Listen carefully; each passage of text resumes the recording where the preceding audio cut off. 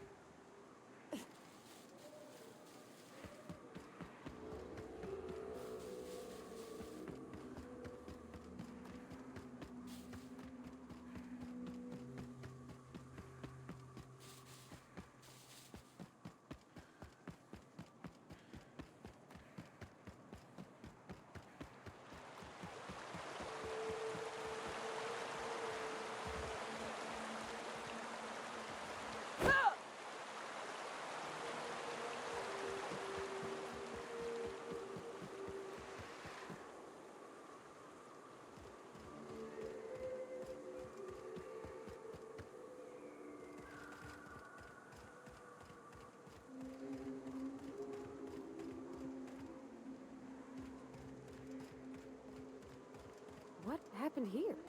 Bunch of amateurs. Sublight should have seen this coming.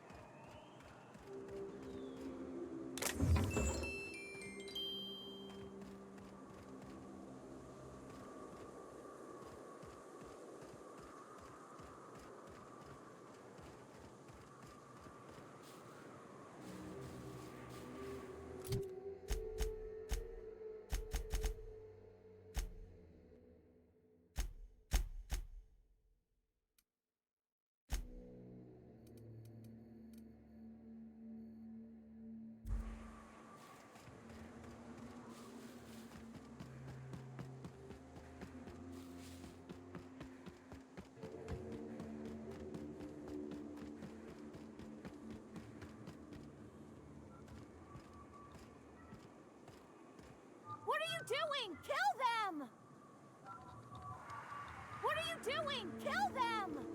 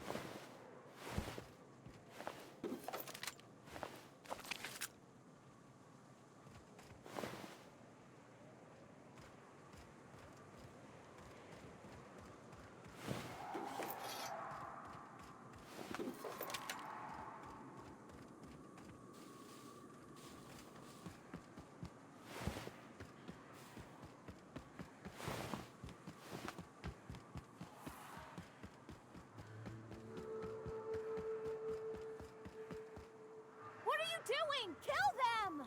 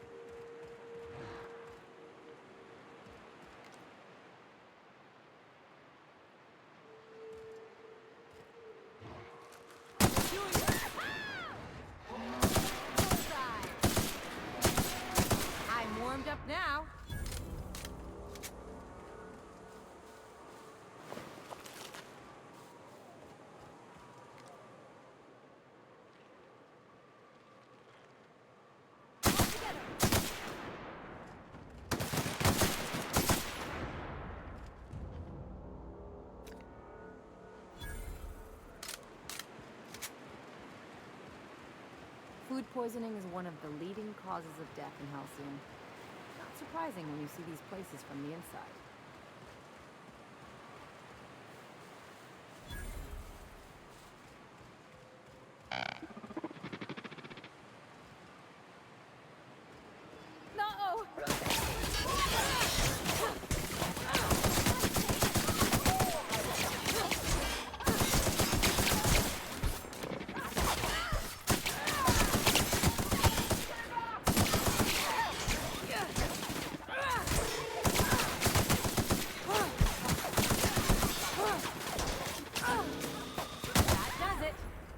Drink?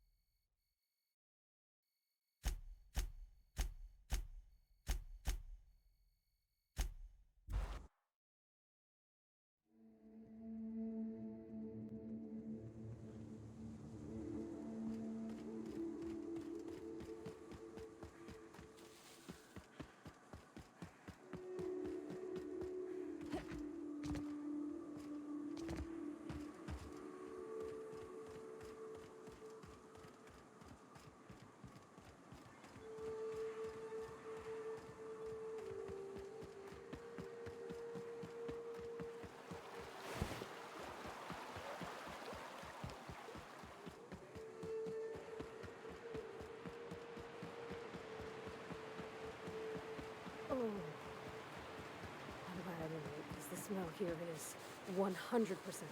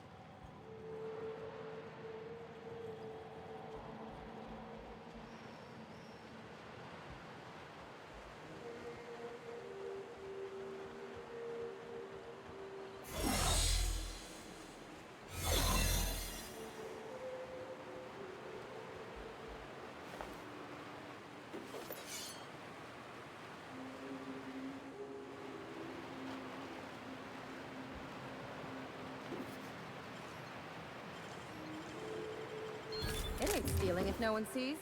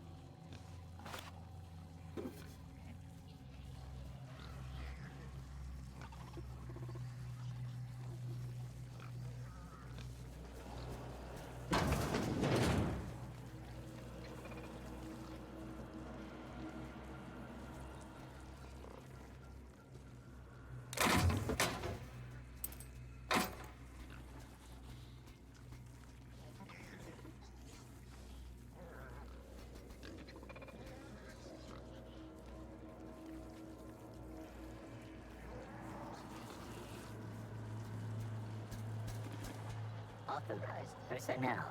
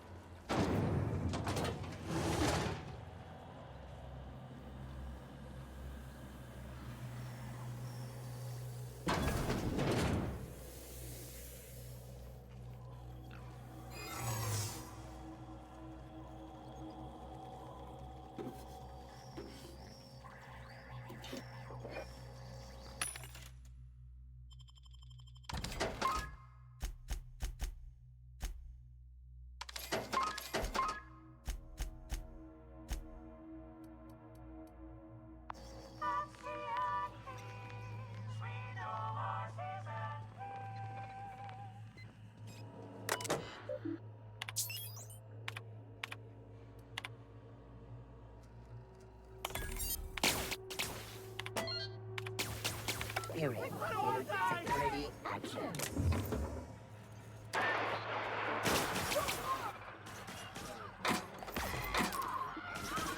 Required trespassers terminated.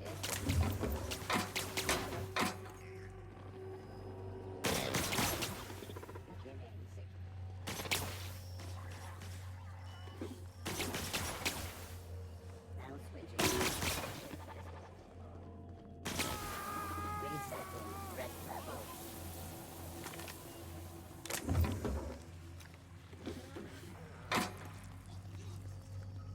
Security threat eliminated.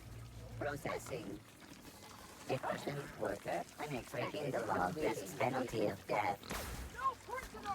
Error. Employee information not found. Identify yourself.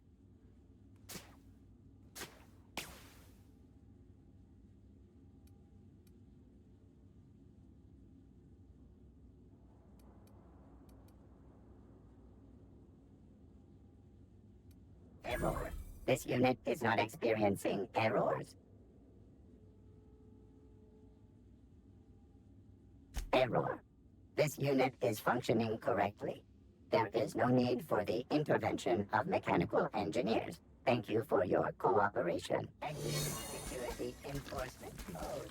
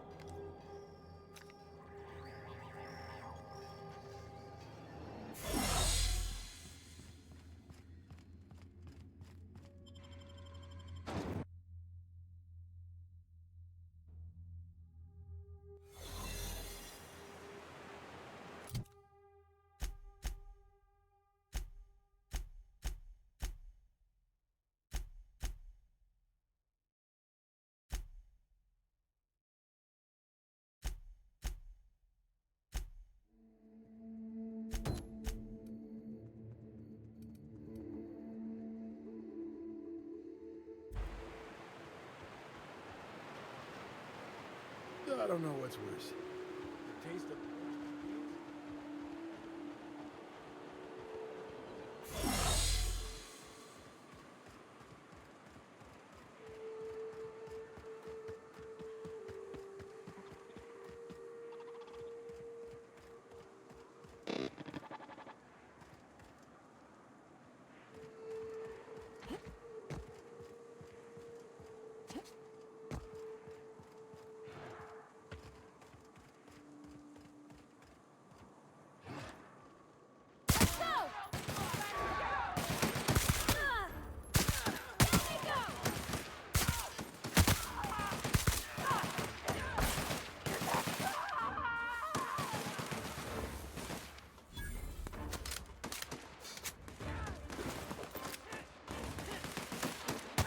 You guys all right?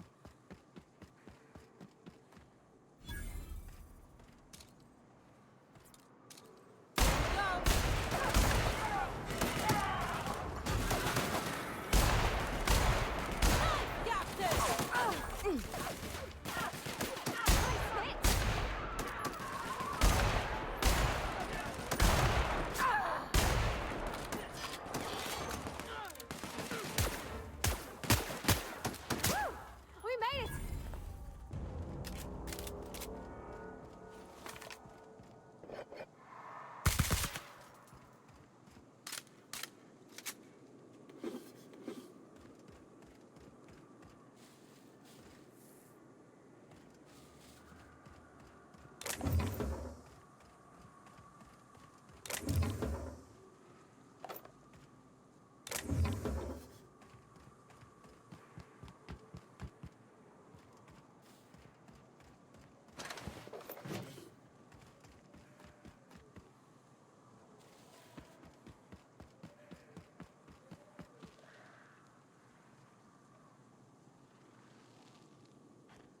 Well, I'll be. You lost too, miss? Name's Elroy. Elroy Booth. Pleased to meet you. I've been out and about, making deliveries for the Fallbrook folks, and I seem to have gotten myself turned around. Oh, sure. I'll get on out of here soon after you do.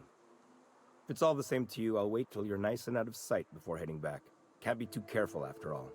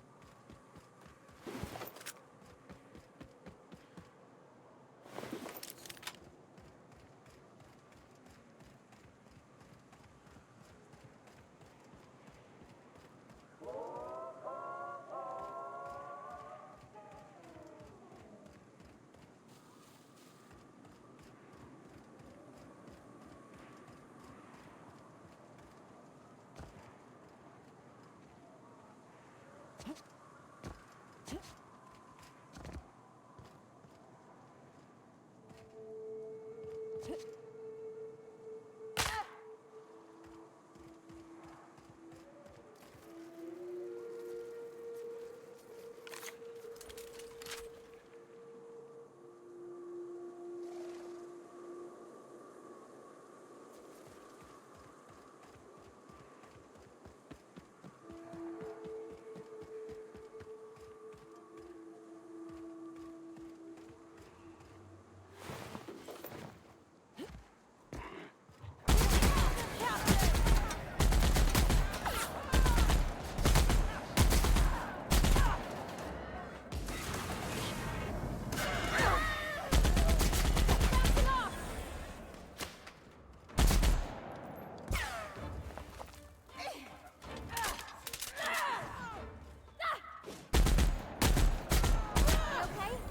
Great.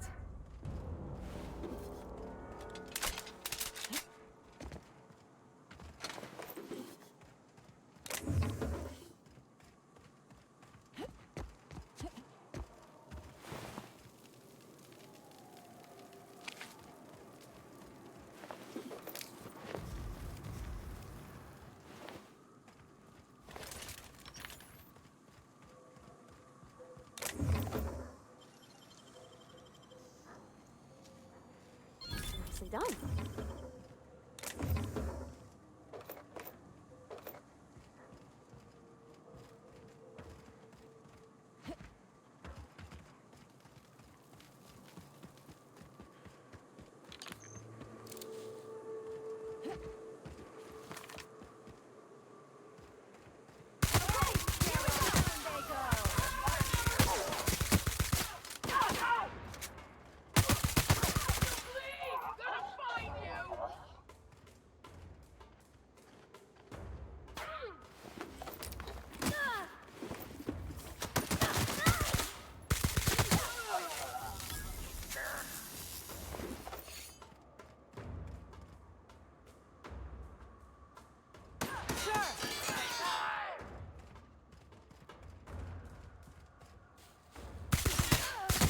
The last of him.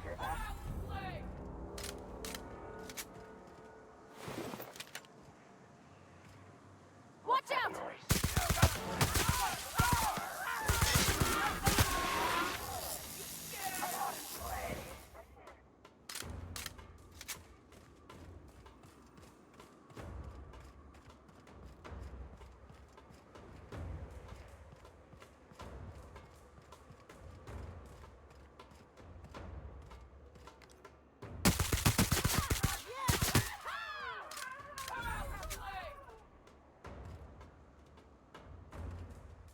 I'm going.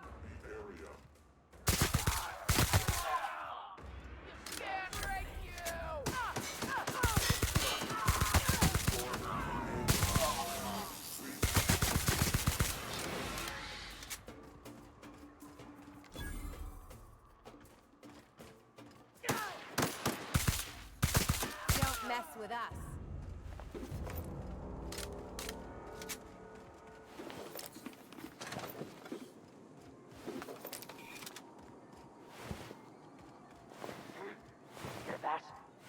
Incoming!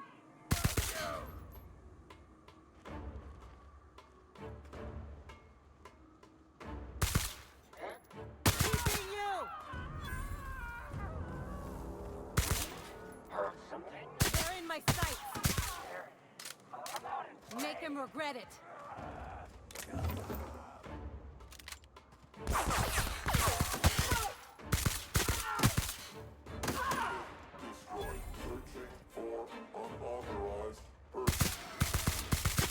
Nice one!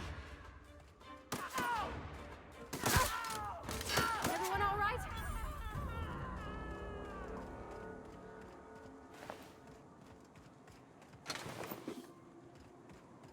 Huh?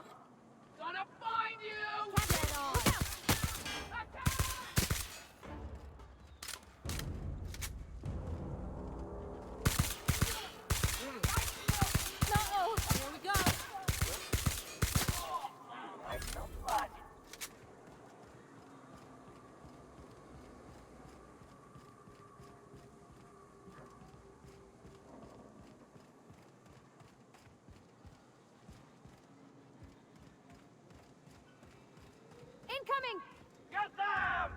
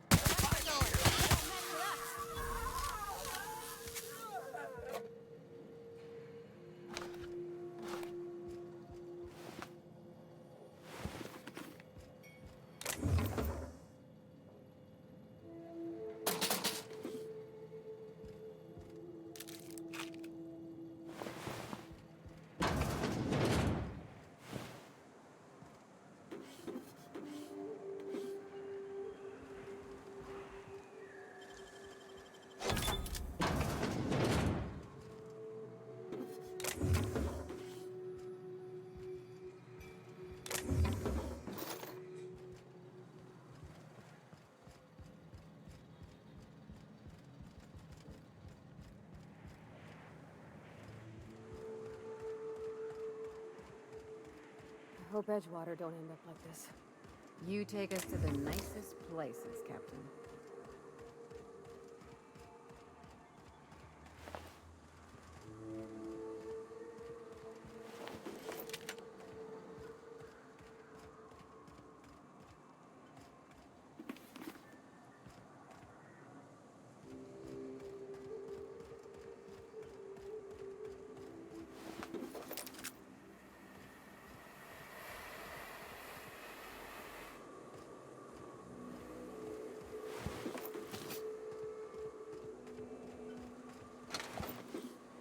I swear pirates are some of the worst pilots. Makes us all look unprofessional.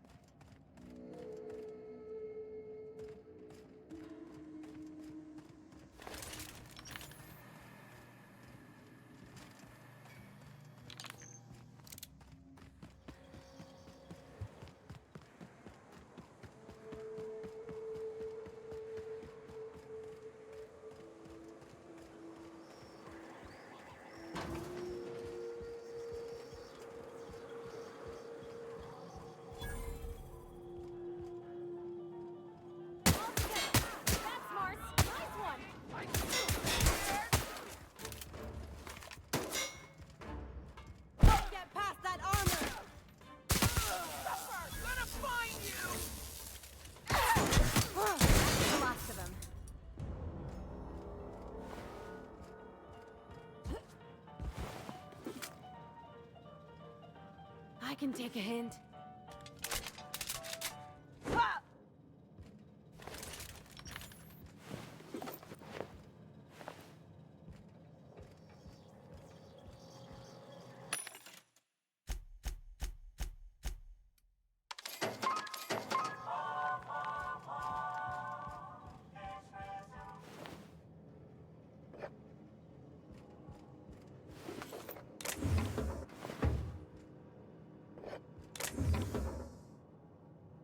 Aren't those cakes just about the cutest little things you ever seen?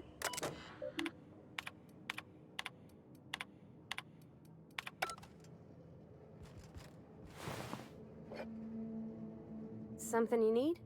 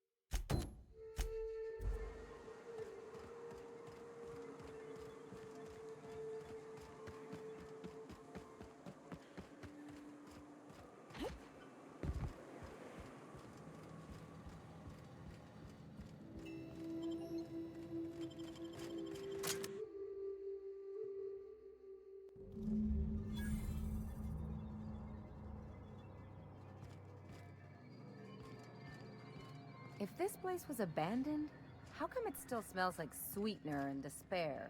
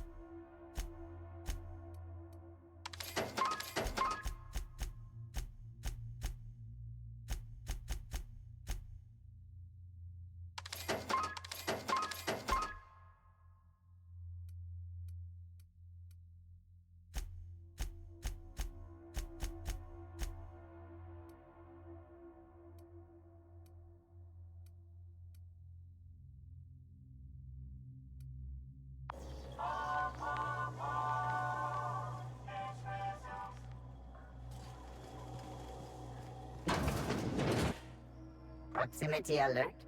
Biology human. Protocol kill all plants. Suspended.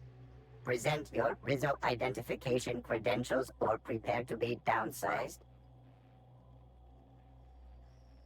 Attempting to disengage security protocols without proper authorization is a fireable offense. Priming weapons. Executive level password accepted as identification according to Employee ID Protocol A-3501. Welcome back, Doctor. Be advised, Mantisaur threat level is petrifying purpleberry. Please use caution. Mantisaur wounds are not covered under Rizzo's health policy. Have a productive day.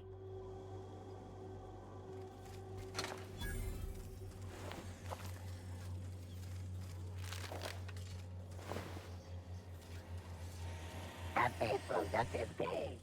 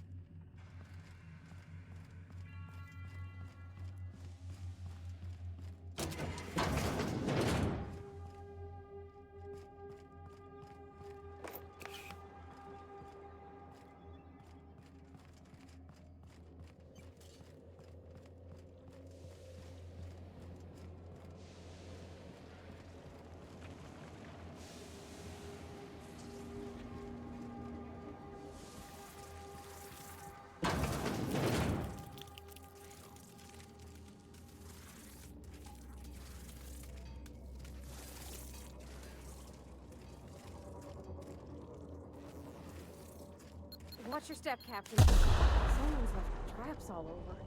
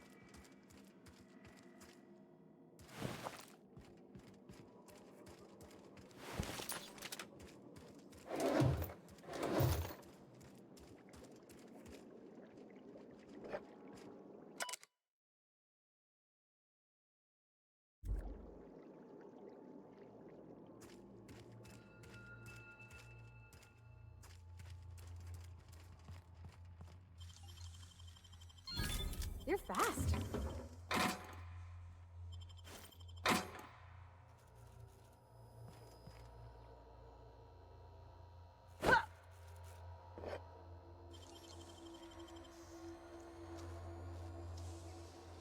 Wish I could do that.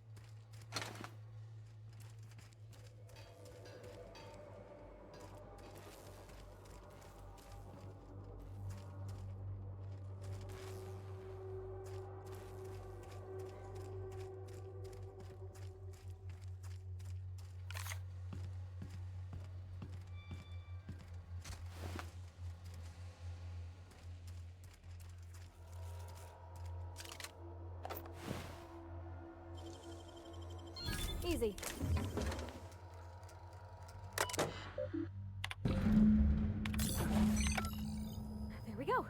Almost done.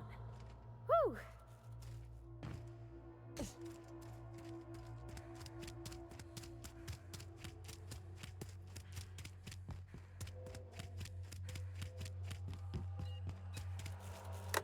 Let me take a look-see. Okay, I'm thinking if I patch this into our fuel cell network, we can use the empty tanks to hold this ulta-wada-biddle stuff. Just gotta compensate for the pressure difference. We burn liquid reaction mass, not gas, and the cells are distributed all through the hull, so I gotta isolate the empties.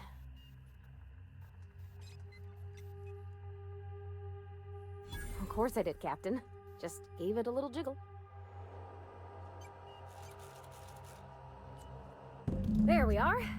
Good as pretty and twice as new. Oh, I just did my thing. You know. Hey, take the compliment. You did the work.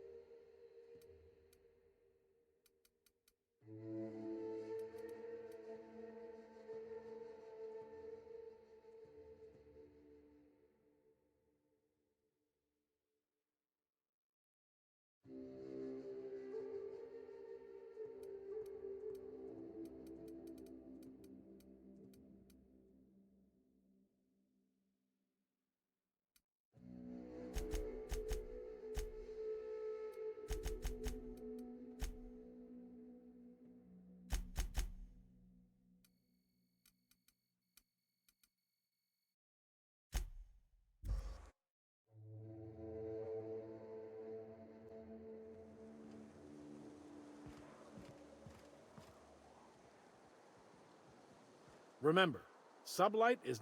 I am...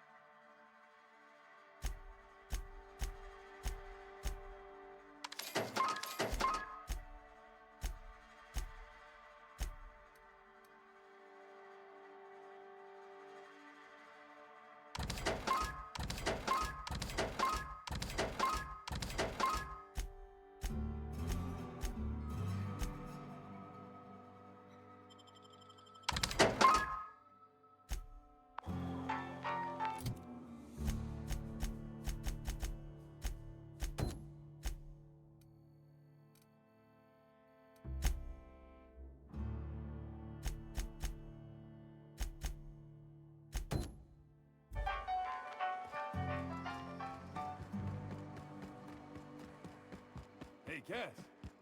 Knock, knock. Go away, White. That's not how the game works.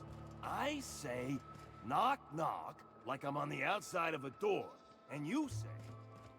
I swear to the architect, I will punch your light. Now there's a woman who knows what she wants. I like her.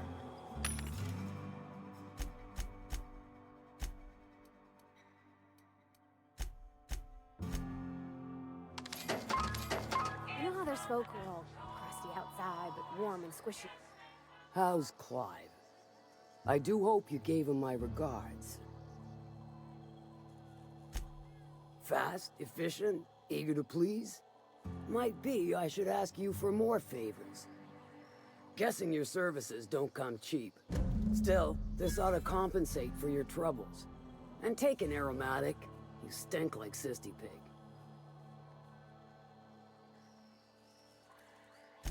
Funny you don't look like Nelson Mason. Funnier still, I wasn't aware of an existing problem.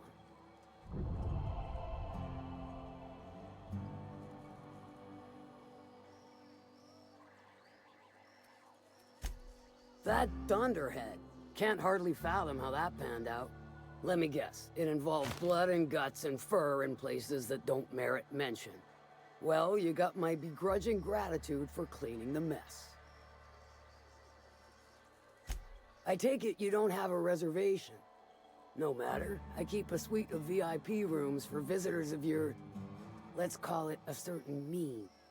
The VIP rooms charge by the night. But for you, I'll make it a one-time fee. Got a feeling you'll make me a fine investment. Marvelous. Do take care of the place. Maid service won't clean after a murder.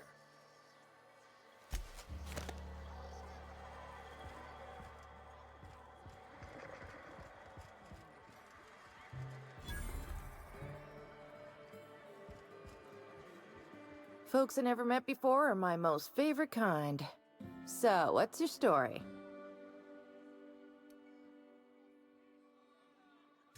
Let me just stop you right there, stranger. My question, it's not one I really want an answer to. Not unless it accompanies some extra bits. Understand? More than you can afford at this time. Your eyes do not deceive you. This bar serves the sweetest firewater in all of Fallbrook. I got some snacks on offer too from time to time.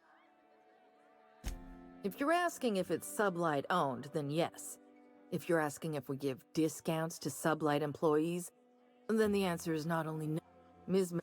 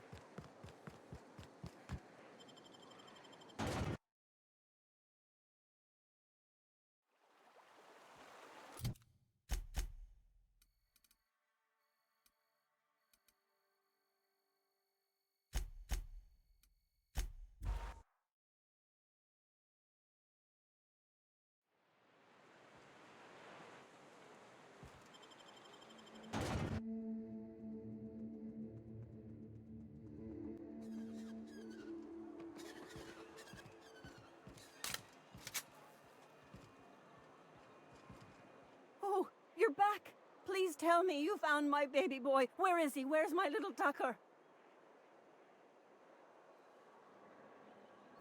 No, that can't be true. Not my little boy, not my baby. Wait, are you sure it wasn't someone else? Maybe my little boy's all right. How could you know it was him? That's Tucker's ring. His daddy gave it to him and he never took it off since. How did you... No, no, it can't be. He's not dead. Not my child. Not my sweet Tucker. I promise I always look out for him. Take the money. Just please leave me to grieve.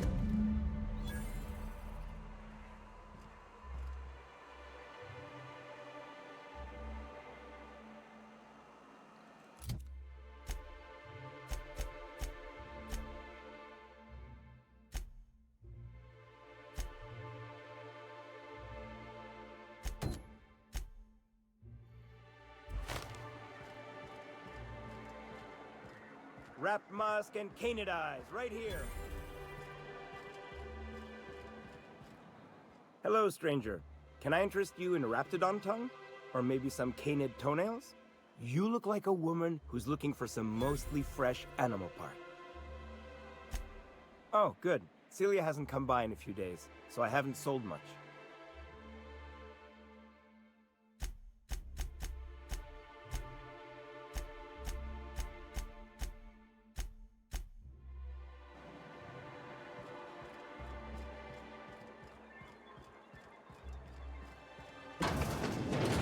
Could I get another advance, Mr. Nandi?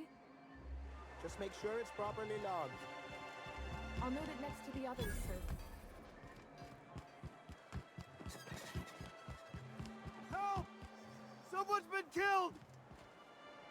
I think I'm gonna be sick. No! I just stepped in a dead man's blood. And I think one of the flies landed on my mouth.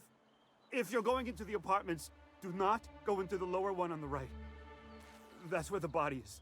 Now, if you'll excuse me, I need to go contemplate a hot shower.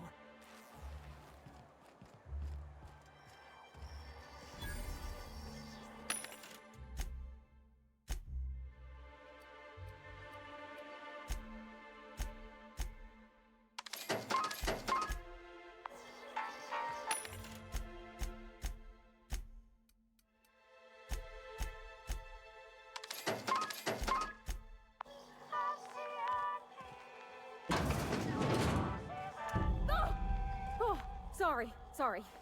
Just spooked me, was all. Not much I can do for this guy.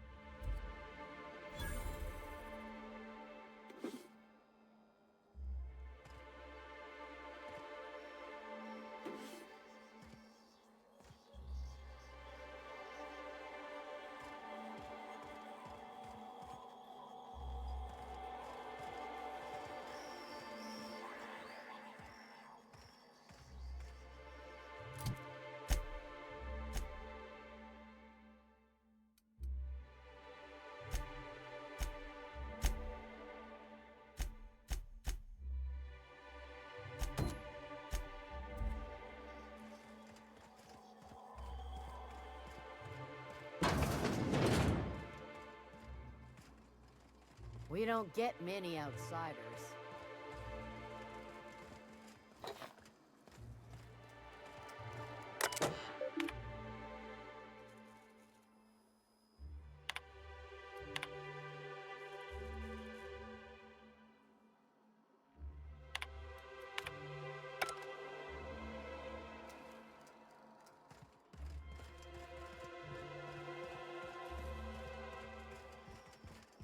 Whatever you do, don't mention tossball.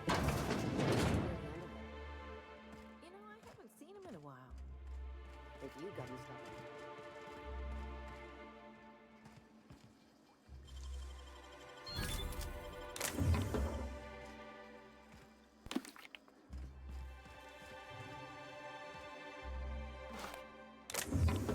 Hey, I saw that. Take your best shot, asshole!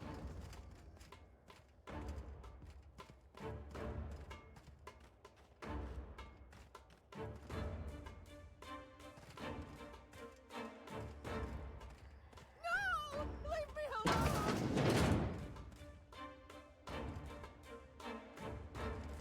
No! Please don't hurt me! No! I want to die! Leave me alone! Get them! I soiled myself! Leave me alone! Don't do it! Don't do that!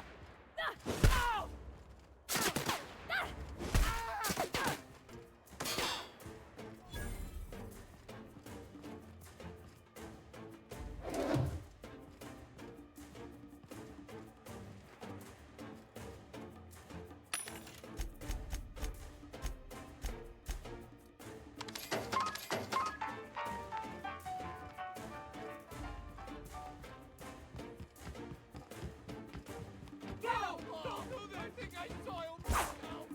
No prisoners!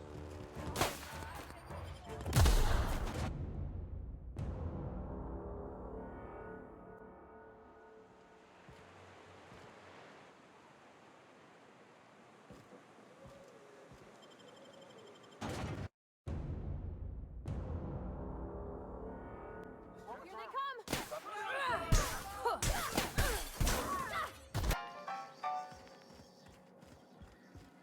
Whatever you do, don't mention tossball to Isaac. You'll never hear the end of it. You know, I haven't seen him in a while.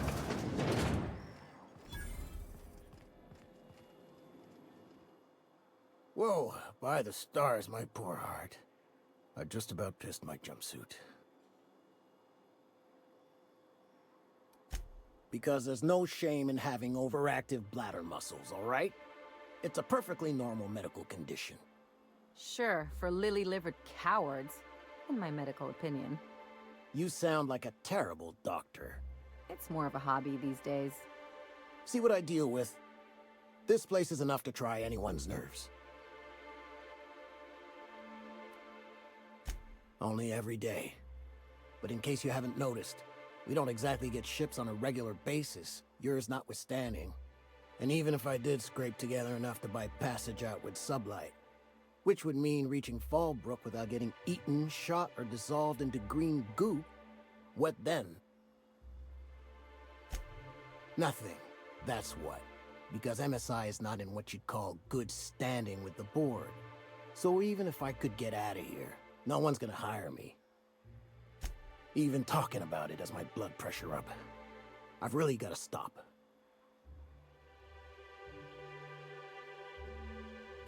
That was a real popular meal 10, 20 years back, before the board tucked tail and ran. These days, everybody's had a belly full of salt tuna. They all want borscht. And the mushrooms, well, not. I can whip one up for you, but it'll cost. Here's a menu. Oh, yikes. I can't cover this much, Captain.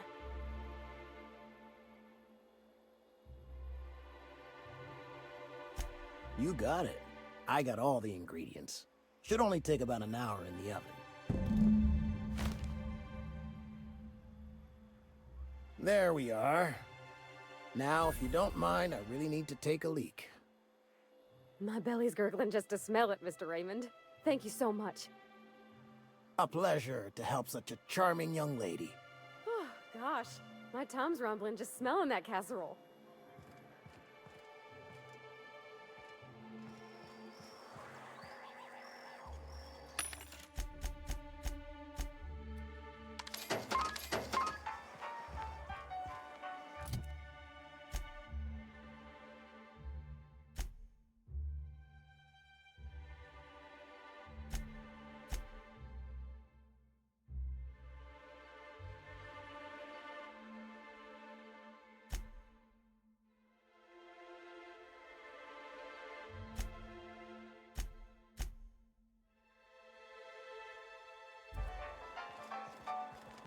The dustback casserole Mr. Raymond made smells incredible.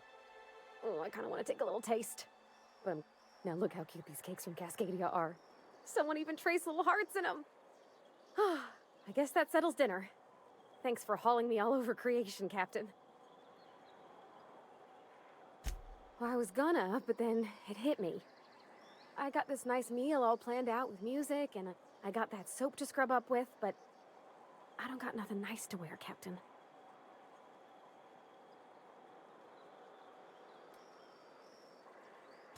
Maybe you're right, and I'm stalling a bit. But maybe I also need to, so as I can work up the courage. There's this place I heard of in Byzantium, Joliker's Haberdashery. I bet I could find something nigh on perfect at a place like that.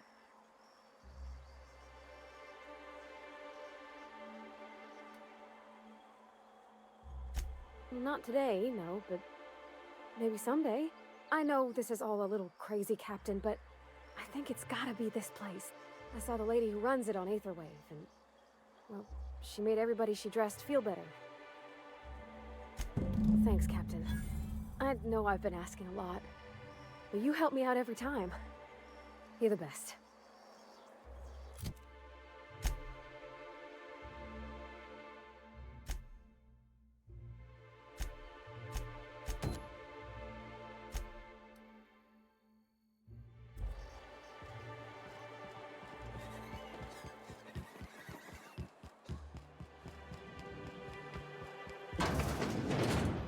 If Velma's capable of running the warehouse, she can certainly pick up her own humanoid. Don't be so hard on her. With Brack's missing, she's working doubles and needs a little edge. Very well, dearie. But you stop by anytime you like. Hmm? Hello. Quite the bedside manner, lady. Well, it's so rare I get the pleasure of new company. What can Auntie Abigail do for you? She works over at the fishery next door. Quite the hard worker, but she's got a bit of a temper. Why, just the other day, I heard her shouting from here. I can't imagine what set her off. Oh, but here I go again, running my mouth when it's none of my business. Yes, indeed. Someone's got to keep Stellar Bay's people healthy and energized. Oh, but I am. I get to see plenty of my neighbors here, and I do dearly love a little gossip.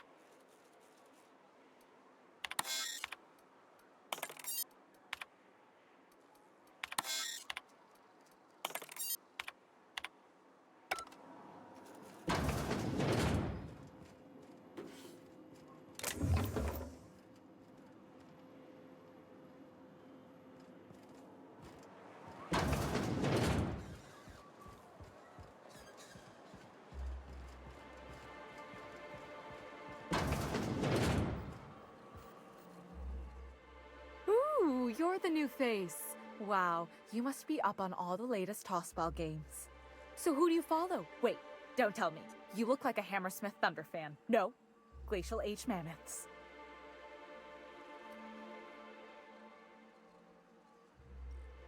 I'd heard they'd gotten a new hacker. Is that why everyone's making such a fuss about you? But what are you doing on Monarch? Maybe we're not so isolated as I thought. So, what can I do for you?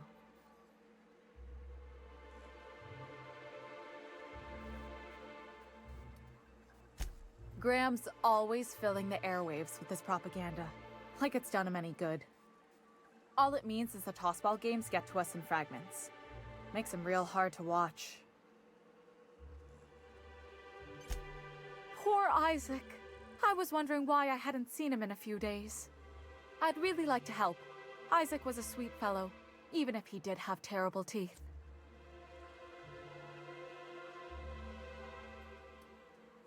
Right, so the thing with Isaac is he didn't know where to stop.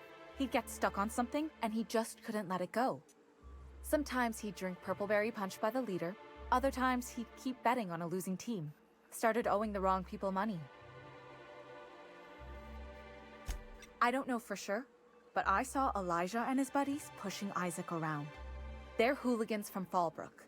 They sweep into town, drop supplies off behind the warehouse, and spend the rest of their stay getting rowdy over tossball games.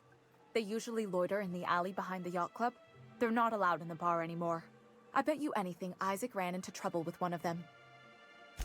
Mr. Sanjar will be pleased to hear about it when you're done.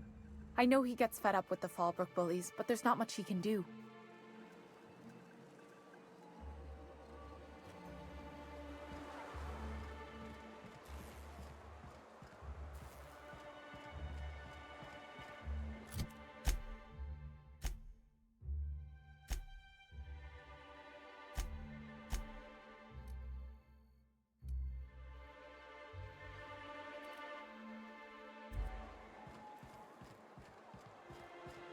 Smells like rat in here. Oh, it does work.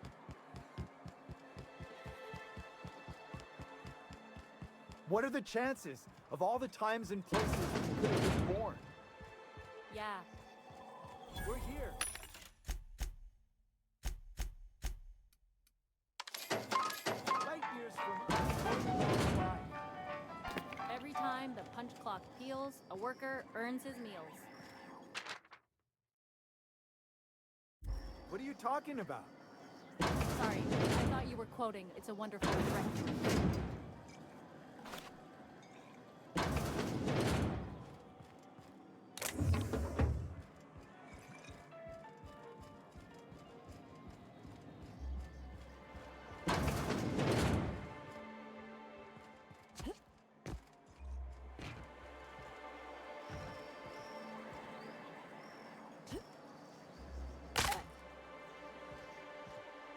Who the fuck are you? This ain't your alley.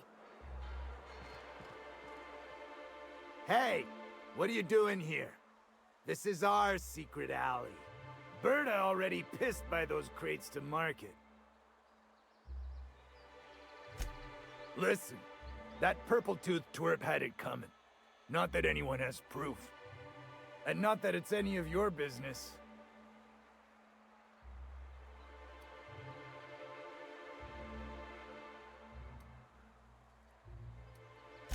Wait, you're the new sublight partner? Look, I don't want any trouble. You won't see us again, I promise.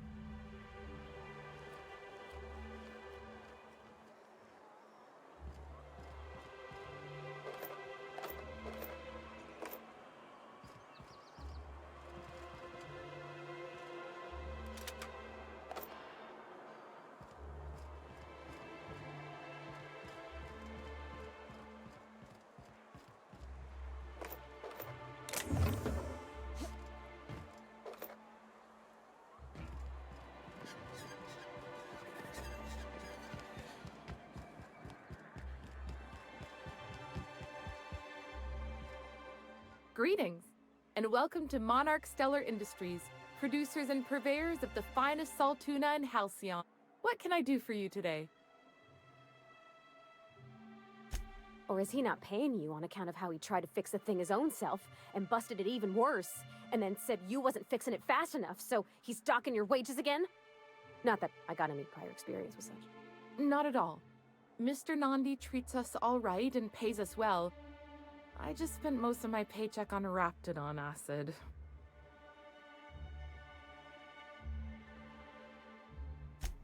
Laws, no. Sometimes it's canid teeth, or mantis worm wings. Whatever Sebastian has in stock, really. So I can talk to him, of course. He doesn't get going about much else. I reckon she's got a little bit of a squish on this fella. Unfortunately, my apartment's kind of filling up with his stuff. And some of the neighbors are complaining about the... I couldn't! What if he says no? Hey, maybe you could ask him for me. I mean, a no would still be bad, but it won't be quite as embarrassing if you ask. Oh, Mr. Nandi's doing that thing where he breathes through his nose real slowly. I'd better get back to work. He doesn't talk much, but he's got this quiet intensity, you know? Like there's stuff going on inside his head that you have no idea about.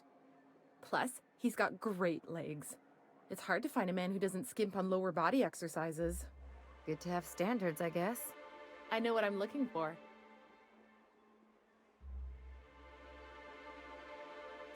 You think that's what I'm looking for? You're funny. Not in Stellar Bay. Everyone else who isn't taken either smells like salt tuna or they're my boss. Besides, a man with a good smile and a proportionate upper to lower body ratio isn't something to pass up. Sorry, sometimes I get carried away. Well, new business turns up at last. Celia, didn't I tell you our new statistics-based advertising model would be a hit? That you did, sir. How can yield improvements of 26.7% not quicken the pulse? How can 32% cost savings not moisten the loins? You've often posed these very questions. Clear my schedule. This newcomer has a meeting with me.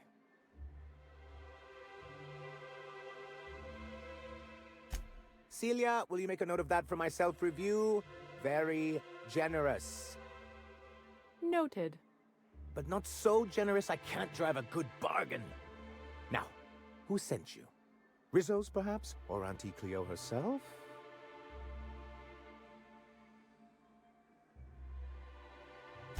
Hiram? Why, he's probably still out at Devil's Peak. Not that he's had the courtesy to notify me, at any rate. But if you're here for him, I suppose that means you aren't here for Saltuna. Now, there's no need to humor me. I'm used to this particular letdown. Seems like you're having a rough time, Mr. Sanjar. Are you doing quite all right? Oh, don't worry on my account. This is merely the latest in a long line of professional, erotic, and athletic disappointments. I had hoped that livening up our advertisements with enticing figures would draw the other corporations back to our bosom, but it seems we're back to the drawing board.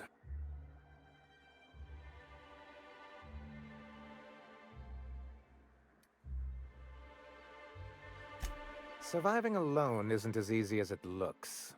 Thanks to the so-called hazard clause, Monarch has been cut off from the board's resources and protection for 10 years now. We've kept ourselves in business by trading with individual corporations, but given the off-the-books nature of those transactions, such arrangements are precarious. Yes, freedom is a tempting ideal, but a rather costly paramour. Indeed. Mr. Nandi here has a rather ingenious plan to get MSI restored to the board. Ingenious plan? Don't get me wrong, I'm starting to admire your sand, but I bet you could overcomplicate a sisty sandwich. What a charmingly roguish turn of phrase. Allow me to express my thanks at your confidence and assure you that my plan is indeed sufficiently complicated. And if our advertising scheme hasn't borne fruit, then perhaps it's time we took matters into our own hands. It's true, our Celia is an alarmingly competent middle manager. At any other company, she'd be wasted in data entry. The plan she refers to is a two-pronged approach, and the first part involves seeing Stellar Bay properly defended. And a Mantisaur problem, and a Marauder problem. Many, many problems, but they can all be solved with a Bolt 52 cartridge. If you can get us what we need to rejoin the board, starting the Bolt 52, we'll be able to become one of the most productive and secure cities in Halcyon. And you'll have a powerful ally on the board. Why, one of the strongest defenses in Halcyon. An extremely powerful ordnance. Never realized fighting the bureaucracy could be this interesting. It is quite the rush. In the old arms building southwest of town, which used to be part of Stellar Bay before we had to move our walls in. These days it's overrun with marauders and raptidons. Saying what which way? That's just what it's called. It's supposed to stand for something, but I forget what. Oh, and while you're at it, there should be a terminal in the arms building with some dangerous information. Perhaps you could delete it so it doesn't fall into the wrong hand. What can I do for you?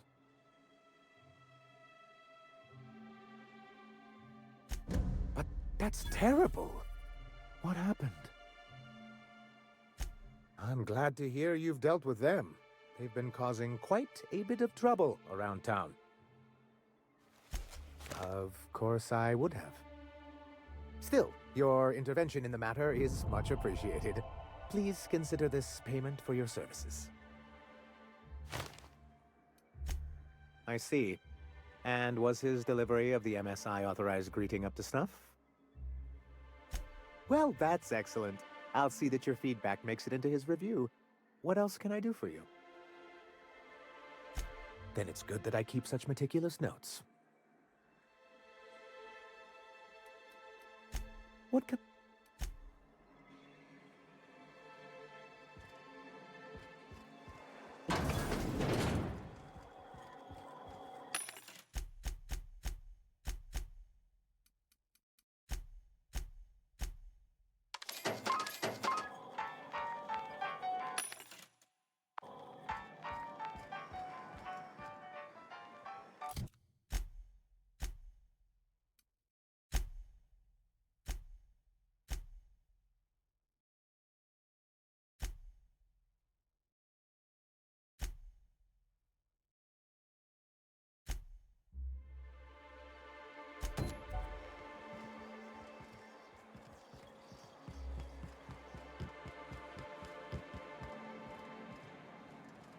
You look like a woman who's looking for some mostly fresh animal parts. Huh. I haven't seen her in a few days, but I've been meaning to ask her how that Raptidon acid is working out. I hope it's working okay, because no one else really seems interested in this stuff. Wait, I see what's going on. She put you up to this so she could get a discount, hmm? Oh, no, that's not it at all. She's smitten with you. You smited her. Smote? Smoot? Don't get me wrong. I'd like to give her a discount.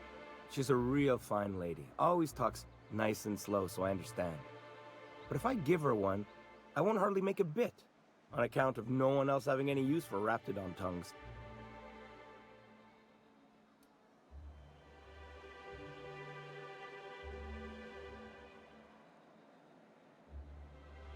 You sound pretty sure. And she is awful nice. Give her a chance. Give yourself a chance. Take her someplace nice. Okay, I'll do it. Once her shift ends, we'll go someplace nice. Maybe to Chef Raymond's. That's the spirit, Sebastian. Be yourself. Between you and me, Captain, I'm not sure Miss Celia knows him too well, but we can hope, right? I want them to be happy.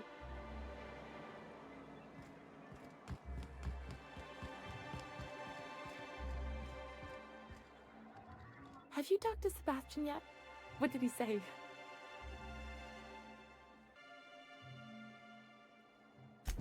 Okay, but how did he say it? Did he sound excited? Or like he was just agreeing to it? Was he like, yay, a date with Celia. I've secretly been waiting for this. Or was it more, sure, I don't have anything else going on.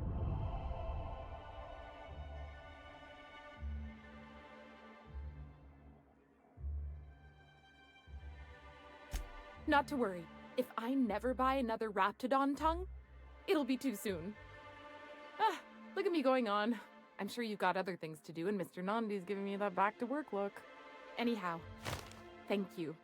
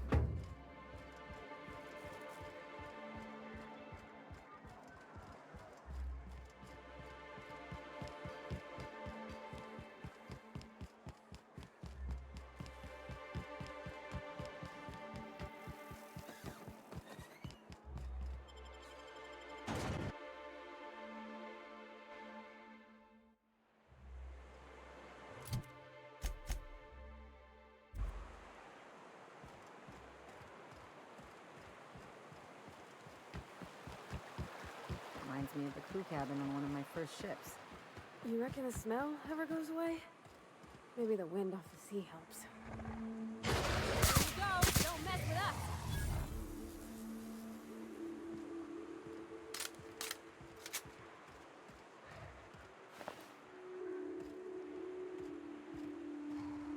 I'm ready for this!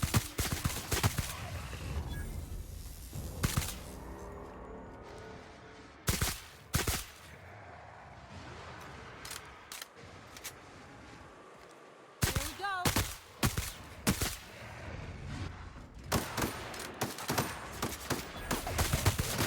Everyone all right?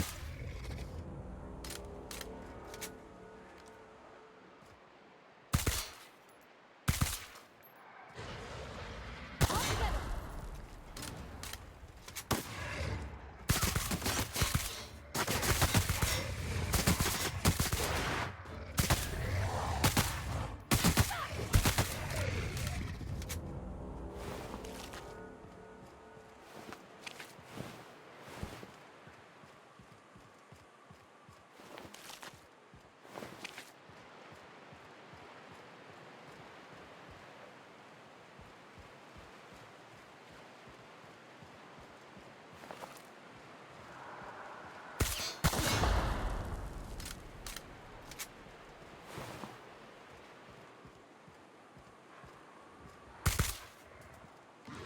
We're doing this!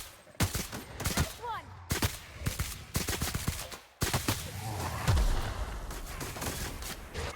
Don't mess with us! Feels like the old bits outside of Edgewater. Used up, unneeded, left to settle into ruin. Think they left anything good behind?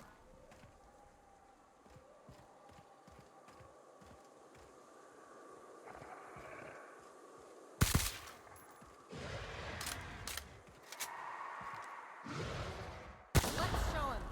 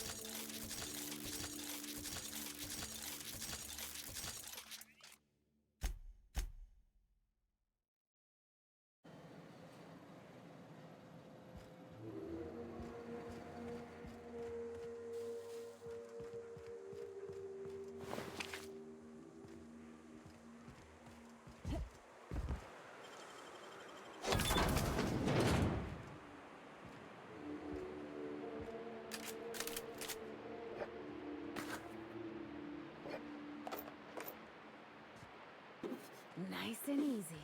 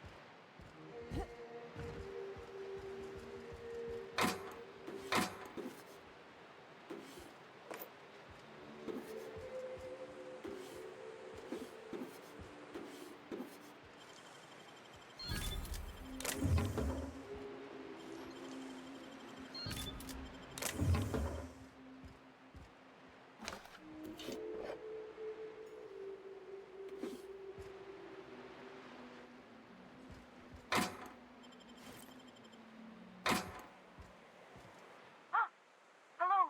Hello? I hear boots out there. Wait, can rats wear boots?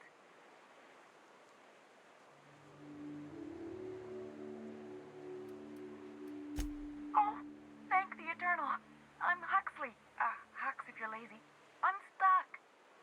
My friends and I were scavenging here, and a Manta Queen showed up. Then Raptidons, who's a void-blasted mess. I ran in here and, now the door's locked. Little help? Phew. Thanks, lady. My buddy had a key, but I ain't heard him in a while. He locked me in here and took off. Probably got munched. So look for a dead guy, I guess. Or a rat. Maybe it's in a rat belly. Gross. Sure. Beats not answering questions. Huxley. I'm an iconoclast runner. The iconoclast runner. Fastest we've got. Ain't a Raptidon on this void-forsaken hellhole that can catch me. I'm sorry. Put me in a tiny room like this and I'm liable to flip. Not keen on tight spaces, you know? Probably. I don't know. When I try to read things, my mind gets to wandering about all the things I could be doing instead. My buddy locked me in here. But, I mean, okay, yes, fine. I get myself into sticky situations. It's just part of the life, all right?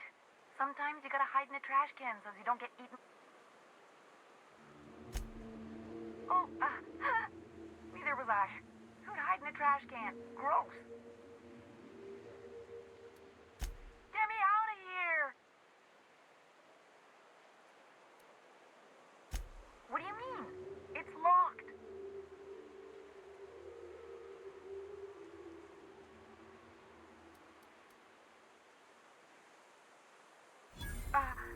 Handle. Huh. That gives me an idea. Oh, my eternal soul, it worked! Ah, phew. Thank you so much. It was getting all stuffy in there, and I was getting a mite lightheaded, and I think maybe I was gonna die. Now I'm out here, and I'm headed back to Amber Heights. Oh, sure, I'm a runner. I'm used to getting all dizzy, and hey, who's your identical, slightly blurry friend?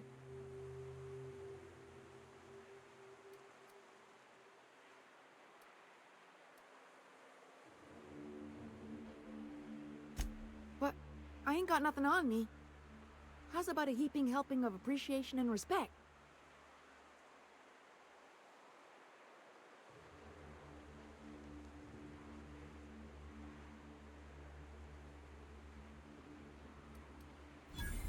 That's true. Okay, fine. Here. Thanks a lot, lady.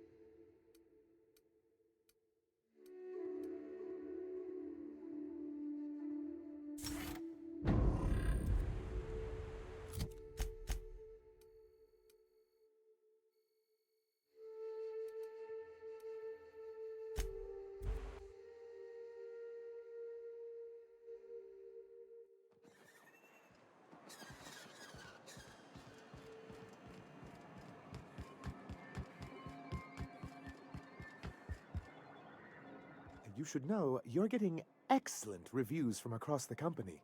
What can I do for you?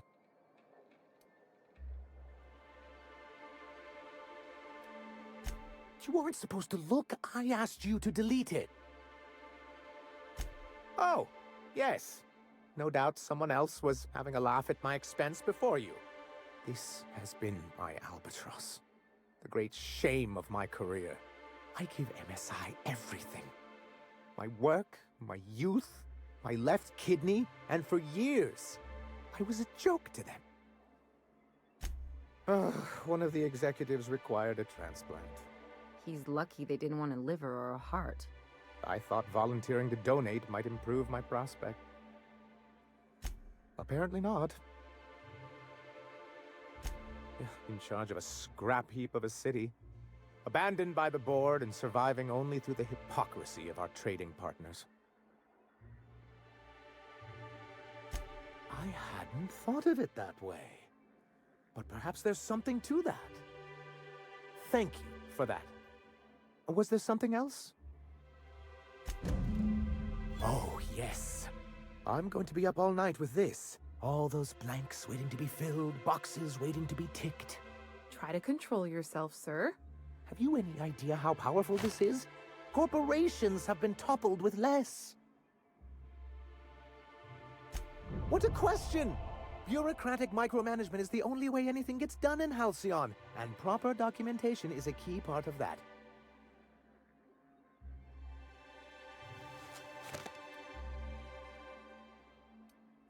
Sort of.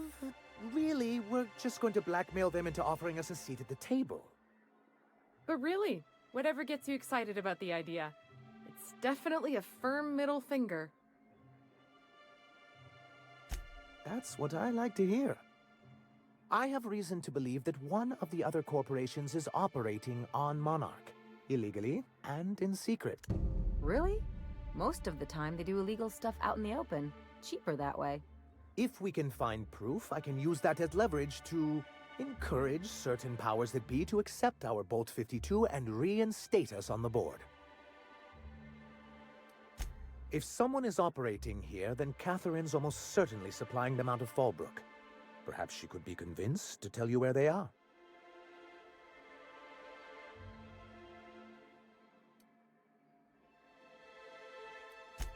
That's part of the problem. She has certain ambitions for Stellar Bay, and I fear my asking her would give her the leverage she's been looking for. Don't get yourself worked up, sir. It's perfectly natural to have a healthy fear of her. We really don't need to discuss this now. Once you, subtly work out where this corporate facility might be, bring back proof of its operation. Maybe some nice letterhead. Or someone working there. That would do it.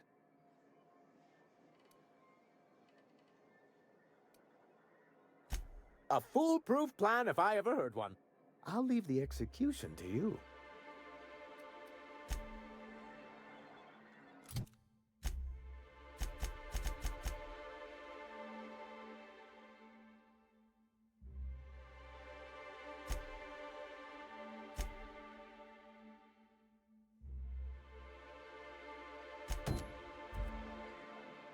Thanks again for setting me up with Sebastian.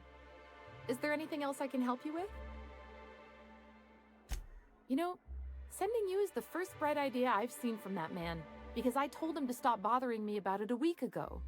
I still don't know anything about it, but if you want to help him, Velma's the one to ask. She's in the warehouse. But I'll warn you, Grim wore her patience thin a long time.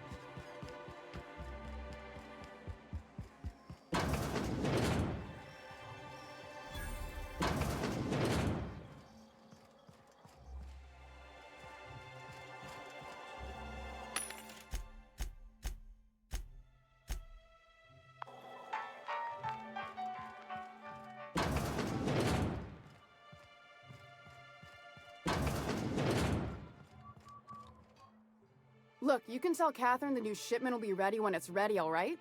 She's welcome to come up here and pack boxes herself if she's in such a hurry.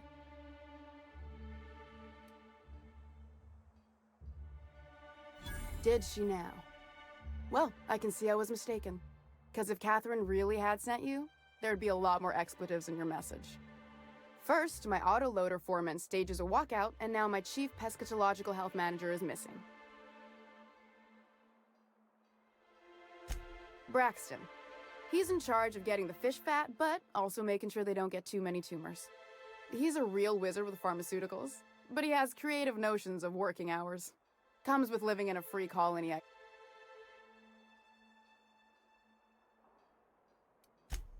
We're not keen on rules for rules' sake around here.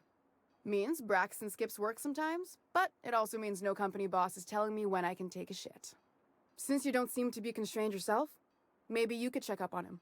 He lives in the apartments. Tell him Velma said to get his lazy ass down here, or she might start noticing those extra jugs he's been taking from supply. Something else on your mind? This again? I swear, this is the last time I contract for any special requests. You can tell Grimm his poster came in. You can also tell him I got a better offer for it. So now it's going to Nell. That about cover it? She runs the betting parlor across the way. Nice professional lady. She asked me about the poster once. Just once. Made a real generous offer, too. I don't have time for Grimm, even when I'm not working doubles.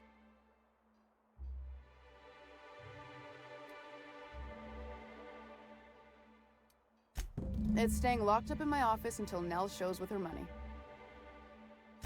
No, I paid Sublight for it, so it's mine. And when Nell pays me for it, it'll be hers. Grimm may have asked for the poster, but it's not his until I take his money.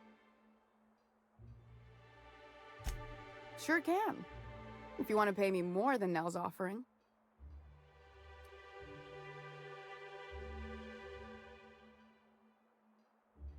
Sure.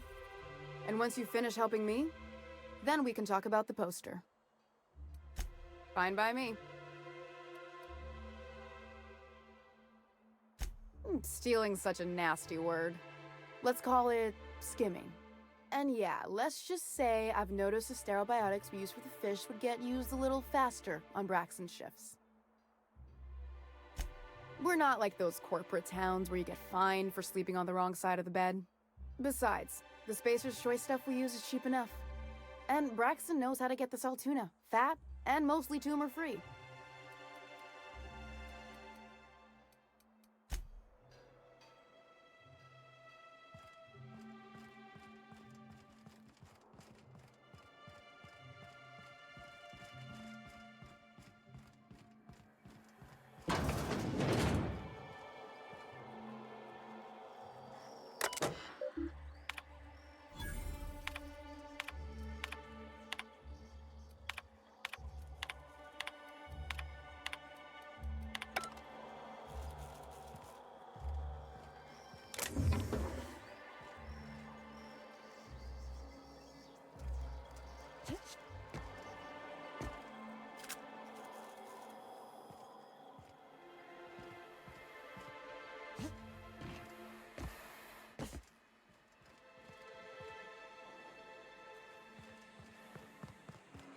I hear those rich people in Bazangan pay a handsome bit for rat musk. That they also pay to make a stink noise.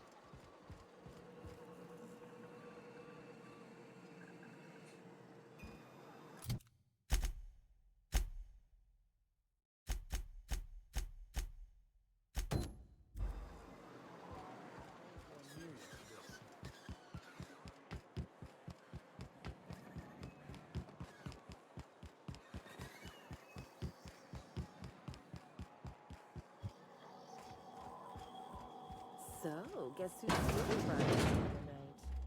Finally, now she can stop buying Oh! You startled me. Don't sneak up on a person like that, huh?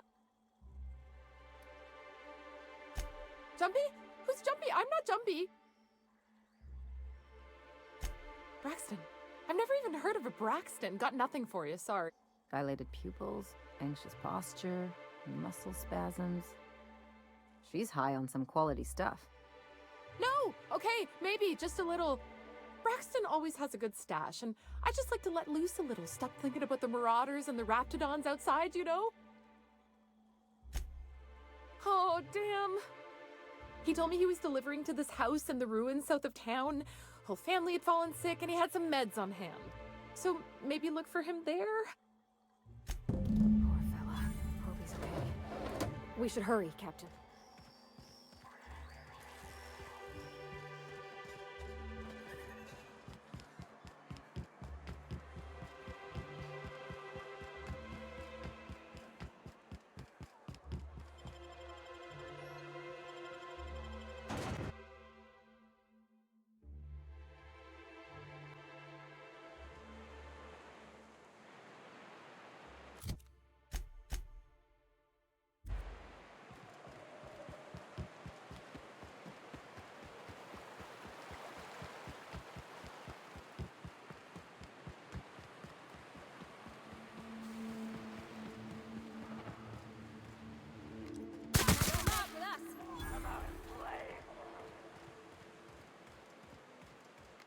Incoming! Where'd you? No! Hey! You hiding?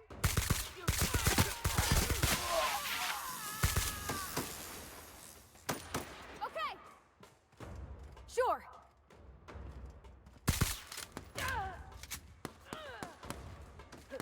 Someone else will clean this up, right? Headed back.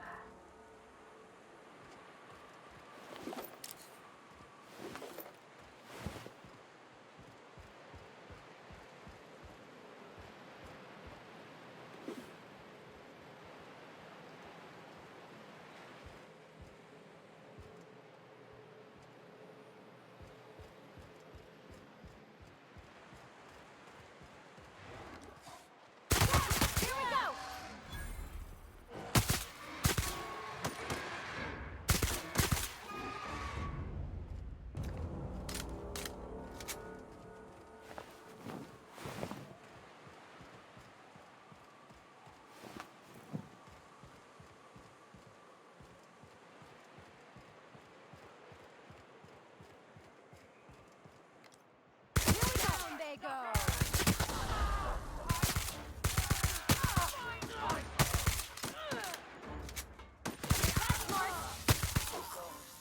I'm going. Heading out.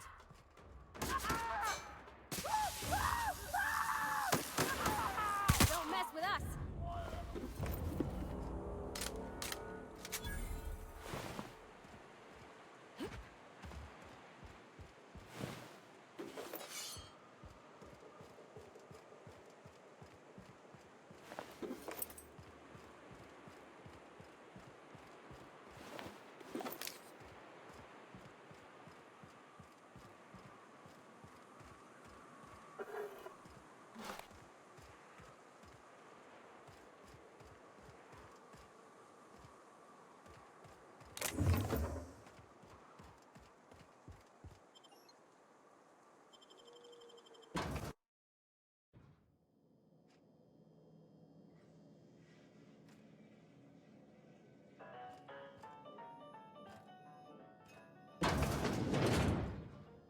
A visitor?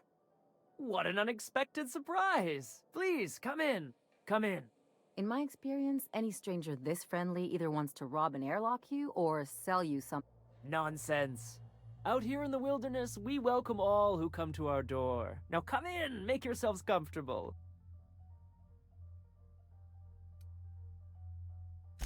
Excellent. You've arrived at just the right time. Please, make yourself at home until it's...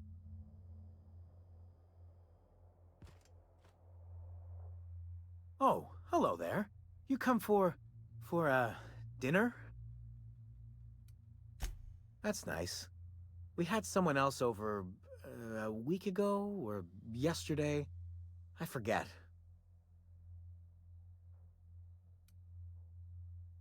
No, there's no call for being rude, Captain. Maybe he's just having a hard day. You don't know. You got a funny way of putting things. I used to be good with words, but it feels like there's this fog. Sorry, have we talked about this before? That's nice of you. I usually feel better after I eat. Mama said dinner's almost ready, huh?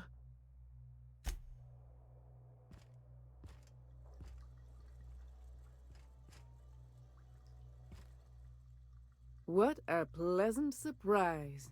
And just when I was beginning to fear we'd seen the last of good company for a spell.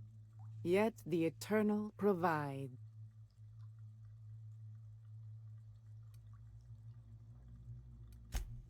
And who could? Stretch out your hand and cosmic divinity reaches back. Open wide your mouth and the universe provides sustenance. That they do. Though it's up to us to make the most of those opportunities, wouldn't you say? Look at me, prattling on as if this gravy is going to cook itself. Why don't you run along until we are ready for dinner?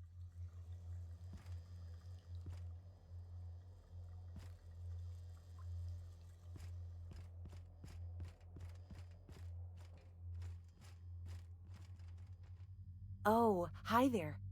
Did you come to bring us more of those rocket candies? That's wonderful. There was this other man who used to bring them. Not anymore, though.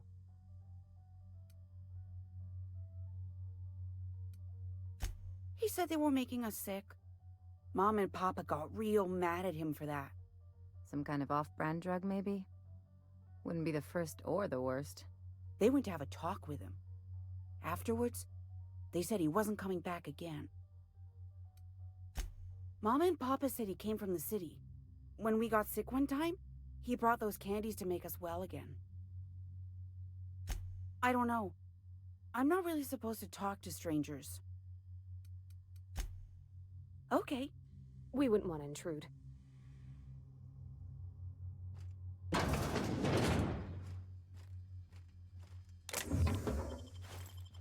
Hey, what are you doing in my room?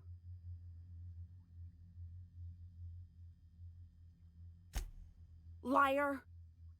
You're trying to steal the last of my rocket candies, aren't you?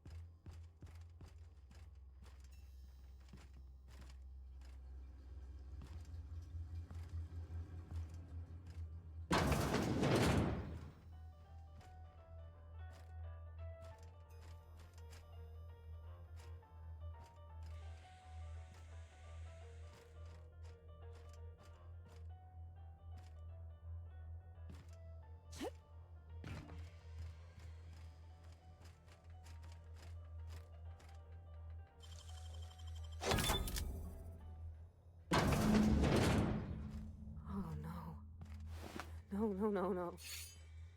Who does something like this?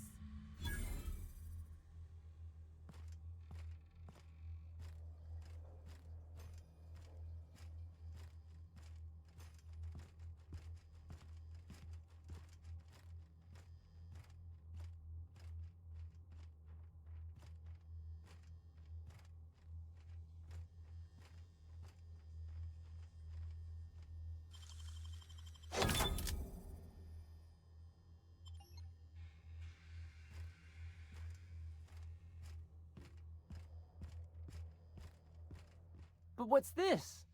You're tracking blood into the kitchen. Oh dear. You've been nosy, haven't you?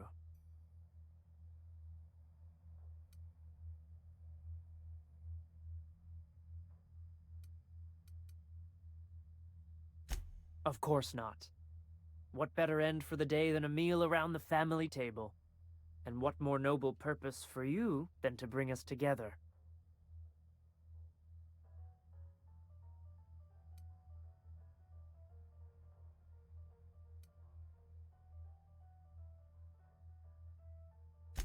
Did you hear that, Martha? Threatening our family in our own home. It's very rude. Time to teach you some manners. Captain, look out!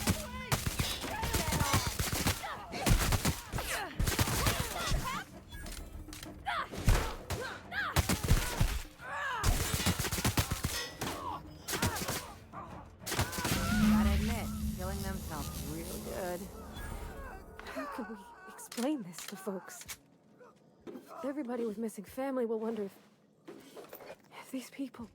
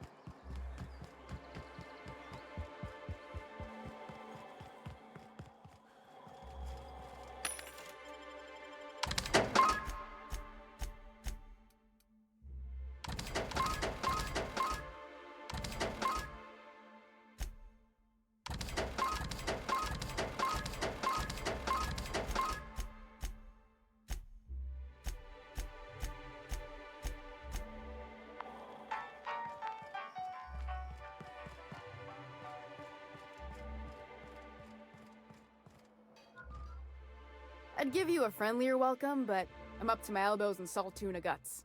Gosh, this old girl's in a rough way. Even old Bess in Edgewater was in better shape than this. Hey, you want to try running a cannery with obsolete machinery? You be my guest. Sorry, ma'am. I wasn't trying to be rude. It's just your flanging apparatus isn't making a strong flange, so your sealer isn't sealing right, and... Oh, I see what you're saying. Huh. I'll have to try that. Anyway, what do you folks need?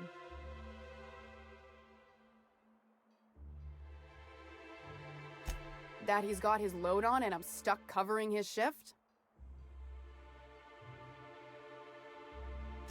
That's... Wow. I sure feel like an ass now.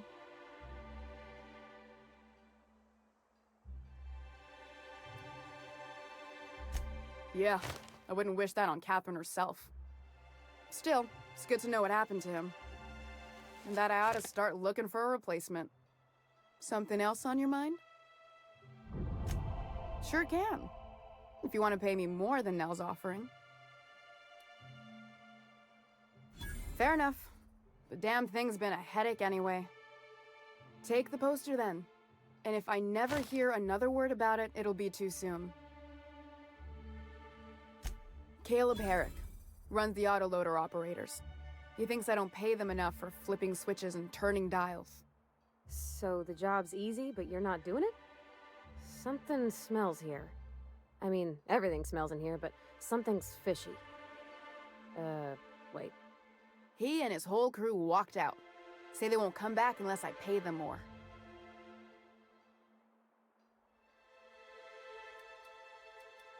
You mind slapping him around a little while you're at it? I'm joking. Mostly. Unless you can do it without hurting his job performance. If you can find a way to get him back to work, I'll make it worth your while. Check the yacht club. He's usually there.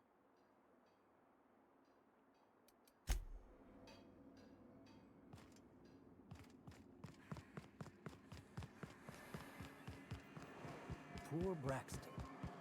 I don't.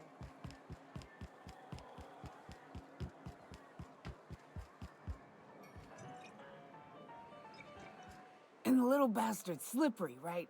On account of its blood, so it's sliding. All over the place, trying to crawl away. Getting so I can't tell the blood from the mud. But I gotta get in there, get right in that baby rap's stomach and dig it out. If so much as a drop of stomach acid got on that medallion, I don't know what I'd do. Might be I'd hunt every damn rapt out there. Right. What are you staring? Wait. You ain't from around here. Who are you?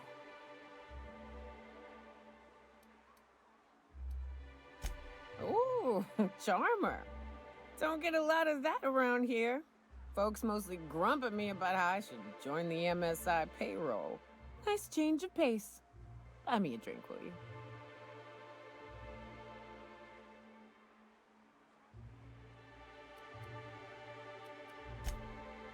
Outstanding!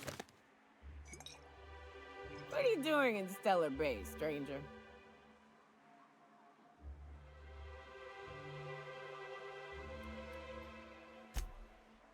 It is a shithole. It's a free shithole, though. Plenty of ways to blaze your own trail. Folks seem to like that. Besides, the booze is good. Something about that fish oil. Cheers!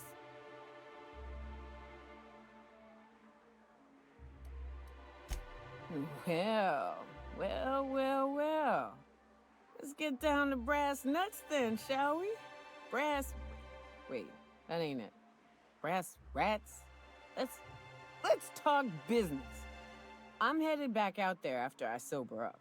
You want a guide sooner than that? You'll have to get me something to clear my head.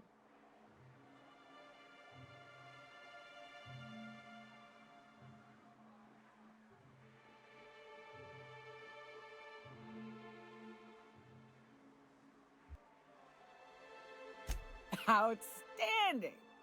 Our dispensary here maintains a stock of, well, I don't rightly know what they are. Steroid or caffeine somethings? Pills. They're very good. I'm cut off for the month, on account of needing one just about every damn day. But I'm sure you've got your wily ways. Fetch me one and we'll be all set.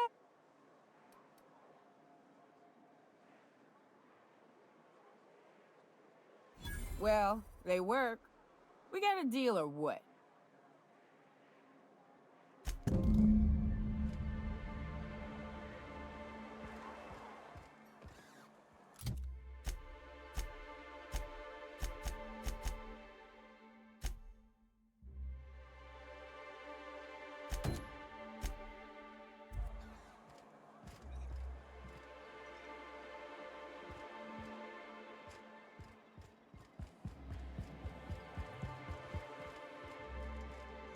New face, huh? You from off-world? A ship captain? Well, I'll be. Here, let me buy you a drink. Consider it an MSI welcome. Why don't you grab a chair, sit a spell and revel with us? By the smell, he's been reveling enough for you both already. Me and my friends have taken our destiny into our own hands. We're untethered, free of responsibility and worldly cares. Well, as long as we don't run out of bits. But until the windfall's gone, we're riding high. See, we just walked out on our work. Had enough, we did. So now we're striking. It ain't any one thing but the sum of it all, having to work longer shifts for less bits. And the wages we do earn don't cover as much as they used to. Our supervisor Velma goes on and on about quarterly profits and meeting quotas. But that ain't what Sanjar promised us. Velma refuses to negotiate, so we're refusing to work. We won't go back until she agrees to pay us fair and proper. Us on Monarch, we're free from the board, you know? We have the right to lobby for better hours and pay. Sure thing. What did you want to discuss?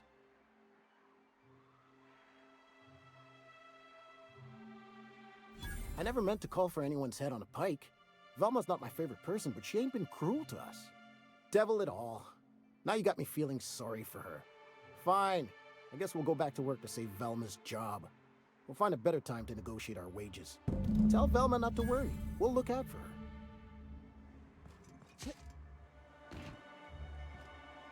I wonder sometimes what they're doing on other colonies. Thanks for helping MSI set things straight around. Think they're watching the same serials, following the same tossball game?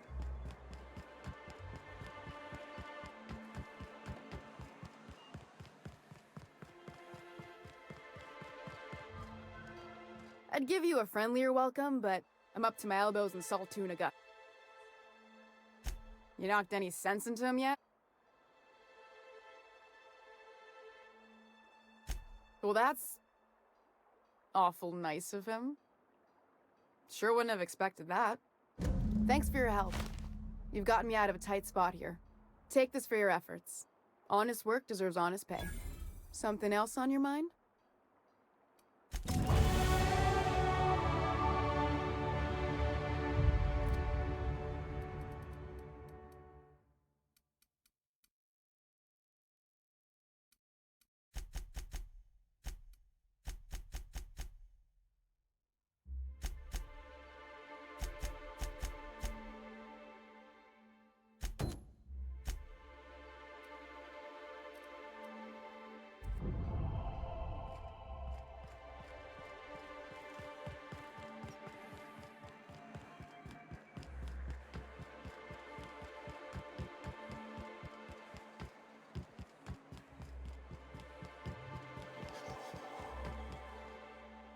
Have you had time to check on that poster yet?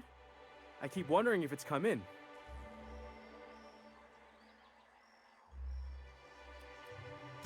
Sorry, I just get so excited, and I always feel like I miss everything that happens in town while I'm up here. Would you look at that? The Rizzo's logo is nice and bright, and you can still smell the ink on Mr. Holcomb's signature. I can't thank you enough. Still, you can have the bits I was going to spend at the bar this week. And you know what? Take my old tossball blocker, too. Never get the chance to use it these days.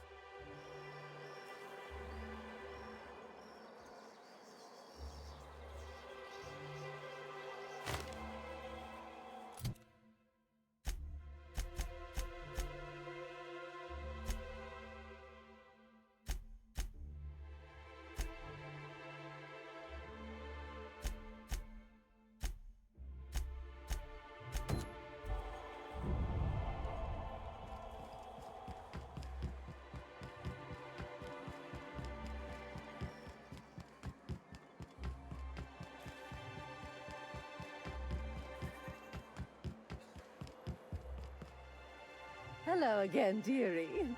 What can I get you? And what a helpful young lady you are.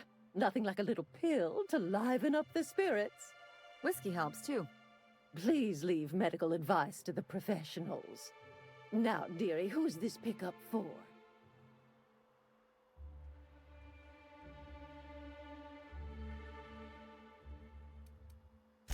Don't blame me if I puke on your shoes.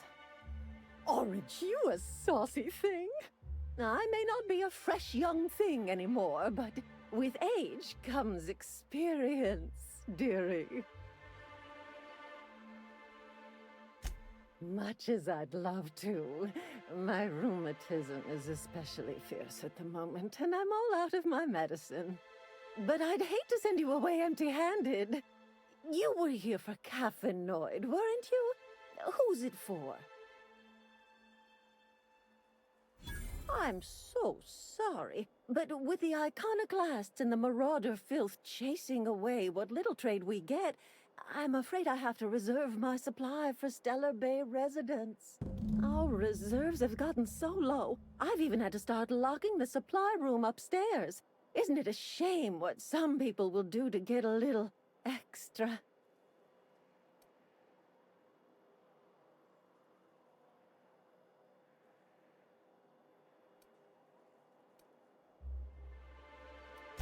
Except for you.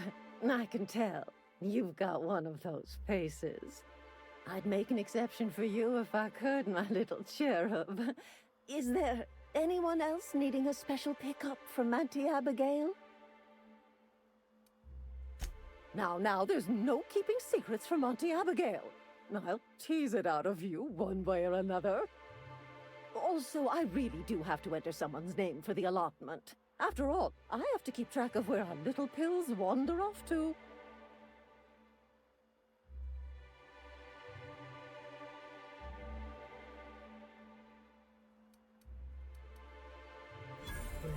Well, I suppose I could use the money to supply our little clinic for the rest of the town. Very well. I'll make an exception for you this one time. But let's keep this between us, dearie.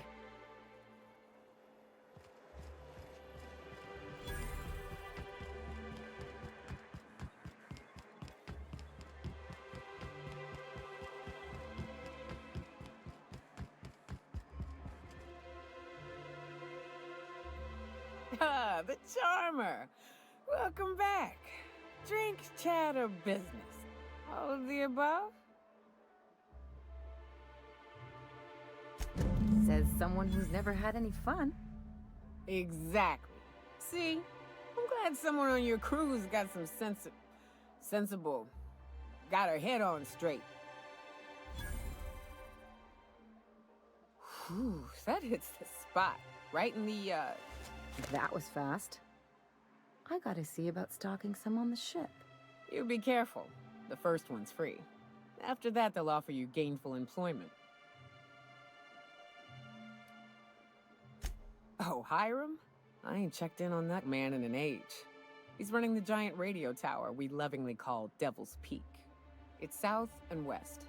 Mostly follow the road till you're past Fallbrook, then look for caverns in the mountain. If you ain't into spelunking, there's a western slope past Rotting River, but it's dangerous ground. A lot of things that'll want to eat you there.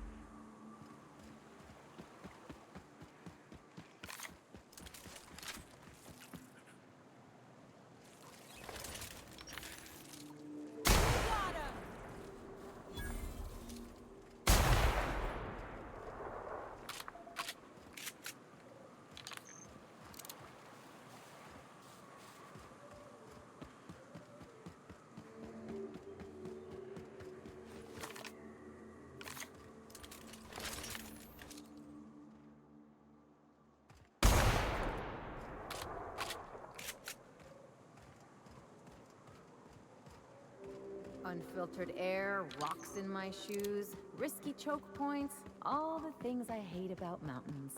We ought to camp out here tonight, you know? Make a little fire, sing songs.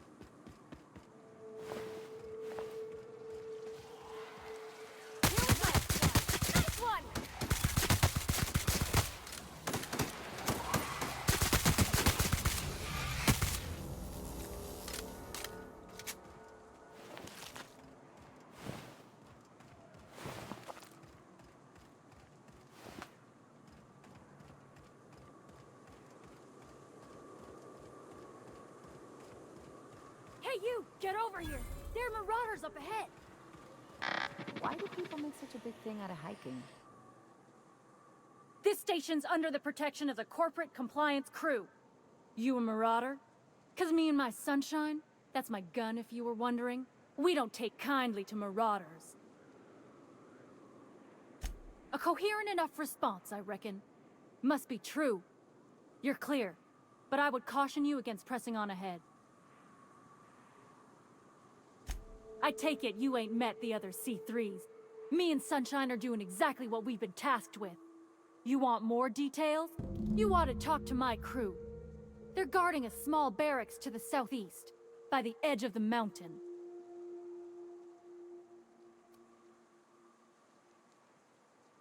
See that path that runs underneath that giant archway? Follow it on down. There's a little station near the cliff. You'll find the rest of my crew there.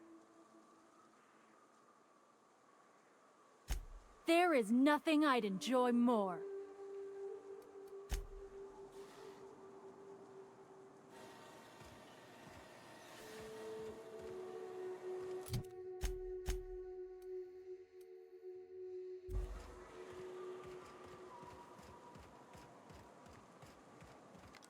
Down they go!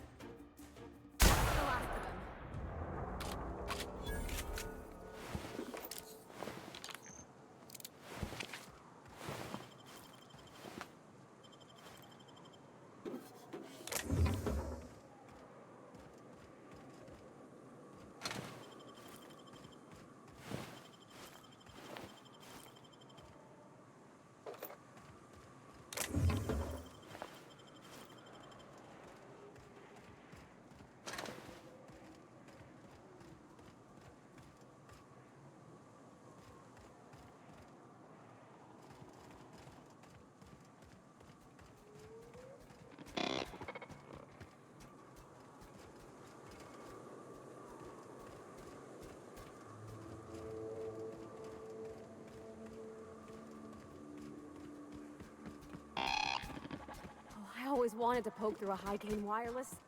They only got one on Terra 2, you know, up in Byzantium. This place is supposed to look like Horn? I don't see it.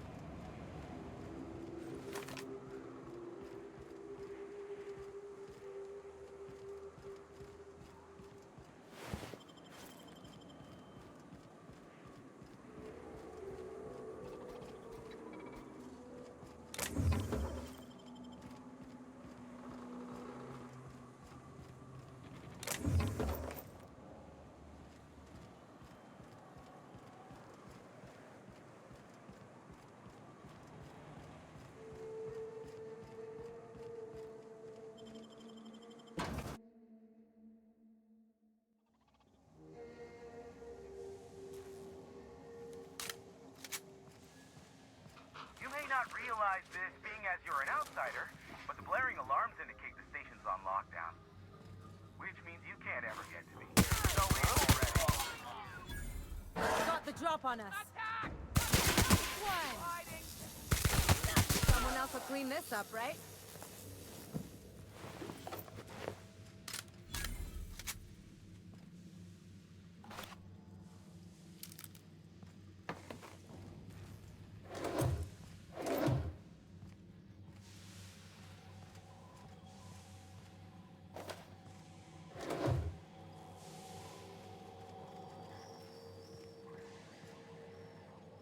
I'll keep it down.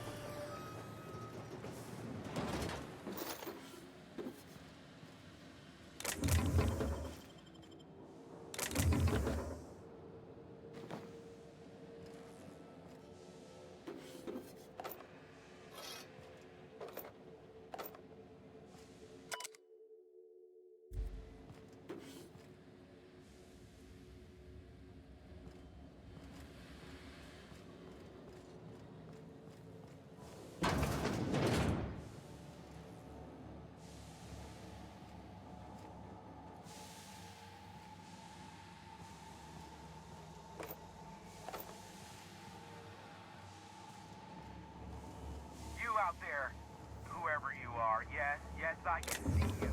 Come here and talk to me. Face to intercom.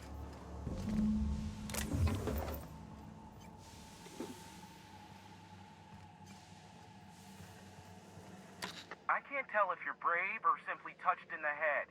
What in the galaxy are you doing sniffing around my station? Unless you are, in fact, trying to suicide by Marauder? By the hand of fate and my own cunning skill, I run this station. The Marauders may have other plans, and since my hired hands have clearly turned idle, it appears I have need of you. As my newest contractor, you may call me the Broker. Excellent. I have a good feeling about our business relationship. I'm sure it will go much more smoothly than with those unscrupulous mercenaries I hired. I barricaded the broadcast center, but I can only hold out for so long. Clear the Marauders out, and I'll pay you double the going rate. They destroy the transmission equipment, and I'll be out of business. The elevator and doors to the second floor are back online. Hurry before I have to lock them down again. Too many, considering I hired a bunch of no-good mercs to keep them out in the first place. Already, they've caused considerable damage to the station's property. If they take down the broadcast equipment, I'll be out of a job, permanently. Aside from the bits I'll be paying you, I trade in secrets, valuable ones for my vocation. I'm sure you can come up with something you might like to ask me about in person once I'm safe.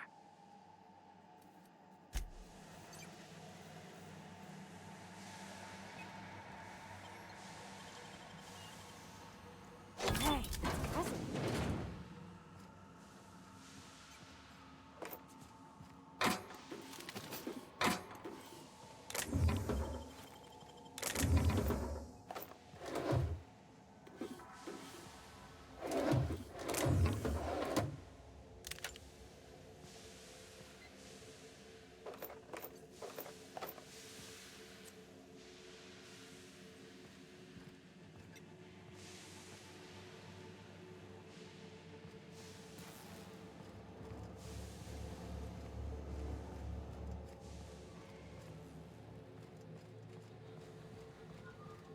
Hey, elevators to your right.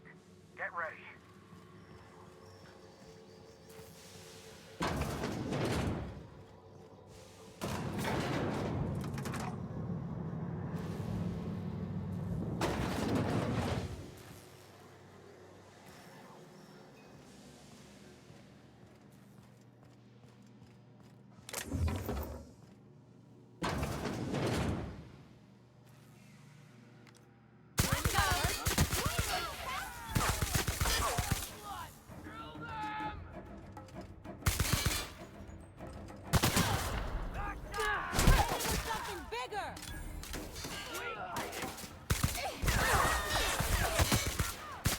Got 'em all. Incoming.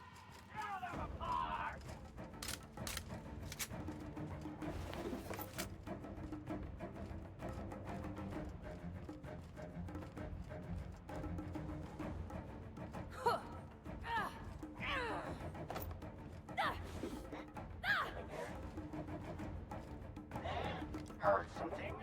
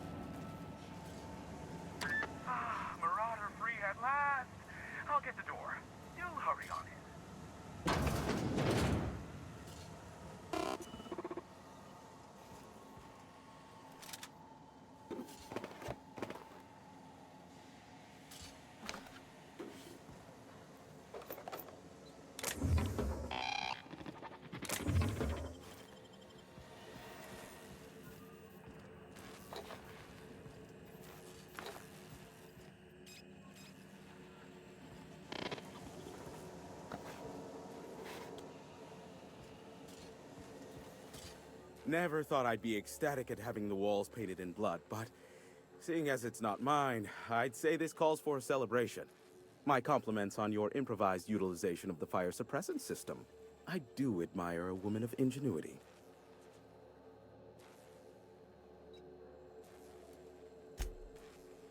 Yes, I believe I do. This ought to square our debt. Allow me to pose my question in another manner. Why, in the nebula, are you here?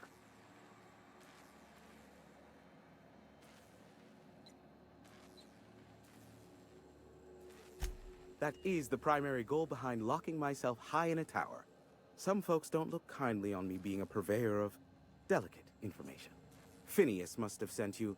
He's the only one insane enough to send someone to Monarch to rush me. I knew it was only a matter of time before he came a-knocking.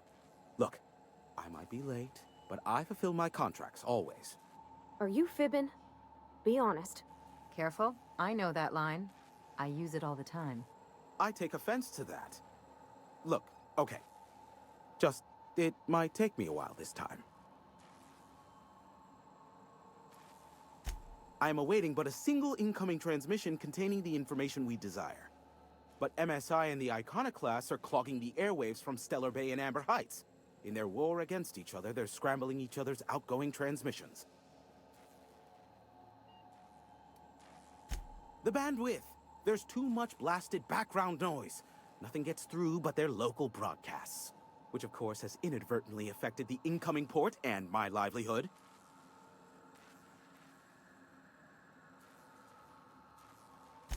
No, they're jamming the limited frequencies we have at our disposal.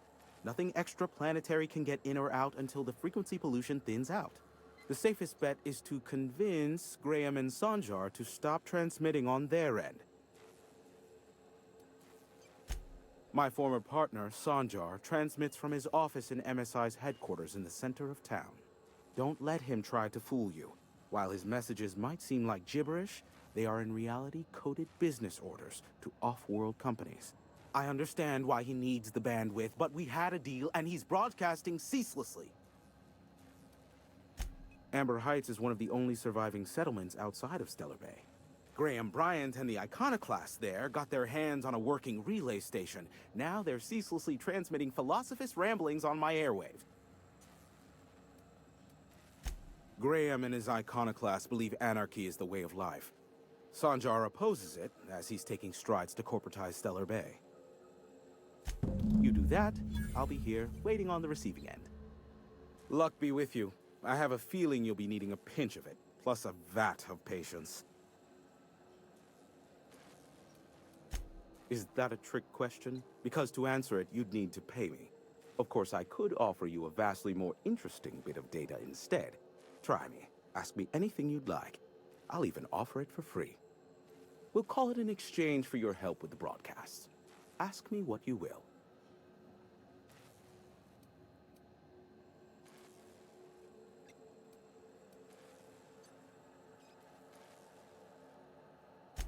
There are so many members. Do specify. If you try to cite me on this, I will deny, deny, deny. Do you understand? What I am about to reveal is the sort of information that gets a body disappeared. MSI's ownership of Monarch is technically legal, but it would give MSI too much power on the board to grant them such status. Exactly. But you didn't hear so much as a whisper of such from me. Luckily for you, I am a not much, admittedly. Phineas has been in hiding for the past 35 years. He got in touch with Nyoka first, who I use as a physical go-between. As far as what's between us, I mean. Outside of that, well, that's a raptidon of another color. I do know this much. There is a sharper side to the good scientist than you'd expect. If allegations are to be believed, the experiments he conducts for the greater good are in fact treasonous and for self-gain. I am not convinced as to the validity of these allegations, considering the source, but I am also not unconvinced either. Luckily... What? No. Why would I go out of my way to intercept messages from Earth? There's no market for them. Now, if you wanted me to intercept a certain one, that might be worth it for the right price. They are a curious lot. Sanjar's not actually at fault for his past performance reviews, but he can keep hunting for loopholes to get back on the board for the next century. He'll never be reinstated. Not in his lifetime. For Nebula's sake, even with the loophole I gave him, he's only in charge of MSI because every other exec died during the massacre at Amber Heights. Indeed, the information I gather usually is, or it's not worth my time investment, as you can imagine. Some say Graham suffers from nightmares that leave him sweat-drenched and screaming. I would assume it stems from the friends and family he lost in Amber Heights all those years ago. How low you seemingly regard my trade. I may have a secret for you, for the right exchange. How... Be...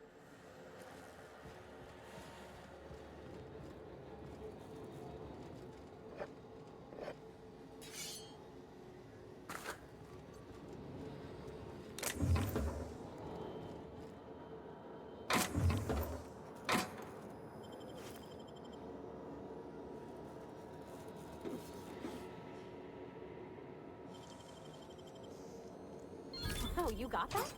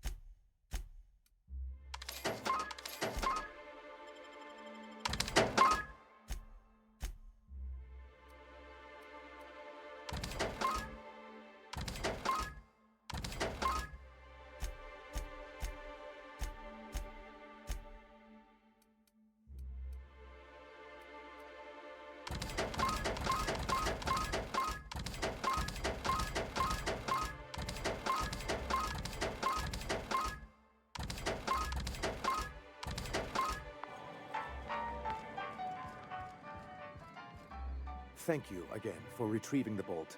It's every bit as complex as I'd heard, but I'm up to the challenge. Anyway, what can I do for you? Excellent timing on your part. I worked my fingers to nubs, but I've finally completed the Bolt 52 form. I dare say it will be my second greatest achievement after the reformations. You're getting ahead of yourself again. So I am.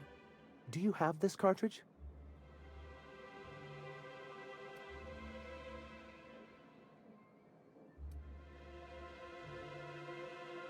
That's just cruel and inefficient. I'm working on a plan to reorganize the board. Slowly, peacefully, and with meticulous documentation. What's gonna happen to the people here when the board figures out what you're doing? Well, by that point, my hope is that we'll be on the board once more. I'm just... Maybe I'm worrying too much, but it seems the folks here get plans made for them an awful lot. When do they get to start making plans for themselves? Once MSI is restored, the people of Monarch will be able to make more choices. We'll have all the brands and resources of the board here. But truly, I am getting ahead of myself. First, I need to submit the Bolt 52. With that data you're holding, of course.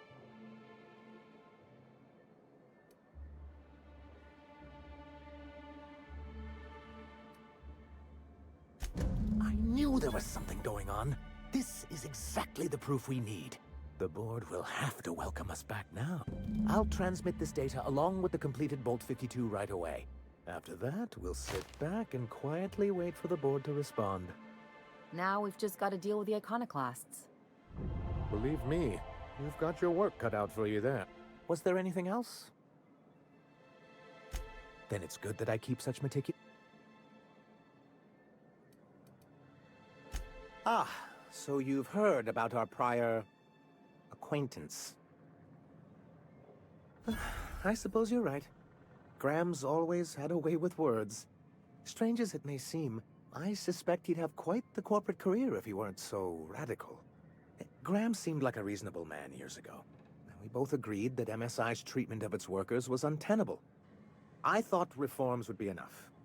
I didn't realize you wanted to abolish the corporate system entirely. Why wouldn't anyone? They own nearly all the resources and infrastructure in Halcyon. If you can't beat him, might as well join him and reach into their pockets. To be on the board is to be part of the colonial community, and being cut off means slow strangulation. I fear the MSI citizens who've been dissolved into Raptidon Cud would disagree with you. If membership on the board can ease our hardships and provide us with opportunities, then that's the path I mean to pursue. Besides, I'm hopeful that additional leverage on our part will allow us a more equitable relationship. Indeed. I've discovered it's much easier to negotiate from a position of power. And I don't mean to leave MSI or its people at a disadvantage. My hope is to maintain the reforms we've managed here, and who knows? Perhaps once we're restored, we could spread them to other corporations. I've asked myself the same thing many times, especially seeing as the legal mechanisms we employed were part of the board's own bylaws. Not intentionally, though that's technically true. For many years, this planet was home to as many corporations as Terra 2. But back then, it was known as Terra 1. Really? I always thought they were refreshingly straightforward names. After all, the whole point of terraforming was to make them Earth-like. Here, though, the results were mixed. And as the other corporations began to tally their losses, they decided to pull out. Our leadership at the time certainly wanted to, but there were others of us who saw an opportunity.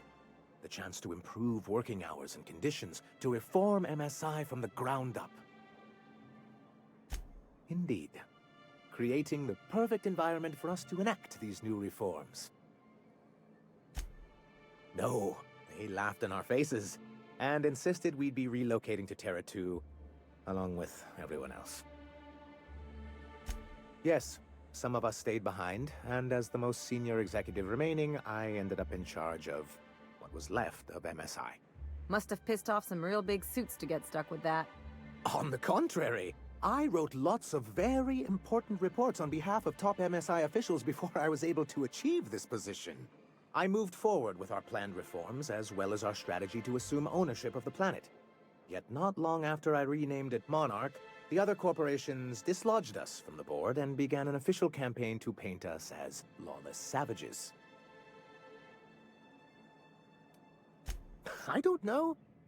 Everything we did was legal and above board. We followed their rules, and yet they still found reasons to declare us outlawed. I do think there's something useful in a governing body like the board. Something that keeps us from anarchy, but I dearly wish it functioned differently. What could...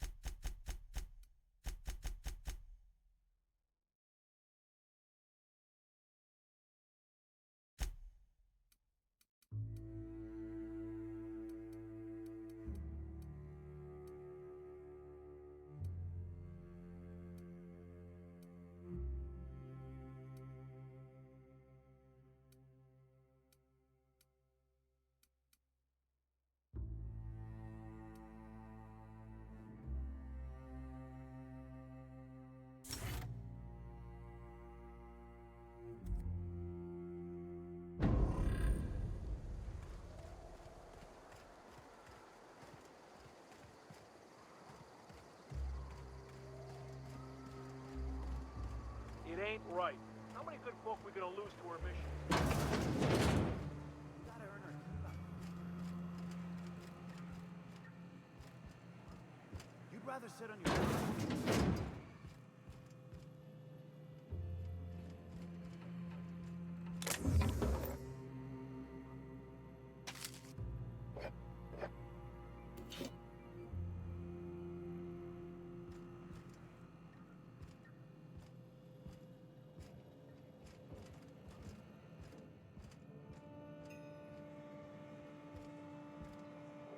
As you were.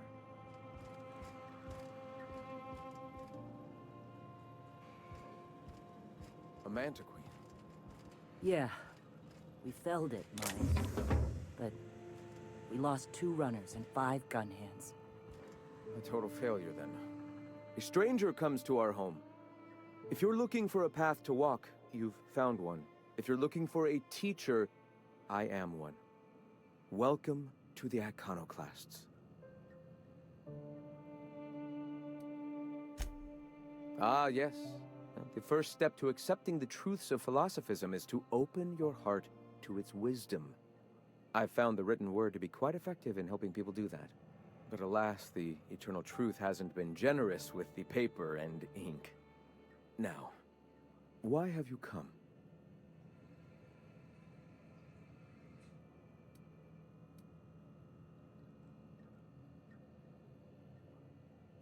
Stop. No. Spreading the truth is the only way to combat the board's poisonous campaign of propaganda against their people.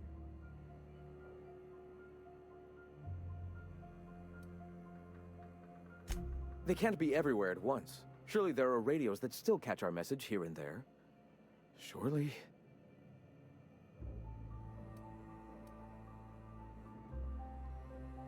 Excuse me. I'm from Edgewater on Terra 2. If you'll pardon my saying, nobody I know's ever heard of you.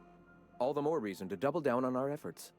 Graham, we should be focusing on survival anyway. Food, ammo, and medicine. Maybe now's the time to pivot. Pivot, huh?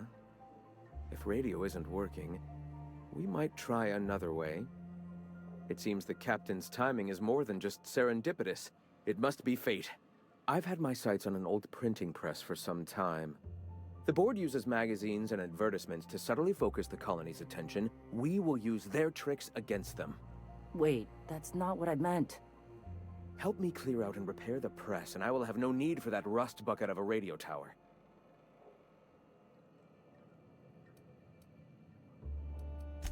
Wonderful. I requisitioned replacement rollers for it some time ago. Huxley should have delivered them yesterday. Speaking of which, where is Huxley?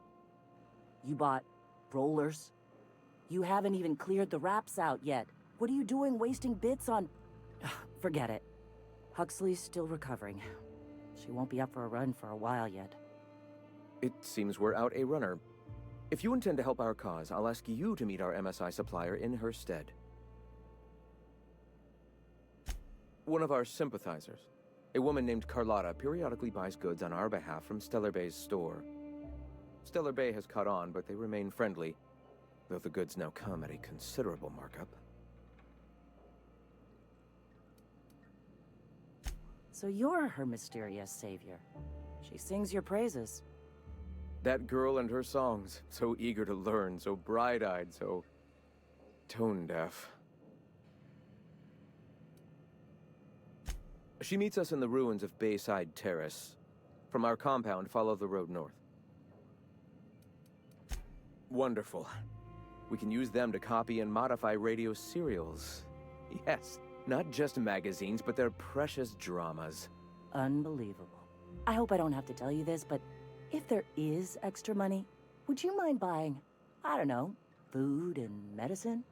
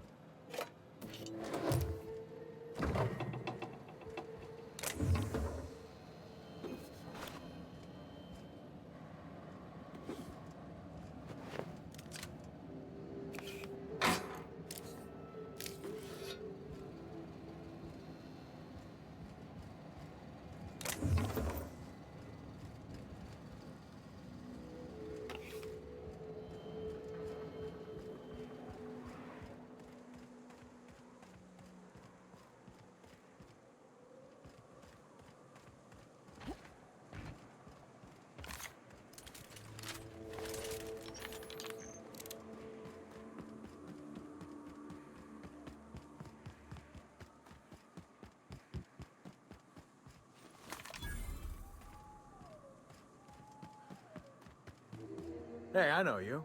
Boss says you've been real helpful, like. That's my nice way of telling you to sod off.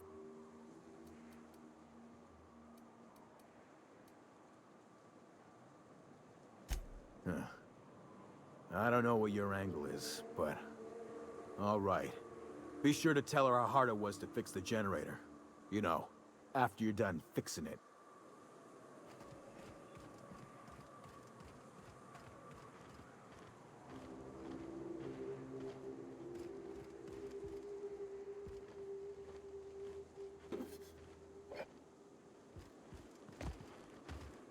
Keep walking, Rungleech.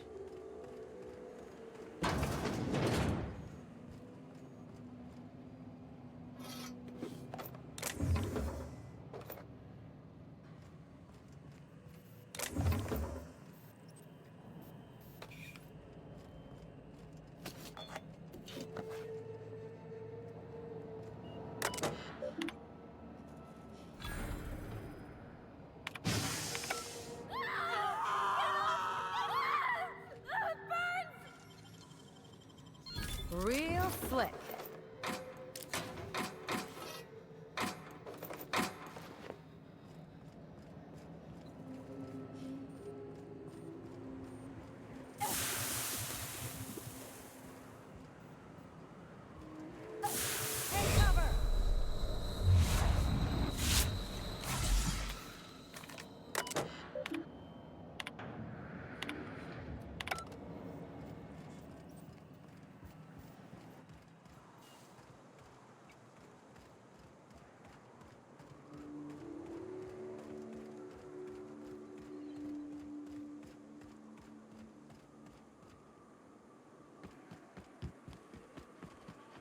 Ain't in the mood for chat.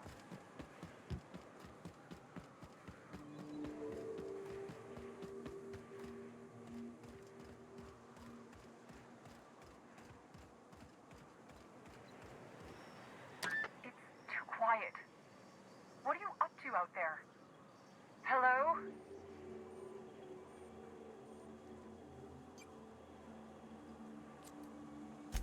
You can't be serious. Who are you anyway?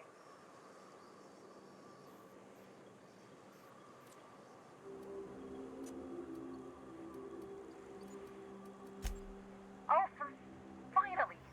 Tell Gran that this is the last run I'm doing. Sanjar's declared a stop sale to you lot, but even if he hadn't, I'm not risking my neck anymore.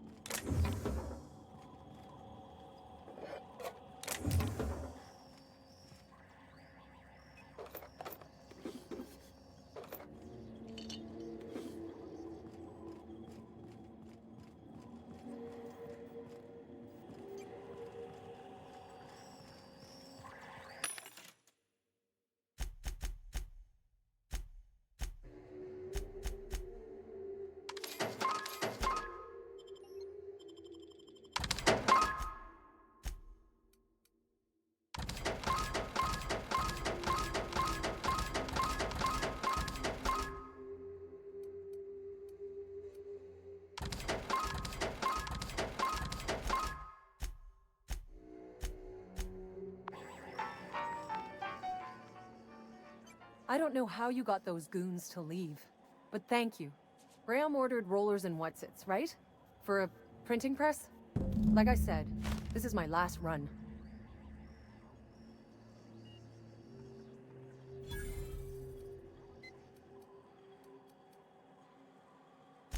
You'd have to ask him. All I know is that if I get caught, I'll get arrested. It's an enviable thing he's doing.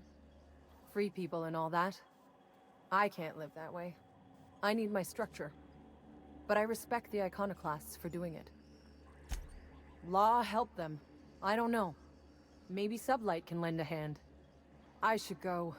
Look, Graham's got a bit or two left in his account. I can send one last dropout before I wash my hands of this. What do you want delivered?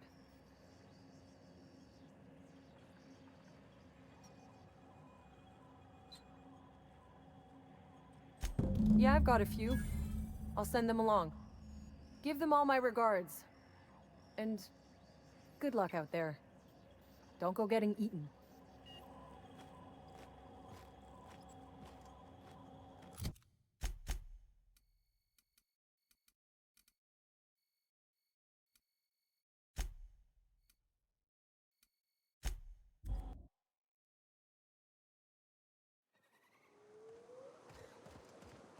Ah, crazy town. Never change. Everybody here looks wore out. Is it just me?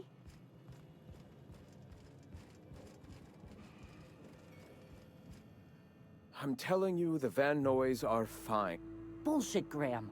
They don't just abandon orders, and they weren't at the ruins. Where in this sulfur-sodden hellhole did you send them? They're on a very important... we'll continue this. Welcome back, Captain. Damn it.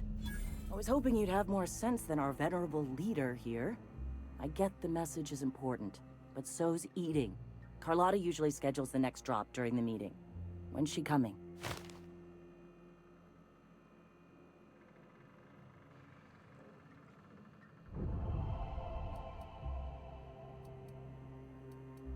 The board must have gotten a hold of him at last.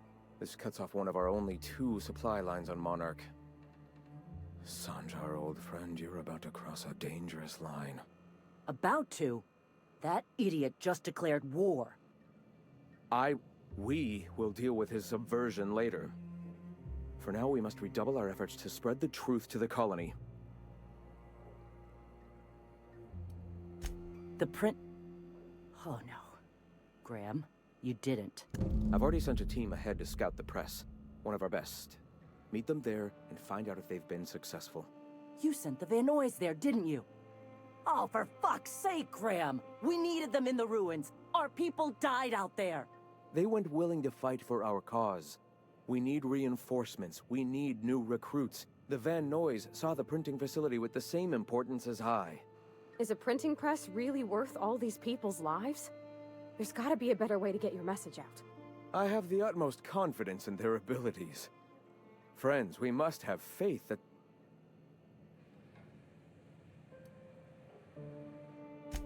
Yes! You're damn right he could have. But he's so obsessed with preaching that he's become blind to our actual problems. Look, just... If the Van Noys are still alive, get them out of there. With Sanjar pressing the issue like this, I have a feeling we'll need them.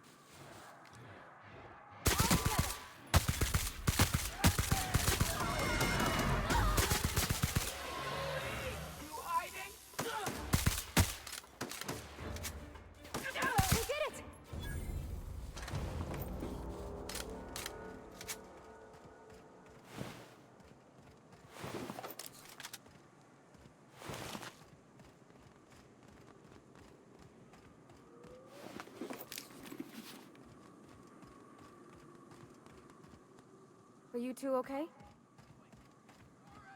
See me now! Ha! Gonna sell your shit for beer money!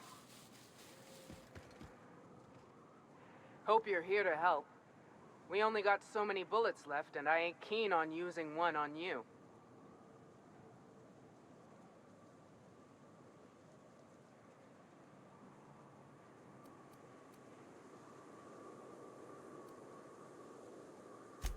Thank the Eternal.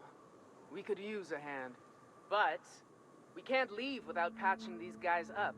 Acker here is bleeding out and Jensen can't see straight. My professional medical advice is to get out of here as soon as possible. Bleeding might kill him, but wrapped definitely will. How many years of medical school went into that word of wisdom? Sorry. We appreciate the assist. We just need to find our medic so we can do exactly as you say. Get the hell out. Yeah, on account of giving him the order. He's searching the old settlement to the north of the press.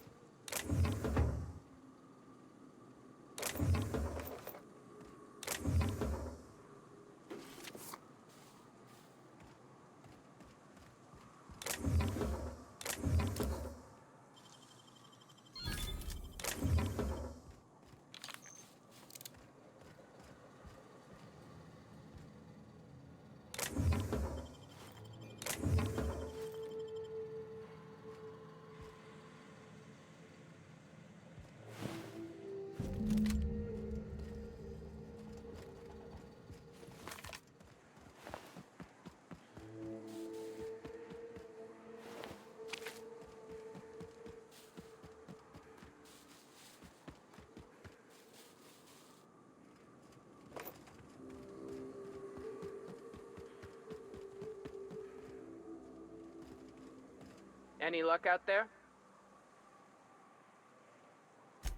Oh, fuck. Well, that's better than nothing. Thanks. We'll head out as soon as we're patched up.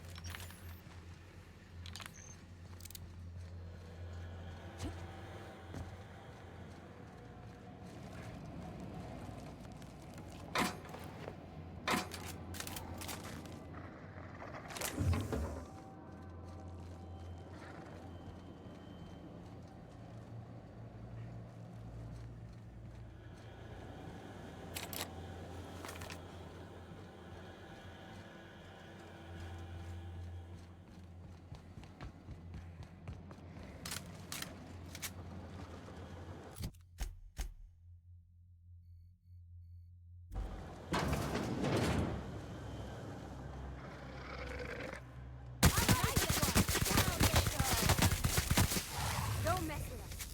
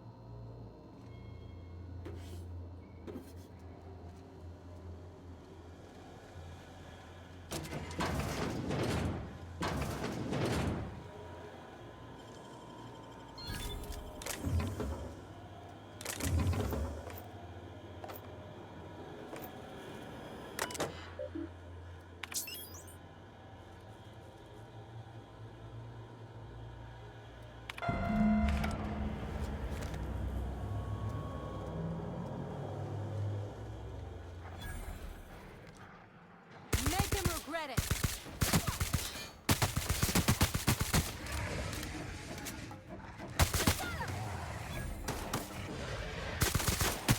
Don't mess with us.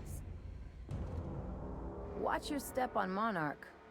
I admire your grit, but some wounds don't heal. And I say that as someone who's plugged a few severed aorta. Ginger Chops and the Pencil Pusher. By all accounts, Sanjar and Graham have been at each other's throats for years. Digging into their personal history isn't gonna change anything.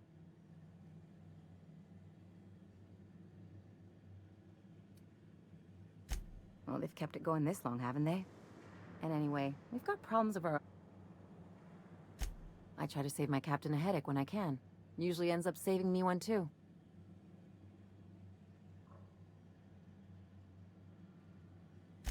Hey, I'm the doctor here. That means I'm supposed to be the one nosing into your bit.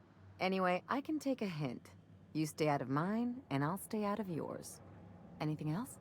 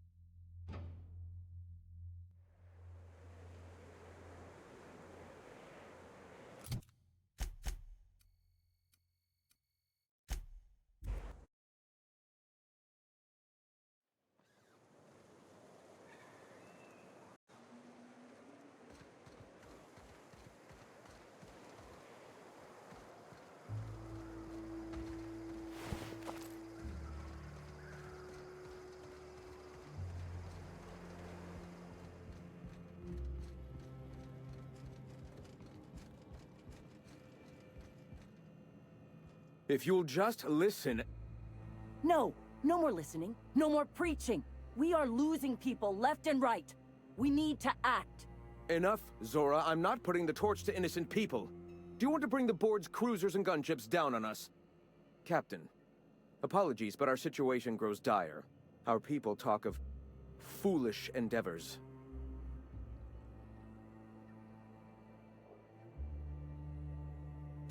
They are armed all the same. All they need is a good reason, and war is one such reason. We're out of time. We need food and ammunition. We need to hit Stellar Bay while we still have the manpower to do it.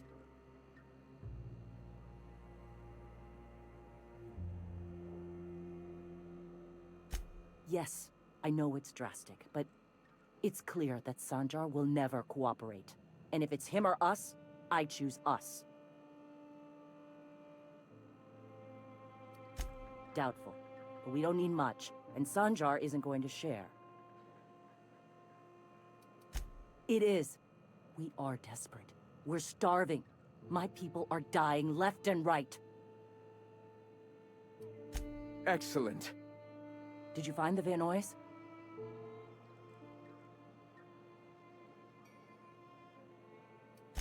Lucky indeed. Thank you.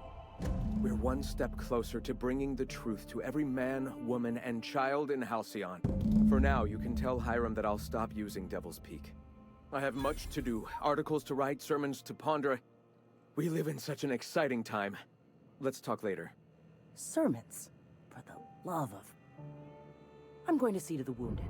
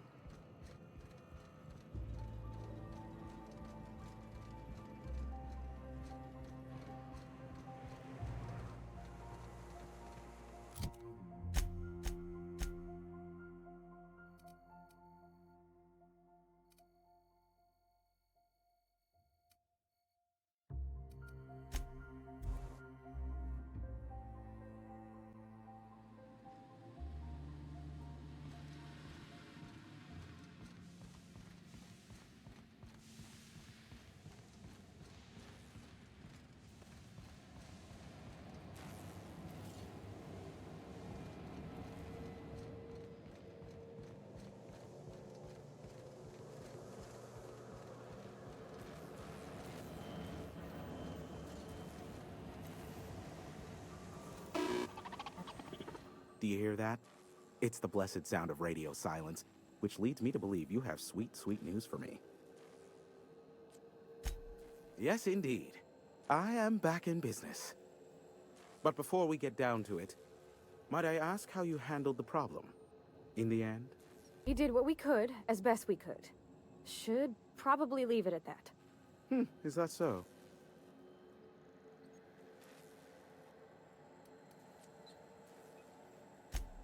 Oh, I believe it will. But the price I pay won't be to you. No, we've a bigger deal to settle. I don't doubt that you are working with Phineas, but my contract specifies I relay any acquired information to the purchaser, and to the purchaser alone. However, to send the data, I will need your assistance in cycling the antenna's receiver, so I can input the needed adjustment. You make it sound so scandalous. Phineas has been in hiding for the past 35 years. He got in touch with Nyoka first, who I use as a physical go-between.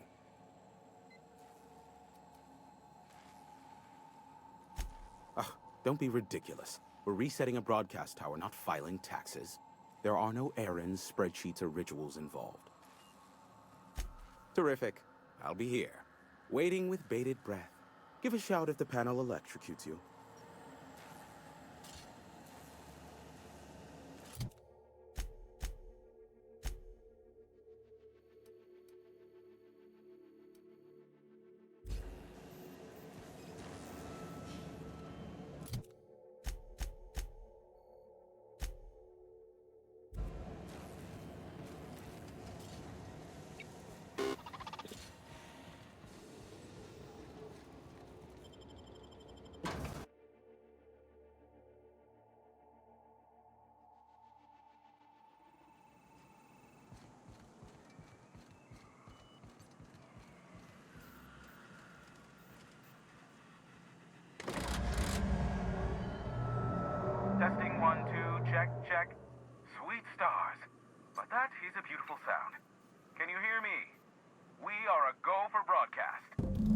Oh, and I also dispatched Phineas his data. Impatient prick. Worse, I'm now indebted to him for it. Now I'll kindly thank you to get out of my tower. Look, I am well aware that at times I may have the tiniest iota of a prickly exterior. But I must admit, I have grown rather fond of you. Take care out there. Anyone else hear a high-pitched whining? Did I get tinnitus, or is that just Hiram?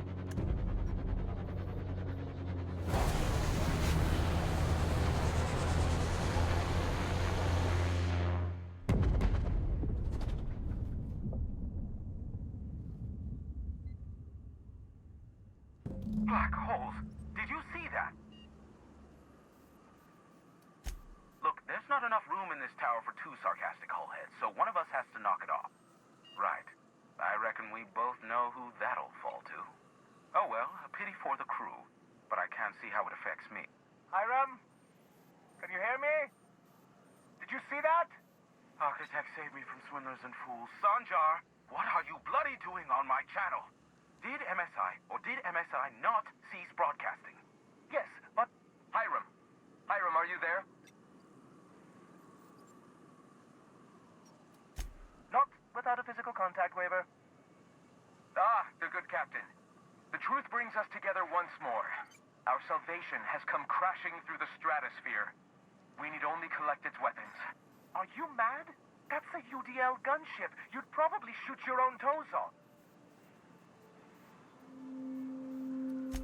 Par for the course, really. You should do like I did. Get out while you still retain a shred of sanity. We could use the gunship's armaments to defend Stellar Bay, but we need its targeting module. Our message is so close to breaking free of this planet and spreading to the stars. Help us secure that module and we will save our colony. Which means, get off my void damn channel. I'm more than finished with you lot.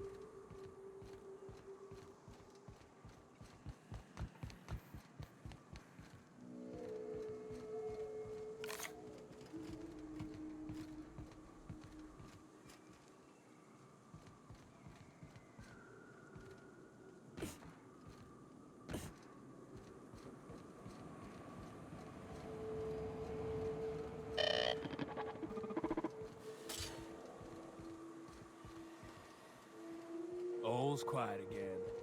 Thanks for the easy payday.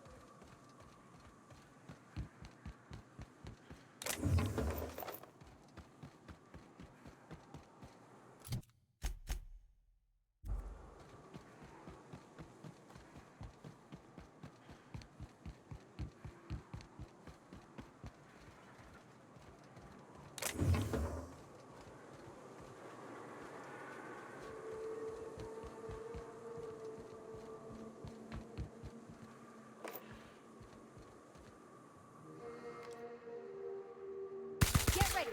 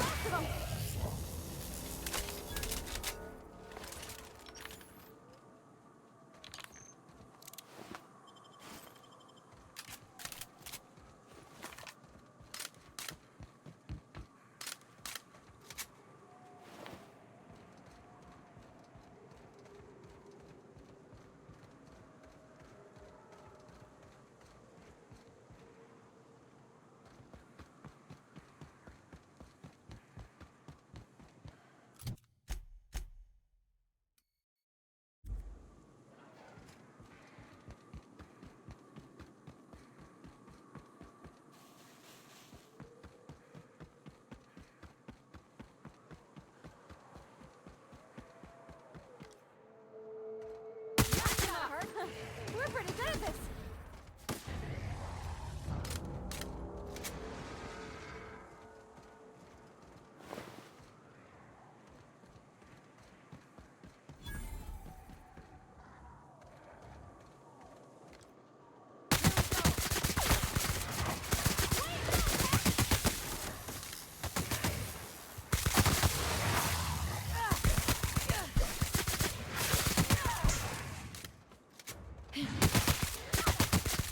Someone else will clean this up, right?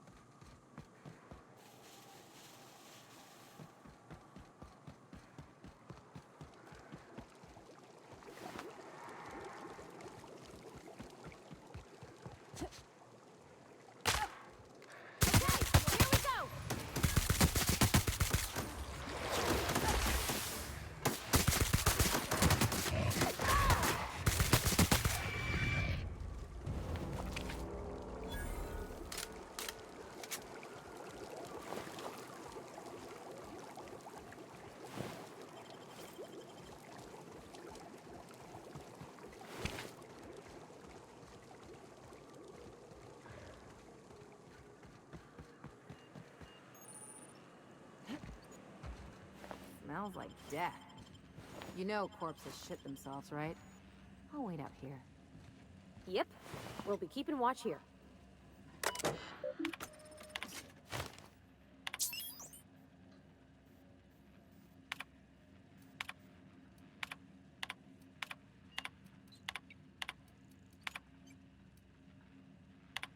Hello. My name's Jen. I'm the chief engineer on this gunship, and I'd like to let the record show that our captain is a total fucking hullhead. I told him again and again that without fixing our regulators, spinning up the engines are going to blow through our coils and we'll go flying off in a completely random direction. Well, here we are. Thinking we'll hit soil in about 30 seconds. This is your chief engineer signing off for what is probably the last time. It's a shame you can't see this middle finger I'm holding up, because I'm as hard as I can.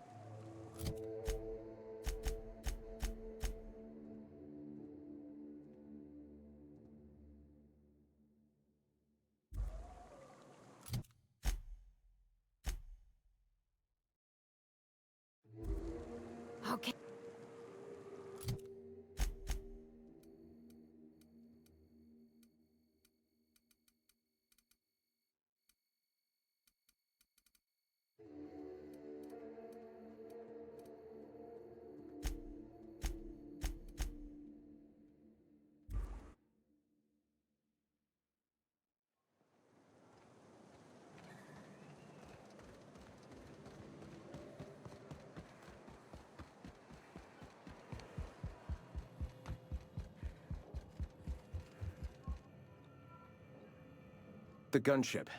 Have you secured its targeting module?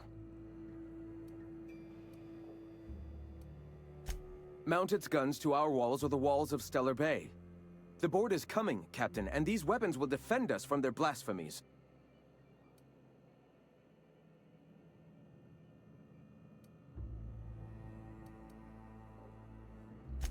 I have faith in my people, Captain. The universe does too, else it would not have delivered us this opportunity. All right. I'm sorry. As long as it's been, I'd still rather not speak of it. That was a painful day for us all.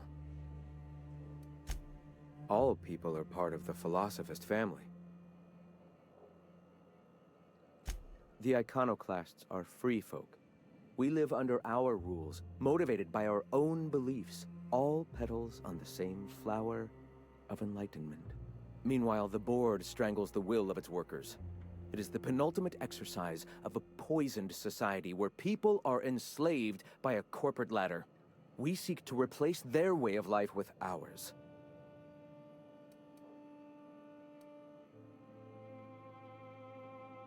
The perception of visionaries is often tainted by the lies of their oppressors. A sad state of affairs, to be sure. Awakening is available to all whose minds are ready to accept it.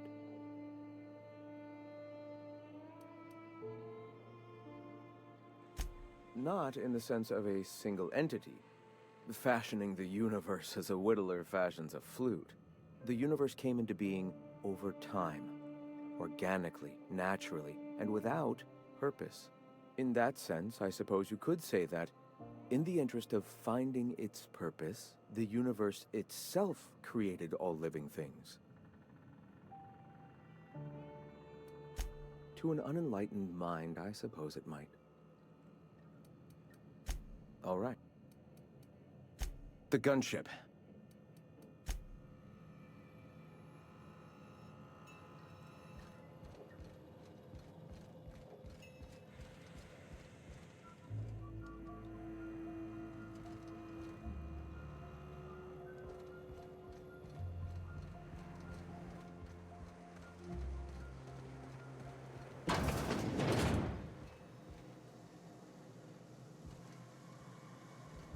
Hey.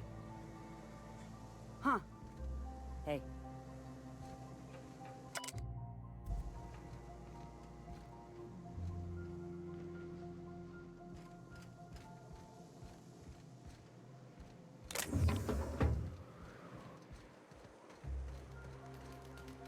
The jawbone's connected to the next bone.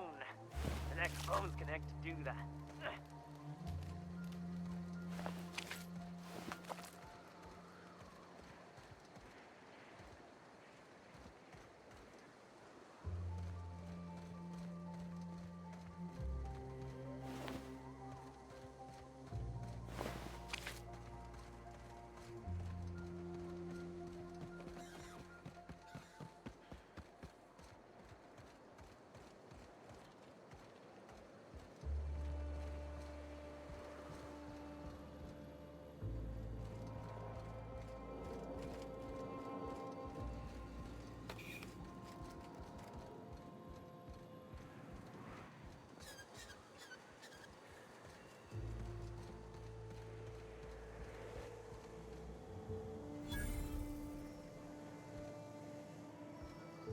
Never seen you before.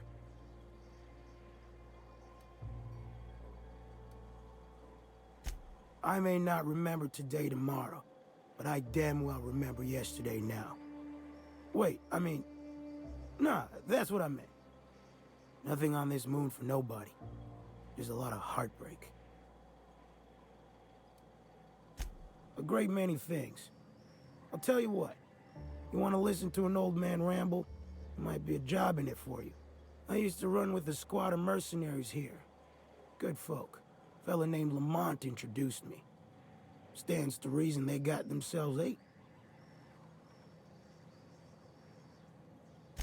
Mostly we protect the folk from the beasts here. If it spat, scratched, or stung, we'd kill it for you. so long as you had the bits. We split ways around the time this twice-fucked moon got abandoned.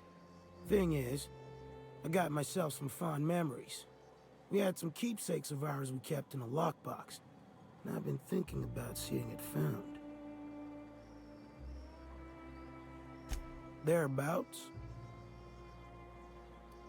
I'll be glad for it, but I ain't stupid. This planet tends to get people killed. I just want some closure. Appreciate it, kid. I'll mark an outpost on your map. You spend a lot of time out there. Might be a good place to start. Here's a key for the door.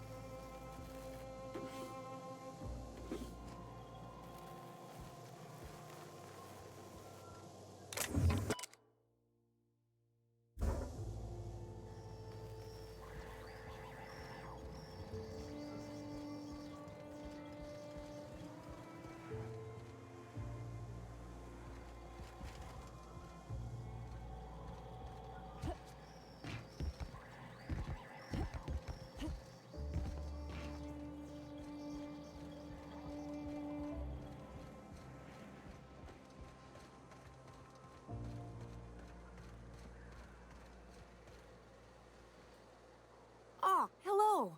Good to see you again. Damn right. Ain't nothing in the wilderness can stop me, except being locked up. Well, on the way back, I twisted something in my foot area. Where does my foot end and my leg begin? Wherever that is, it hurt. I'd offer to take a look, but you should milk that for as much R&R as you can get. Oh yeah, good thinking. Maybe once it's all healed up, I'll go find that rock again. So, no runs for me for a little while. Time to kick back and relax. Huh? Why? Oh, ha! You're funny.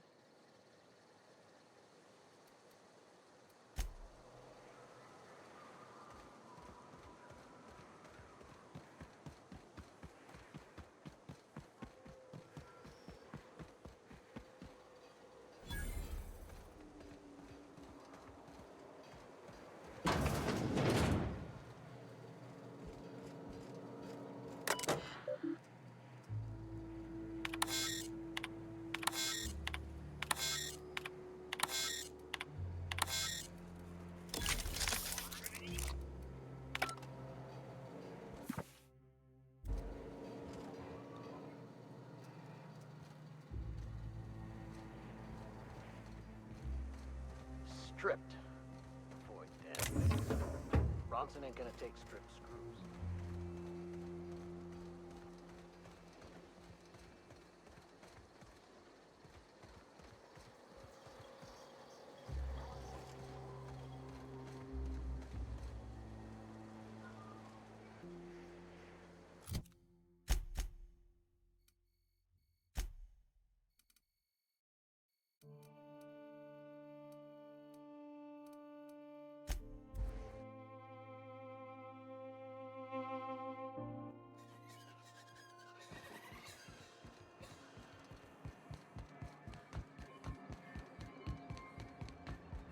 If the iconoclasts reach that ship first, there won't be any chance for a peaceful monarch. I don't suppose you've found the targeting module yet. I've sent patrols, but they're running into trouble with the iconoclast. They're all mad! And what's more, they left us! I don't see any way for us to work together. Not this again. Remember what we practiced, sir. Yes. The words in those reviews were very hurtful, but they do not define me. I am a mantipillar, and my will is my cocoon. I can emerge and become whatever I wish.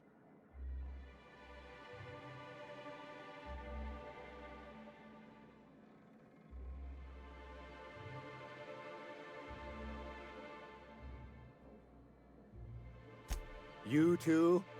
Supposing you're right, who exactly would you have me work with? The iconoclasts are not the most compromising sorts. That's an interesting suggestion. I confess I don't know much about her except that she worked for Rizzo.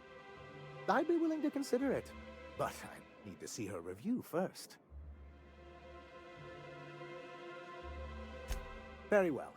I can't promise anything, but let's see what we have here. Well, it seems like she's actually very qualified. I wasn't expecting to say this, but if you can put her in charge and convince her to agree to a meeting, I'd be willing to discuss terms.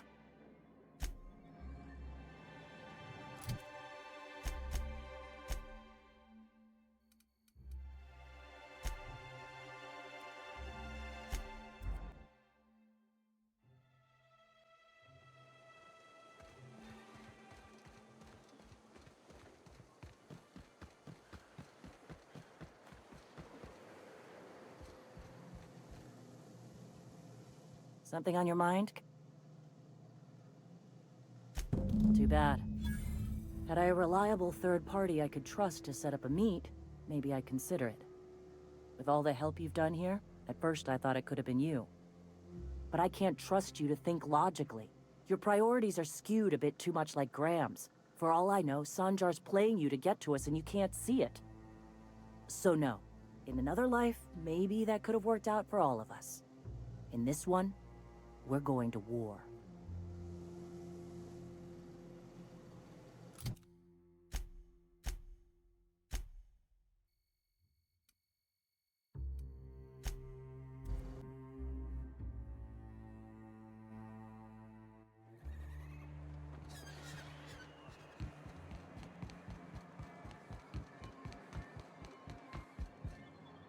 Any luck bringing the iconoclast to the bargaining table?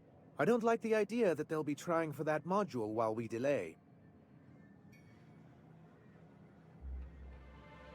Ooh, that's very good. I wish I could help, but I've never been very good at making presentations. I could work on a brief, if you think it would help your case. Excellent! I'll get to it straight away. It'll be a few weeks before it's ready, but one can't put a price on quality work. I don't suppose you've found the targeting module yet. I've sent patrols, but...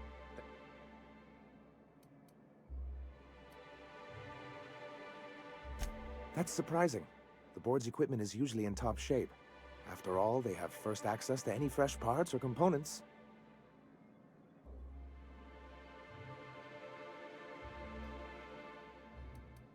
A conspiracy? You've spent too much time around Graham.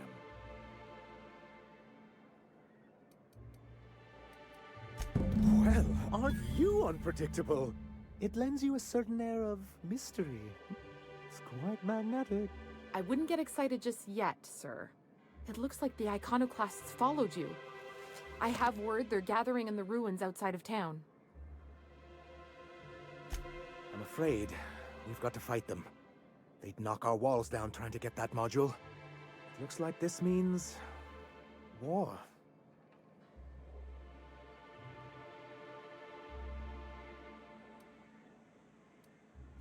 Wait, you can't just leave us to face them alone! It actually would be very imprudent. We don't have much in the way of resistance. So they will definitely get that module, and once they do, they will definitely come after you. With their gunship.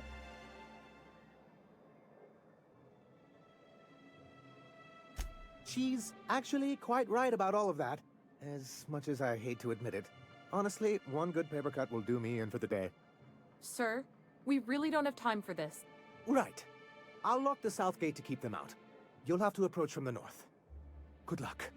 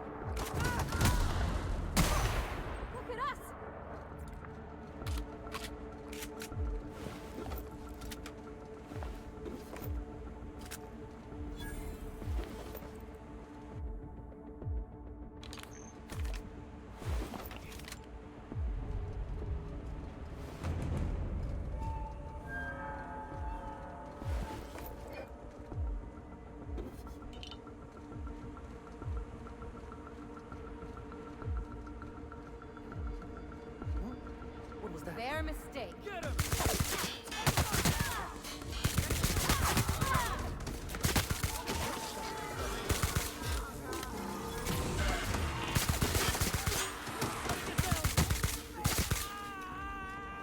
Not right. I'll have a look. Who's that? Not a dog.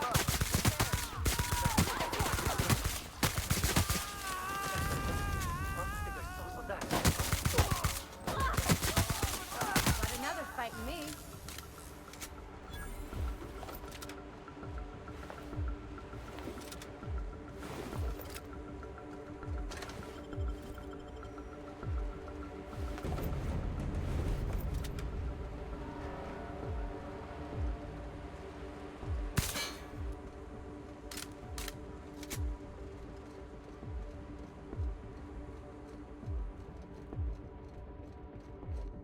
Who's there? Captain, look out!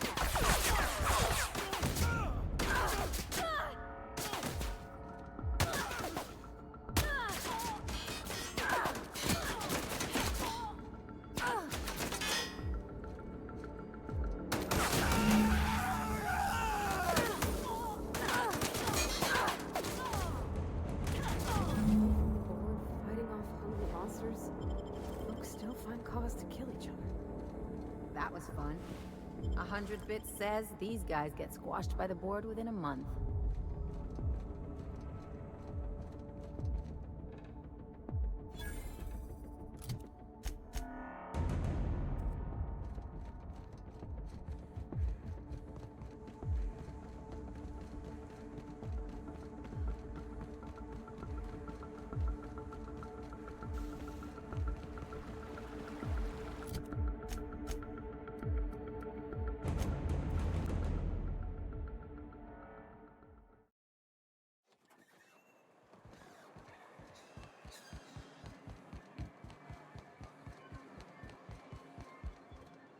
You're back.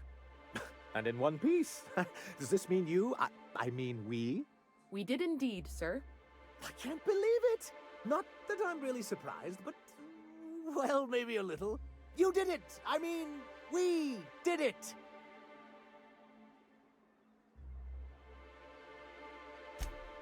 Oh, I certainly will. Between our reinstatement on the board and the gain of this ship, we'll usher in a new age of prosperity for the people of Monarch. I'm right glad to hear it, Mr. Sanjar. Folks around here could use a good turn. And perhaps in time, I can use my position on the board to turn things around for the rest of Halcyon. I shall. Perhaps I'll write you a brief. Anyhow, thank you. And good luck to you. What? Quite well, actually. It's astounding how much our quality of life has improved without Graham's lunatics breathing down our necks. Our residents are reporting increased productivity during their shifts and improved satisfaction in their leisure time. And since we're back in the board's good graces, we've got real growth prospects to look forward to.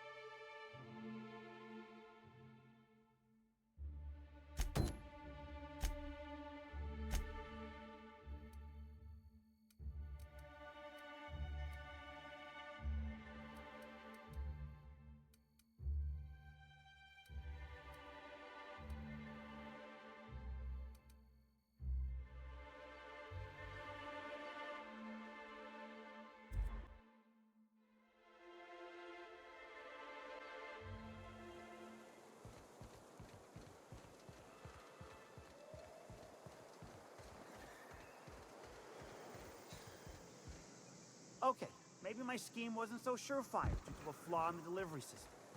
Don't fret. The next one's sure to be...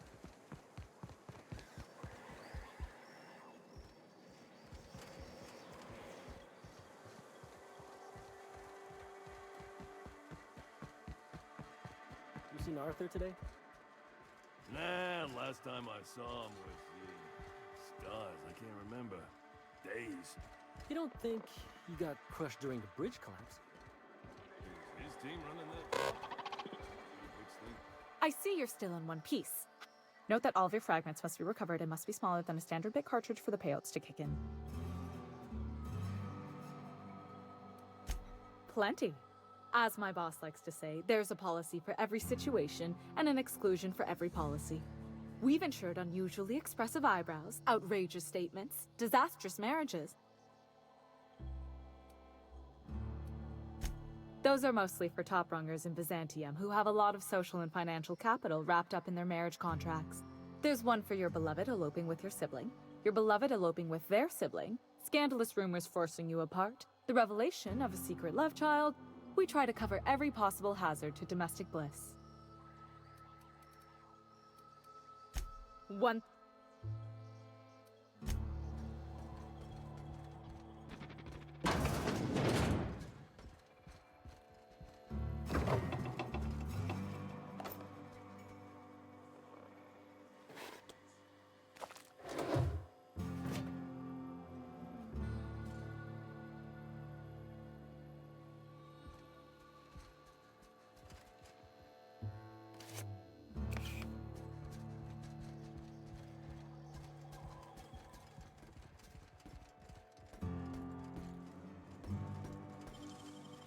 Heads down.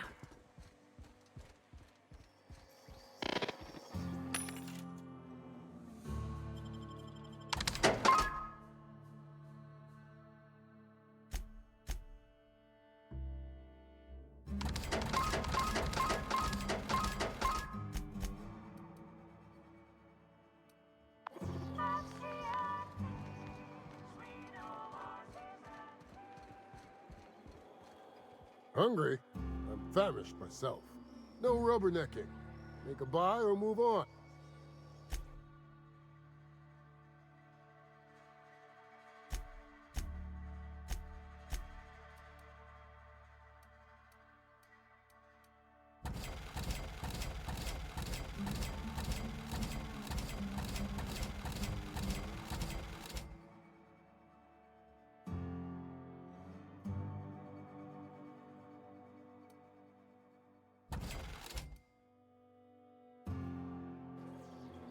I test every... No...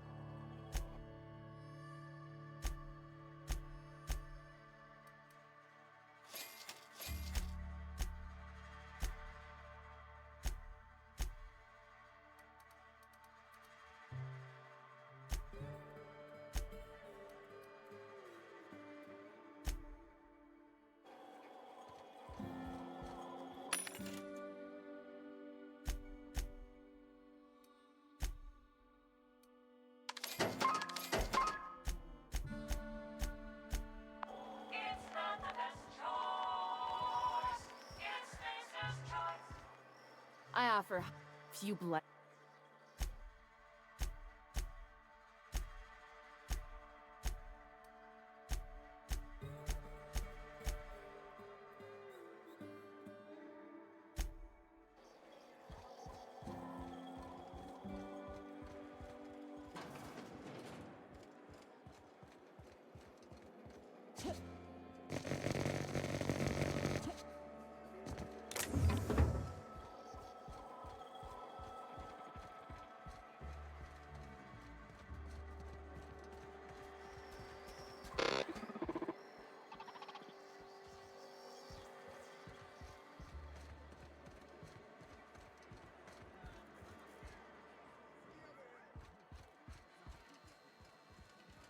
You don't look like a smuggler nor a dandy.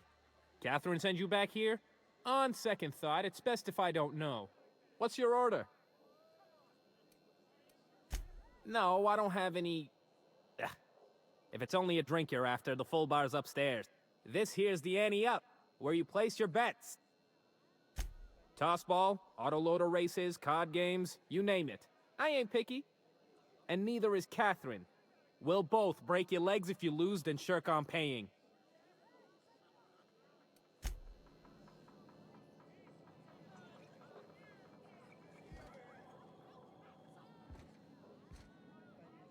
Hey, pal. Figured I'd find you around here with your reputation.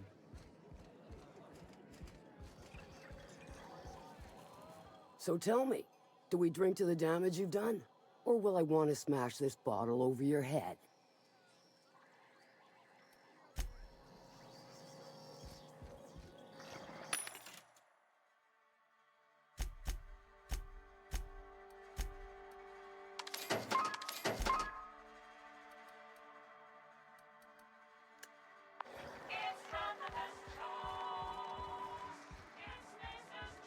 You look parched. Have a seat. So, what's your story?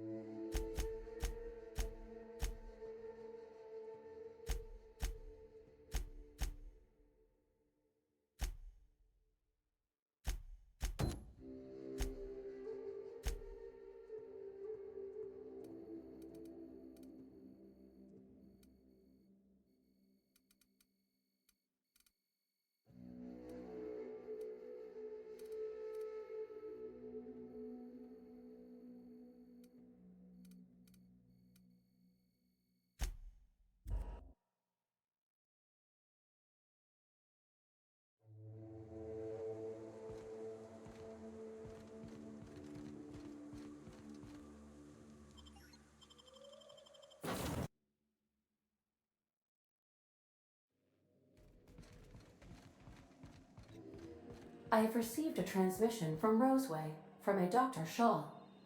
Welcome back. What? Oh, is this on? Oh, it's on right now. Oh, blast. Hello? I'm trying to reach the captain of the Unreliable. I'll keep this short lest I get caught. Please return to Roseway as soon as you can. I have an item of great value that you'll be interested in. Now, how does this blasted thing turn off? Damn engineers never label these toggles clearly. Is it the... The transmission is complete, Captain. Certainly, Captain. I was hoping you would ask.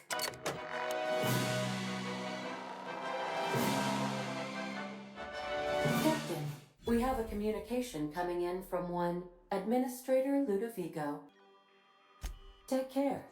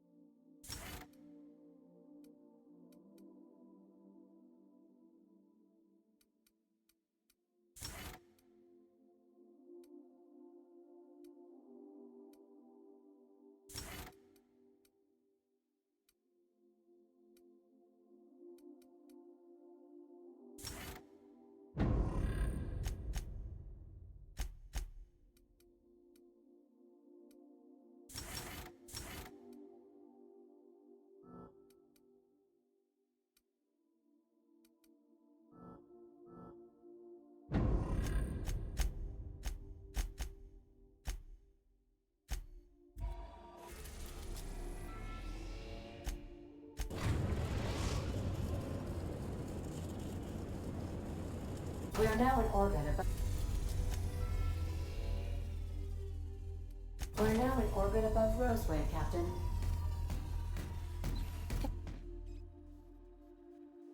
Every SAM unit comes lean, mean, and ready to clean.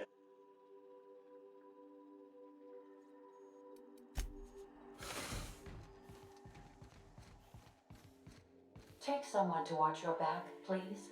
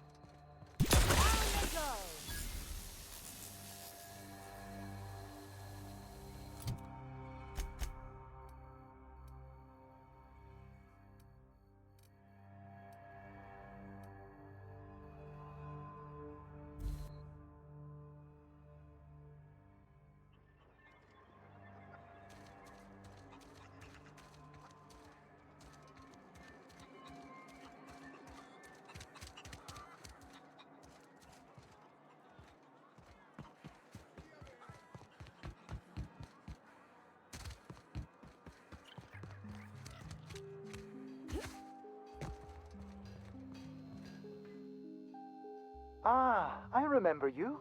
You must have received my wireless. Thank the law. I went to great risk to send that. Aha! I knew that'd entice you to return to our dangerously unprofitable township. I asked you here because I have a working prototype of the Altinature, Auntie Cleo's very first weapon. I'd like you to have it before it gets confiscated. The schematics you fetched for me lent themselves well to the creation of the beauty you now possess. Unfortunately, Auntie Cleo R&D felt otherwise. The market's already saturated, they said. Weapons are everywhere. They aren't interested in mass-producing the Altinature, which makes this an illegal prototype weapon. Given your unlawful proclivities, I thought it'd be safest with you. So here we are. I'd rather see it in the hands of a free agent than destroyed.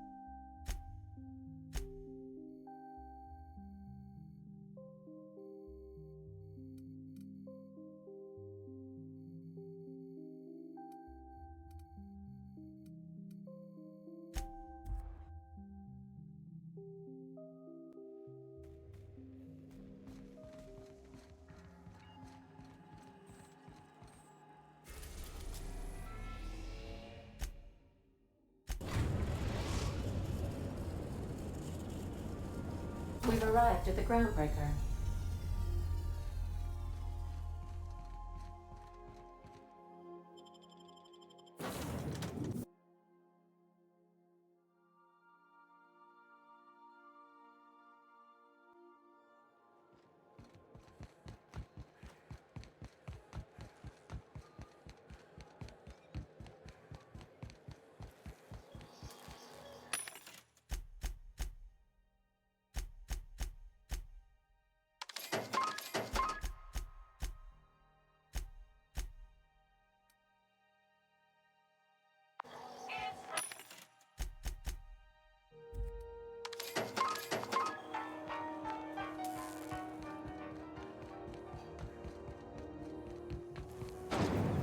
Bring those purple berry fudge.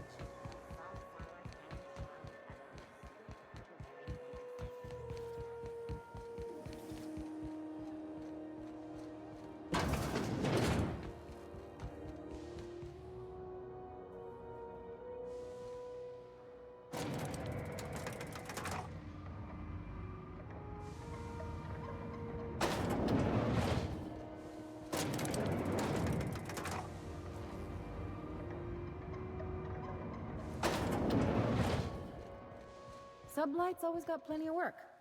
That gas is going to make us a fucking mint. 120-some cubic meters of it, at 1,000,000 bits a pop. Take this, you've earned it. When we get buyers lined up, I'm gonna buy a gold toilet to shit in. You're goddamn right. Monarch isn't exactly a walk down the lanes of Byzantium. But here you are with all your limbs attached. Call me impressed, contractor. No one you saw, anyway. Glad to see you're looking out for yourself. You've been keeping busy. I hear you took on some extra work at Fallbrook. Catherine says the factory needs some repairs before it's back to working order.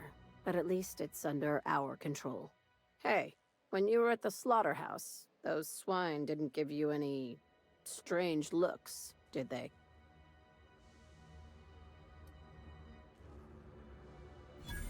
I knew it. I'm probably getting worked up over nothing. Just try not to think about pigs. You never know, you know? I've got a lot on my mind, but it's nothing that concerns you. At least, not yet. I have another job lined up, assuming you're still interested in work. You're gonna salvage me a space station.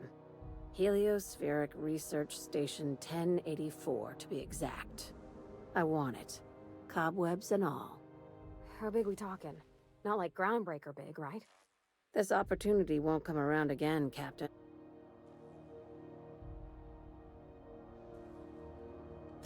Here, this override bypass should get you into the station's systems, where you can plant my flag. And one last thing. When you get there, make sure you aren't followed. We wouldn't want that.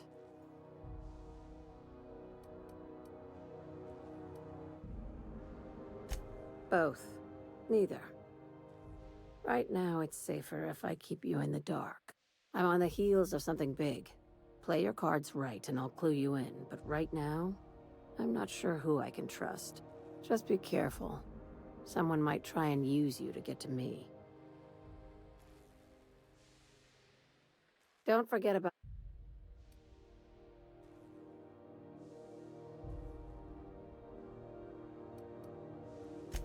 No kidding. The board sure wanted that place kept secret, and not just because of the pricey salvage.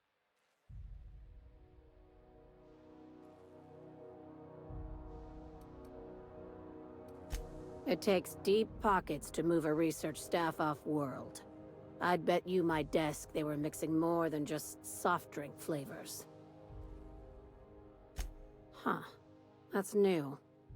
When the board wants to experiment on colonists, they usually just release an exclusive line of products. Wow, that sounds spooky as fuck. And frankly, I'm a little jealous.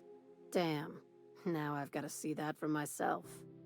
Morbid curiosity gets the better of me every time.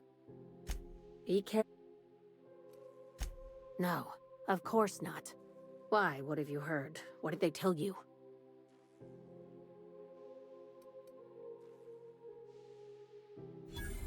Bullshit. If I kept a spreadsheet of my concerns, which I do, company loyalty wouldn't be on it, which it isn't. This is all very complicated, but you should watch out, in general. Don't trust anyone, including me. I'll say this. When you're on a job, if you find yourself confronted with something your mind can't quite process, don't try and fight it. You just run. Understand? That's good. With any luck, we won't need to bring this up again.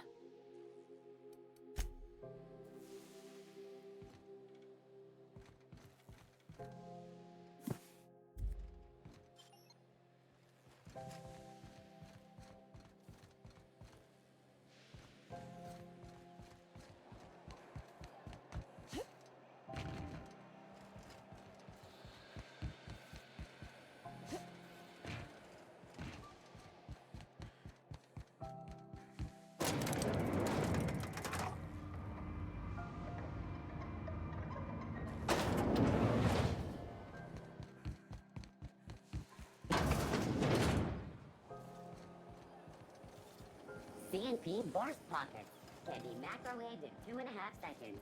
Burst Pockets.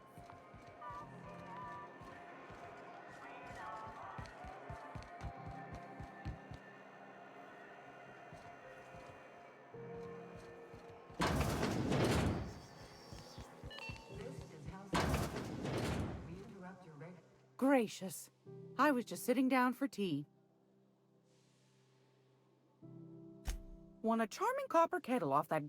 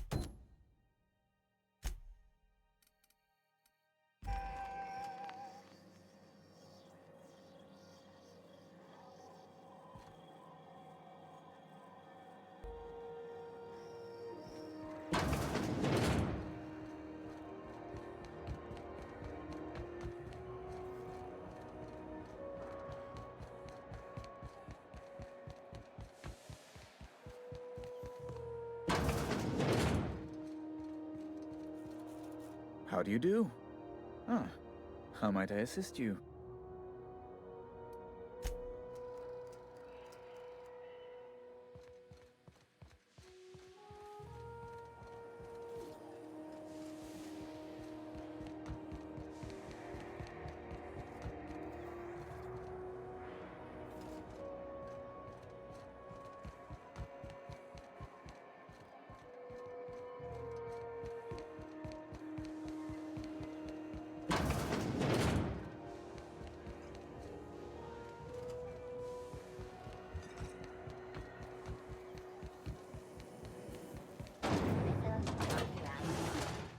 CCN 76 milk chocolate bar with caramel and pea-free nuts in it.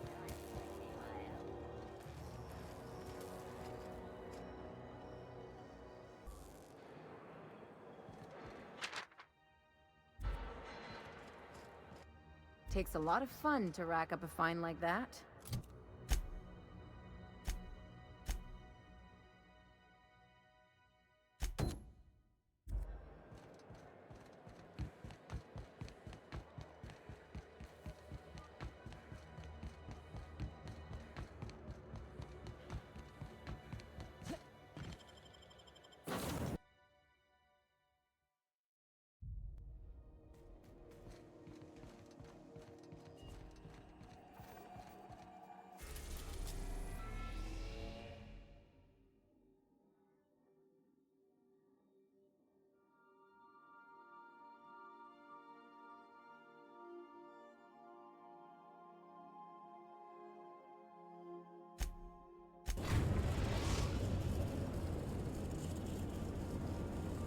We've reached HRS-1084, Captain. It's emitting a very weak docking signal. I almost mislabeled it as normal etheric static.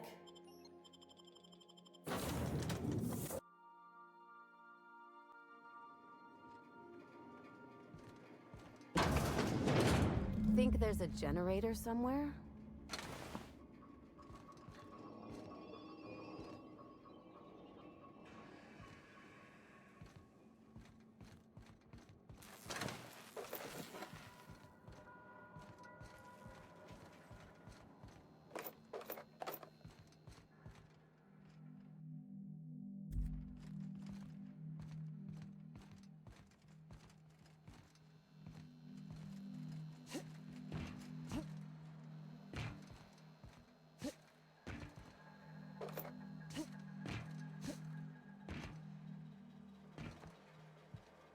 Got it? Inside voices.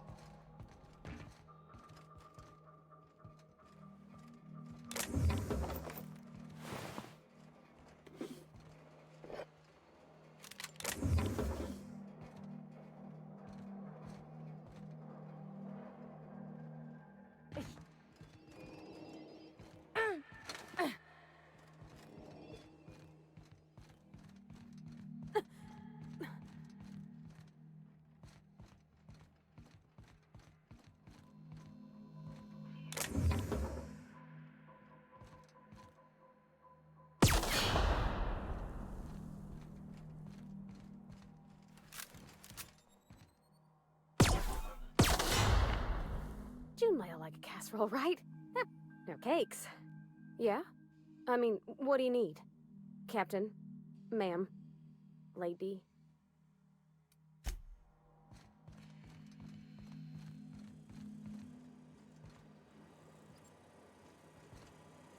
Let's give these little fellas a wide berth, Captain.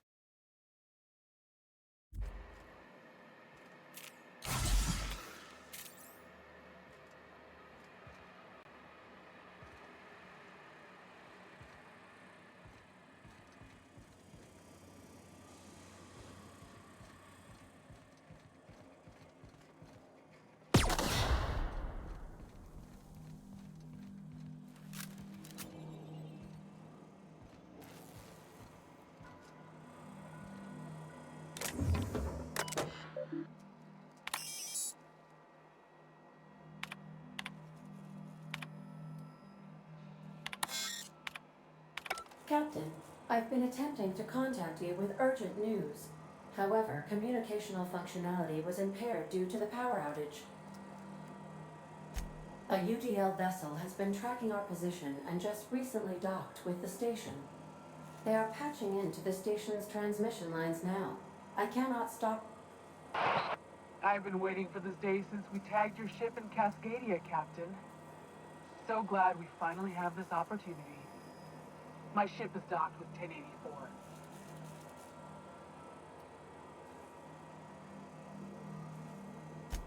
I think not. The refueling system at Cascadia's landing pad logged your ship ID. You've been poking your nose into restricted locations. This makes my superiors unhappy. I could peel your ship open like a can of forest. But I'm in a sporting mood.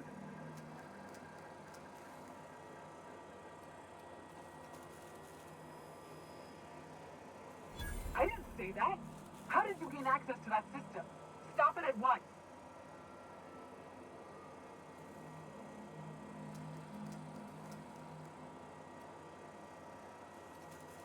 I don't know who you are, but I have nothing to gain by risking my hide against a lunatic. Commander out. My dad used to say words have power. You proved them true.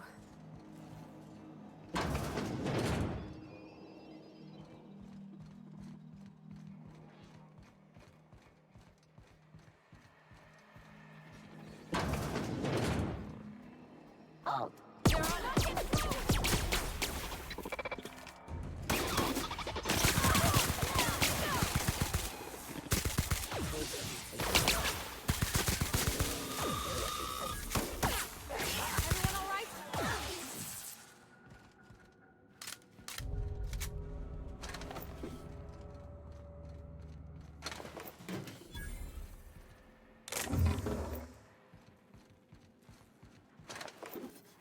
Returning to normal protocols.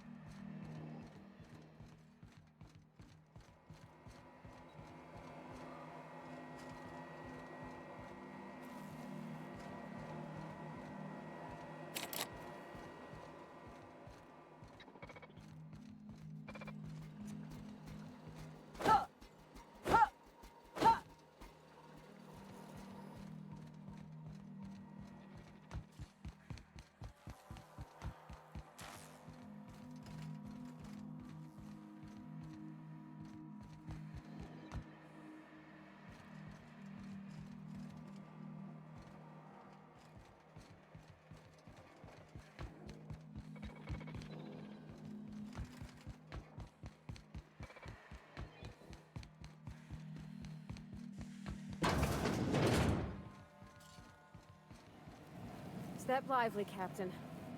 Floor's got teeth.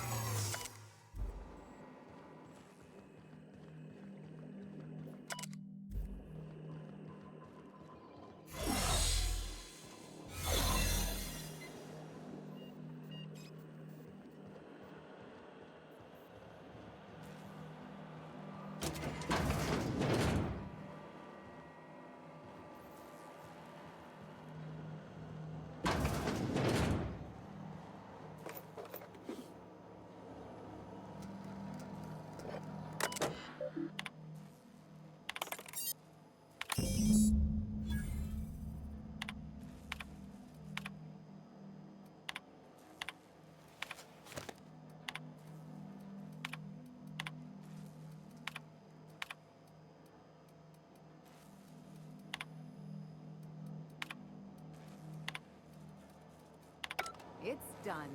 Now let's go get our money before Sublight sees what a creepy dump this place is. Hold on a tick. Don't we know Chartrand? From Cascadia? Something on your...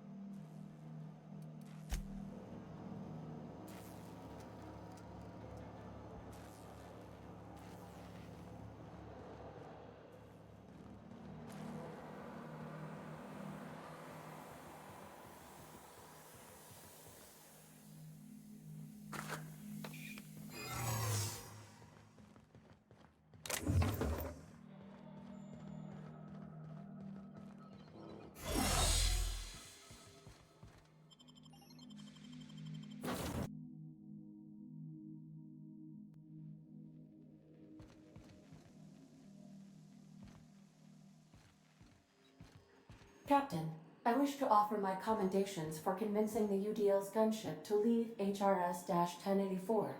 I did not favor the idea of being stripped and sold for parts.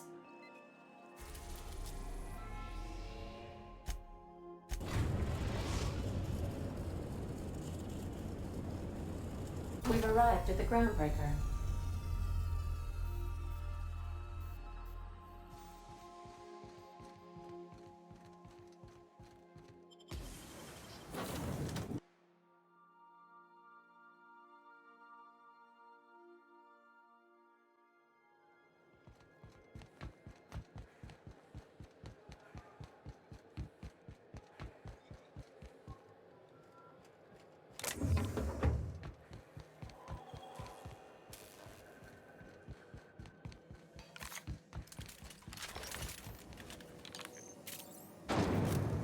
Rizzo's Purpleberry Punch.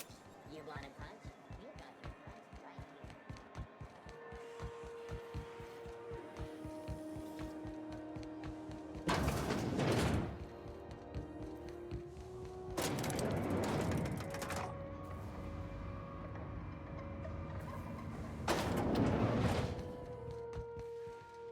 Finally, a base of our own. Soon we'll have eyes on every corner of the system. Well done, Captain.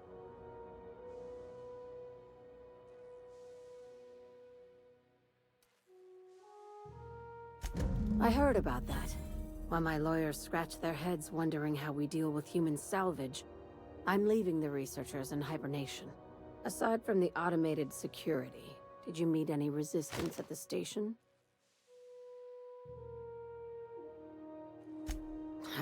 I knew it. They've been shadowing us since Monarch, maybe even longer. I've been less than honest with you. Your assignments weren't strictly about the salvage business. You might have figured that out already.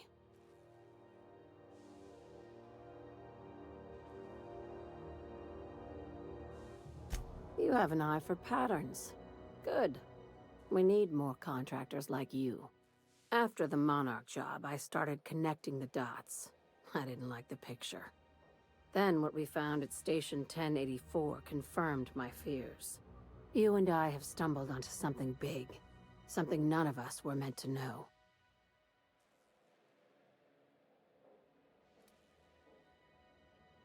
I'm thinking more along the lines of the sapient species paradox.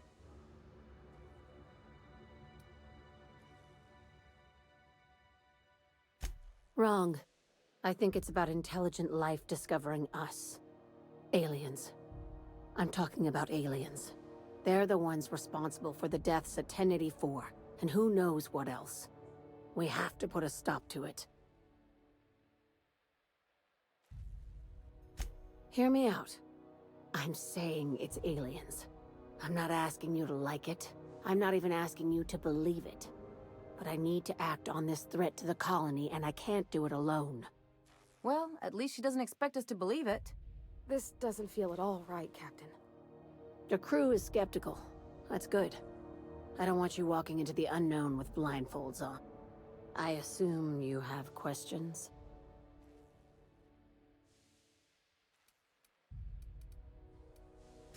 If we're gonna see this through, I'll need your trust and commitment. Now's the time for setting doubts aside. Conspiracy. One carried out with the help of human collaborators, assuming they haven't all been replaced. This is an invasion of our very cells. That damned gas is mixing our nucleon with Halcyon biology to twist us, change us, make us more like those monsters on Monarch. No kidding. That's how they want it. When I lined up the evidence in my spreadsheet, there was only one possible conclusion looking back at me. This is my data talking, not my anxiety or lack of sleep. Sharing my findings took a calculated risk. If you were a spy, I doubt you'd even realize it. Only your cells would know.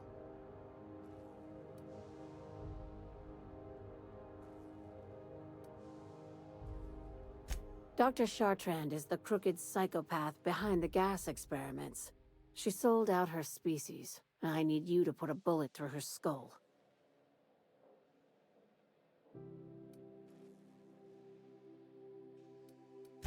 Just think of it as salvaging hope from the smoking wreckage of humanity. Well, there's your usual fee. What else do you want, a promotion? It's yours. Even better. I'll owe you one. She's a research scientist and a damn good one. Before UDL poached her, she engineered a 0.2% increase in cystipig juiciness. Now she's doing the same thing with humanity. Her fingerprints were all over Station 1084. You saw what she did to her team. It's cute that you'd think that about me. I just want to add savior of humanity to my resume. I've got ambitions outside of this office, you know. Besides, this way Sublight gets first dibs on alien salvage. You don't just turn down an exclusive deal on extraterrestrial scrap. That's amateur shit. Do you usually come across innocent people trapped in suspension tanks? Because some of us would call that excessive. Remember, the tanks were just the shit she left behind. Just imagine the experiments she carted off to her next lab. This keycard will get you through the front door of her Byzantium estate. Don't ask how I got it. You might not like the answer. By now, the other side knows what you're doing. Don't trust anything Chartrand says. She's compromised down to the bone. Maybe even deeper than that.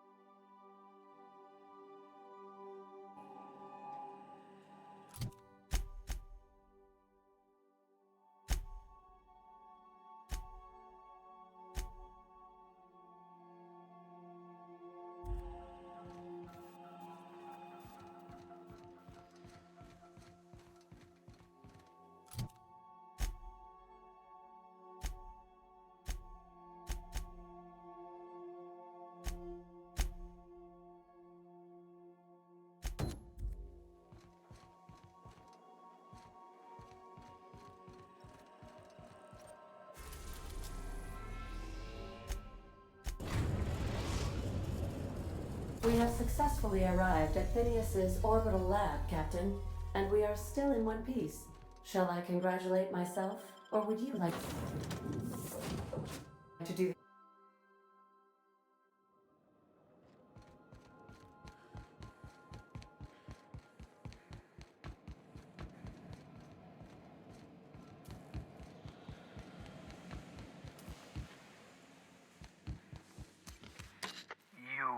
I'd clap you on the shoulder if I weren't behind a wall of bulletproof glass.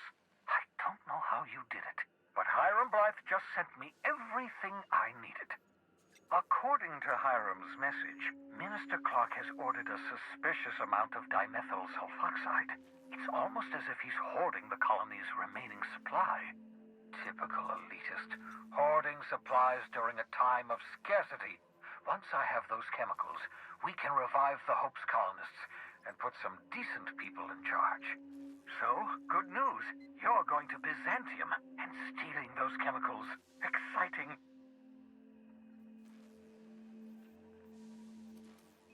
Aloysius Clark, Minister of Earth.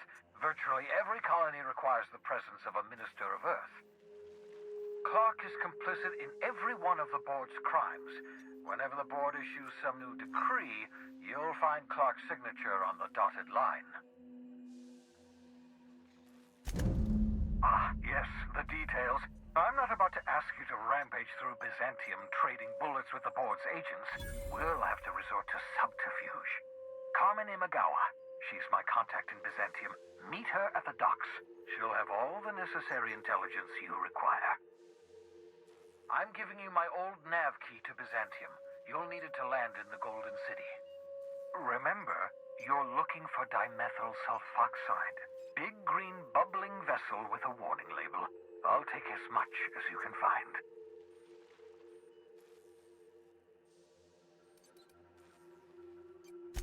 Something about being discontinued due to severe adverse reactions. It's fine. You'll be stealing the chemicals, not ingesting them. You can trust her if that's what you're asking. Imagawa is the finest special agent in Byzantium that money can buy. My money, anyway. I've done plenty of smuggling runs, but this thing with the chemicals is bold.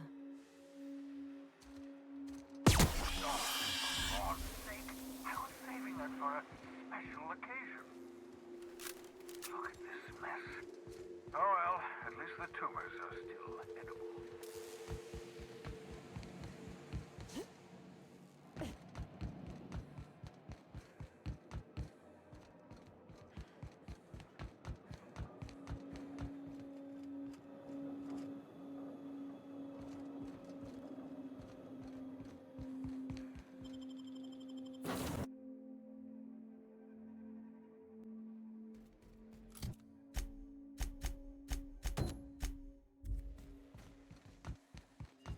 I understand we have decided to continue supporting the outlaw scientist, Dr. Phineas Wells. Welcome back, Captain. How can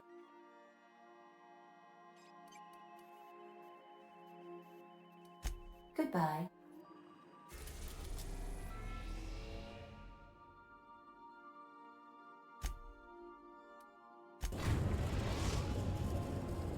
Captain, I'm receiving an urgent docking request from another vessel.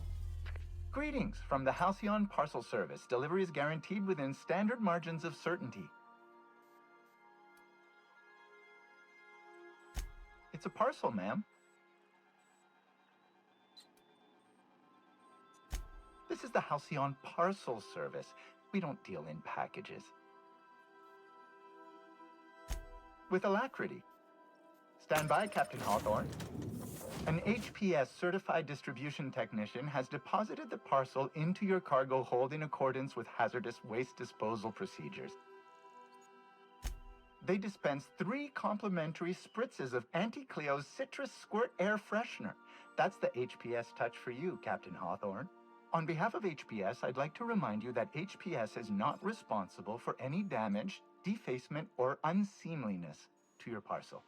Thank you for your patience, and please remember HPS for all of your future parcel-related needs.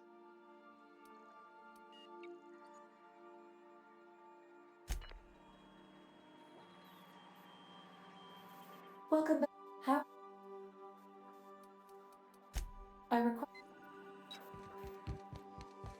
I've done plenty of smuggling runs, but this thing with the chemicals is bold.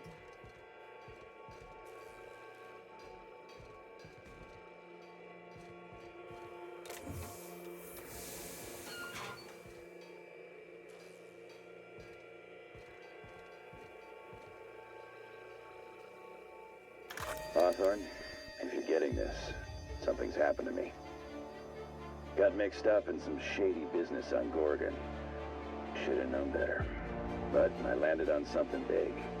And now this job's an itch I can't stop scratching. There's a whole research compound left of the Sprats. I think I'm close to figuring out why. But something dangerous is closer to me.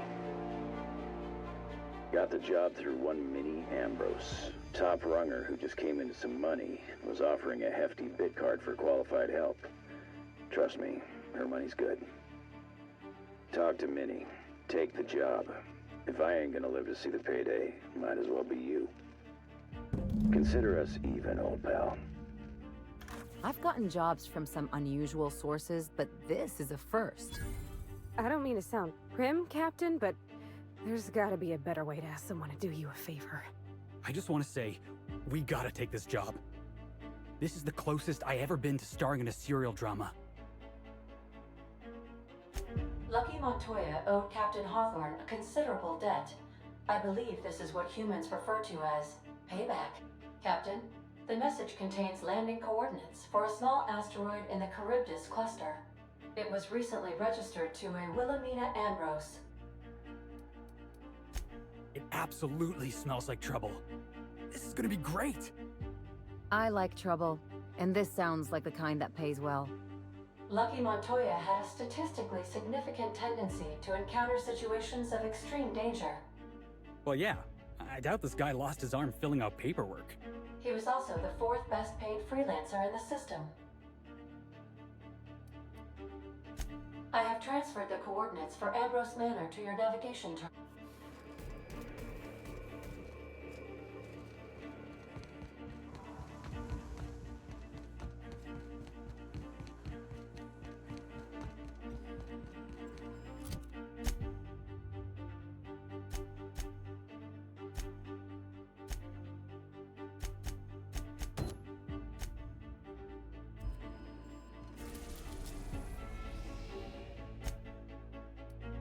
We are now in orbit above Byzantium, Captain.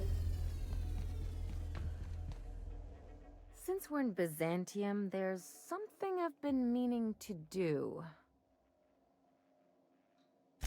I haven't actually talked to my folks in a while. Shocking, right? Anyway, it's probably about time I paid them a visit. Given the dangerous life I lead, they've got to be worried sick. Which brings us to where we are today, several messages and a few years late. See, I'm originally from Byzantium, born and raised. I know that probably comes as a big surprise. This is why I have to see them. They'll hardly recognize me.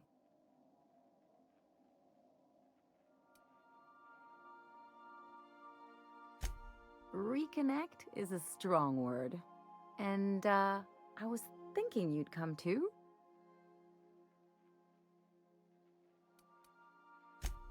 Because it would be fun?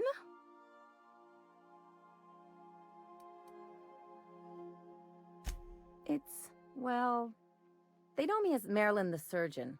They don't know Ellie the Pirate Sawbones.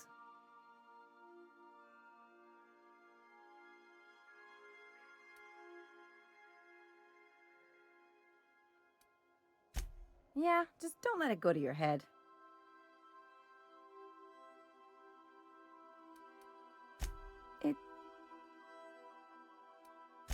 Come on, I didn't leave home and become a pirate because I enjoy making responsible decisions. Great! And when we get there, draw out your rough edges a bit.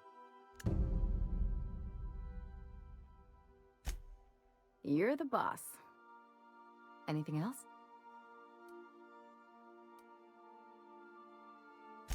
I sure hope you negotiated for a raise with this Phineas guy. Ever notice how this job gets bigger and more dangerous every time he calls in?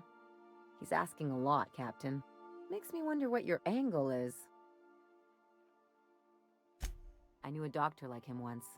He had a patient complaining of ankle pain, so he amputated the man's foot. Wasn't even the right one. Point is, good intentions don't count for shit. And nothing's more dangerous than a crusader with a cause. Besides, none of this is your mess, so why go dirtying your hands with it?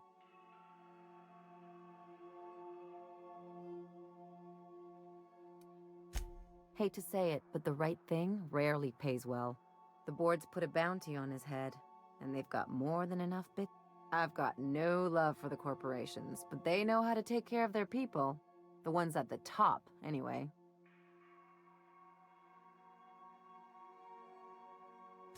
Exactly. Hey, don't get any ideas. I'm just making sure you last long enough to pay me at the end of this. Anything else? It's like one of those stuffy art gallery pieces. Looks okay from far off, but once you get close, you realize it's just some mismatched shit everyone's agreed to overpay for. Even the bribes are overpriced. The real question is, why didn't I leave sooner? There's all these invisible rules, and everyone spends all their energy just trying not to break them. Call it what you want, it sucks. I was a top-tier surgeon, but I could hardly open a pack of gauze without 10 people signing off first. That's no way to live. People call Byzantium the jewel of Halcyon, but really, it's just paste.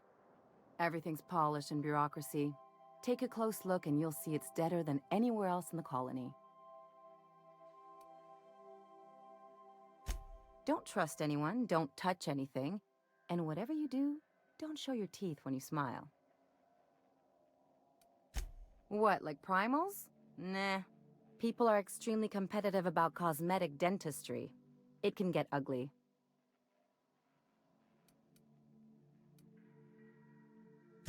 That's what I've been saying.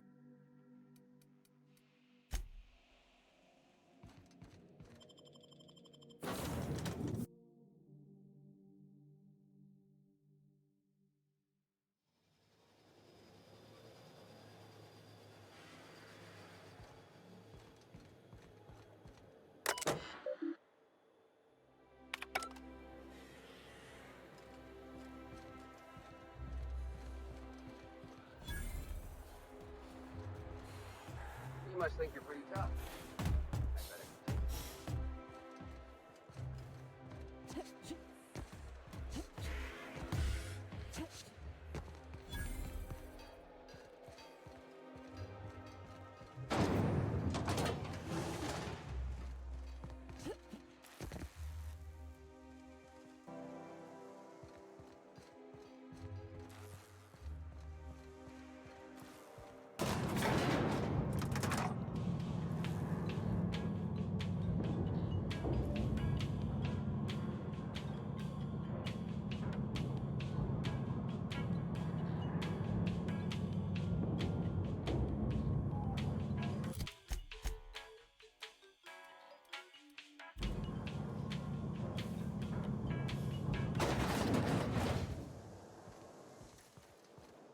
Why can't something exciting happen around here for once? Nothing wrong with stability. It means everything's running like clockwork. Don't you ever want a little fun? Maybe see a marauder ship get blown to bits overhead? Hey, you. Yeah, you. Want to be famous? Kid, you got presence. Natural magnetism. Know what I mean? Tell you what, you're gonna like it a whole lot more once we start talking bits. Listen, you got an agent? Some kind of representation? Fresh, natural talent. I know it when I see it. Listen, you got a real special quality, raw energy. I see you in pictures, kid. I'm making a feature, Space Pirates of Moros Prime. It's gonna be a hit. But we still need a star, and I think you got the chops. Not so fast. First, we gotta talk about royalties. Let's just see where this audition goes, huh? Terrific! We're holding auditions at the studio. Head to Odeon Pictures and take the elevator. You're going all the way to the top, baby. Try Anti-Cleos. It's better than nature.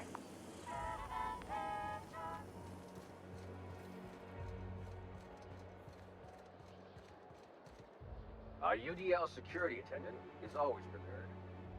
Move along.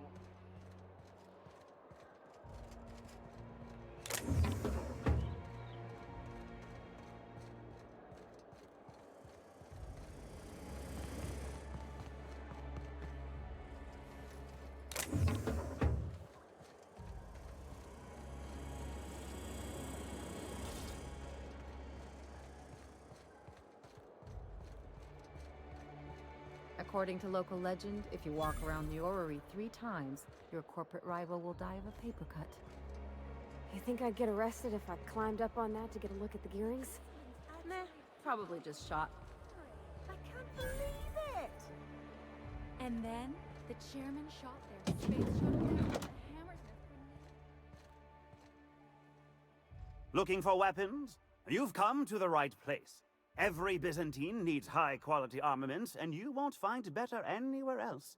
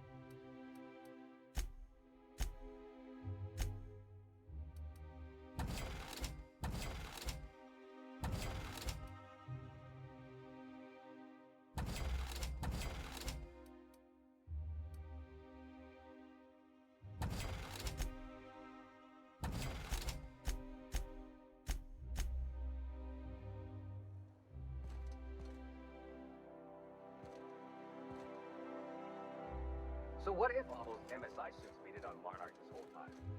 I could do it. Easy. Nothing exciting ever happens around here.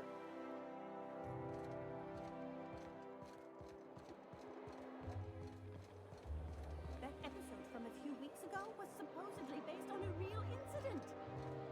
You mean the one where the dissidents blew up?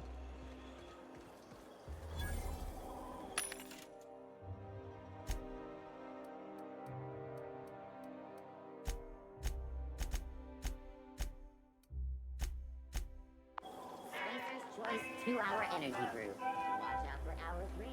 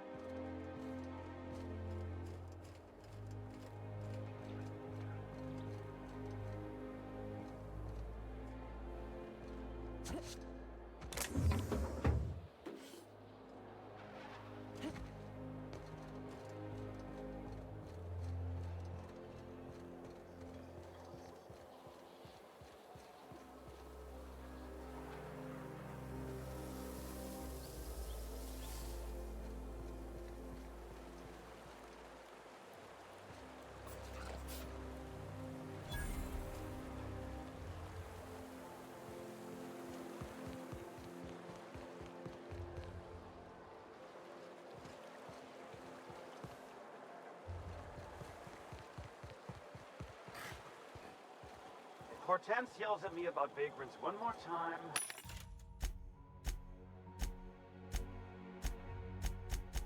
I'm gonna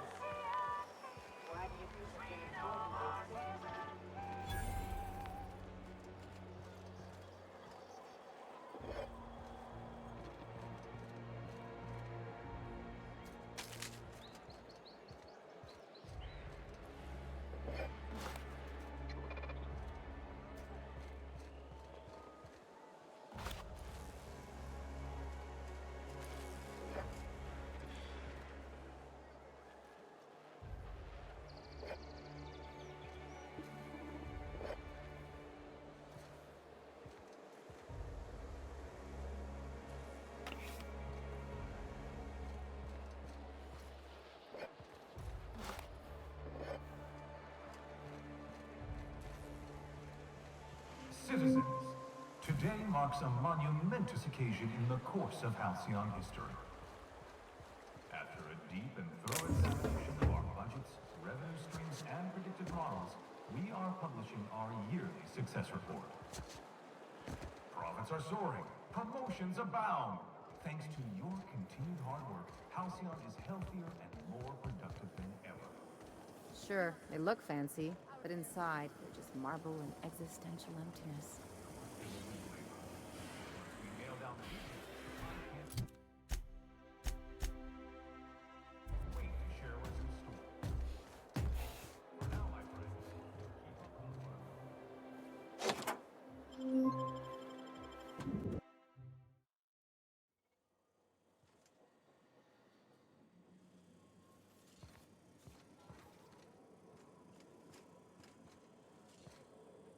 You think the privy's gold-plated too?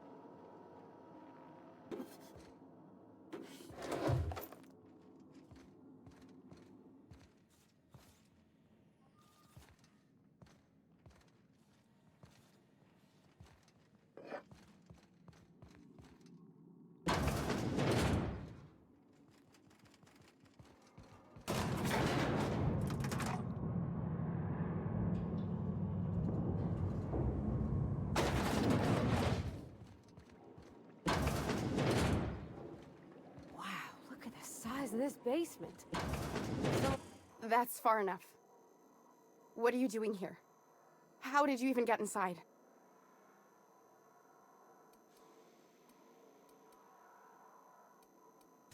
You're in my house, and I'm not fucking around.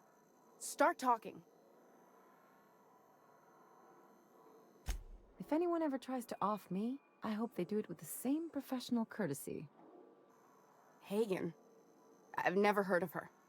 Is she from the board? Damn it. I knew this would happen.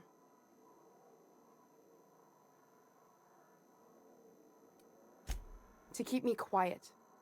But if you didn't know that, I'm guessing they didn't send you. I always assumed they would put a bullet in my head one of these days. I don't know anyone named Hagen.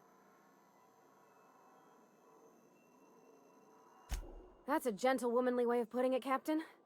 She's obsessed with aliens.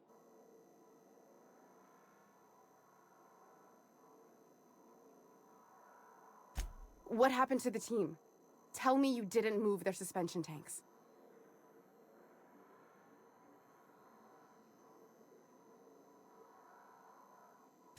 Small consolation. My team, the finest minds of their generation, reduced to salvage.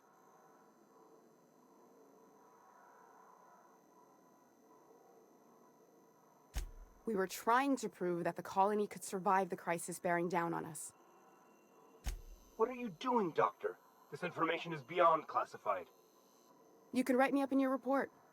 It hardly matters. I'm researching a new way to feed the colony. The crops we transplanted from Earth don't give us the nutrients we need. Our colonists might not realize it yet, but they're starving.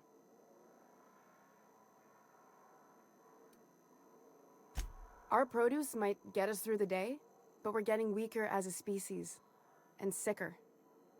Is that why everyone in Edgewater was so sick? Not a plague, but vegetables?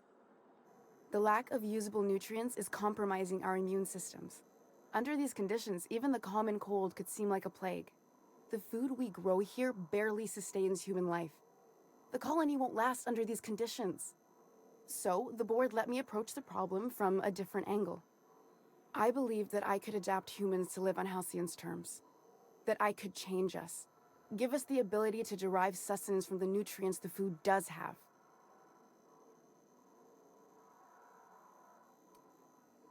I know. I was there. Thomas was the first to take the gas. A simple test, he said. I told him not to, but he insisted.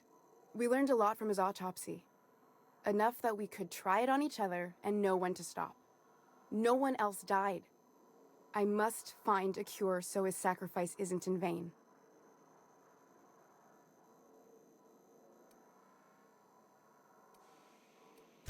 There are other teams. We didn't want to experiment on human test subjects, so we used the only resources we had. I'm desperate. I've already asked all the best institutes on Earth for help. Years ago, we sent a message out on the Cornelius Vanderbilt, but heard nothing back.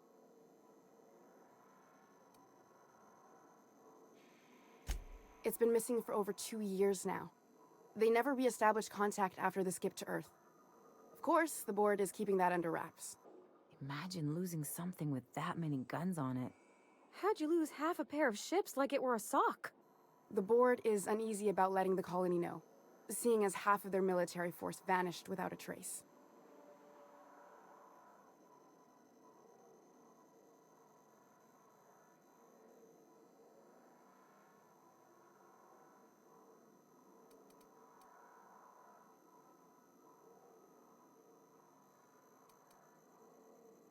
I'd prefer if you didn't use my name when you talk about this. My contract has a list of very terrible consequences for breaking secrecy.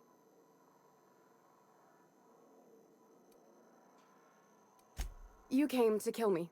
I assume that's still on the table. Please don't.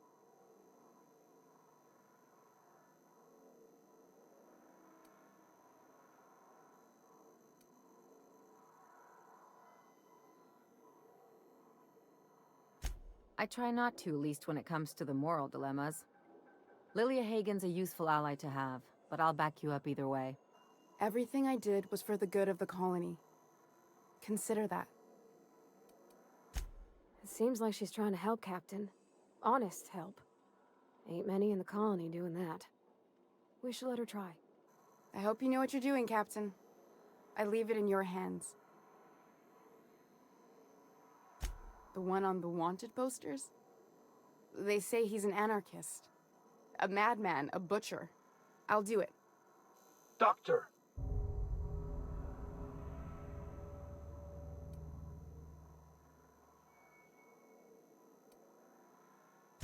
Alien conspiracy?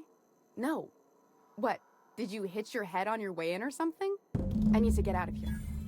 Phineas can contact me when he's ready to work together. For now, I'd better pack up the lab and head somewhere discreet. Give me one reason why I should let you walk out of here alive.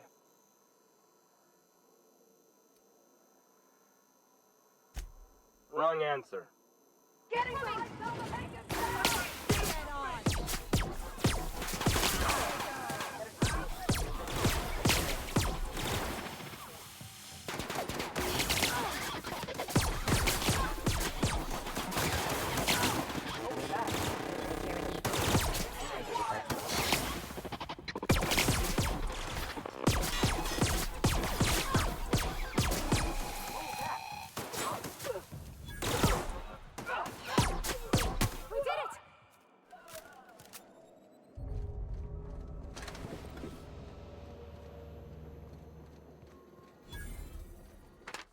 I've had patience. I wonder if that'd fix Edgewater. Guess we'll... You think someone gave him bad directions? Stop! You're violating company policy. What do you think you're doing?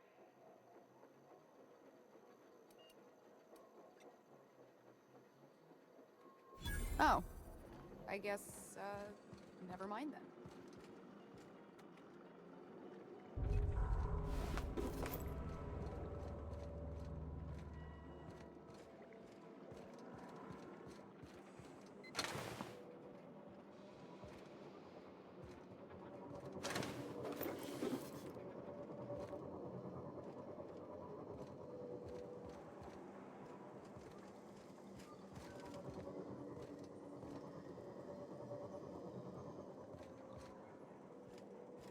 I can take a hint.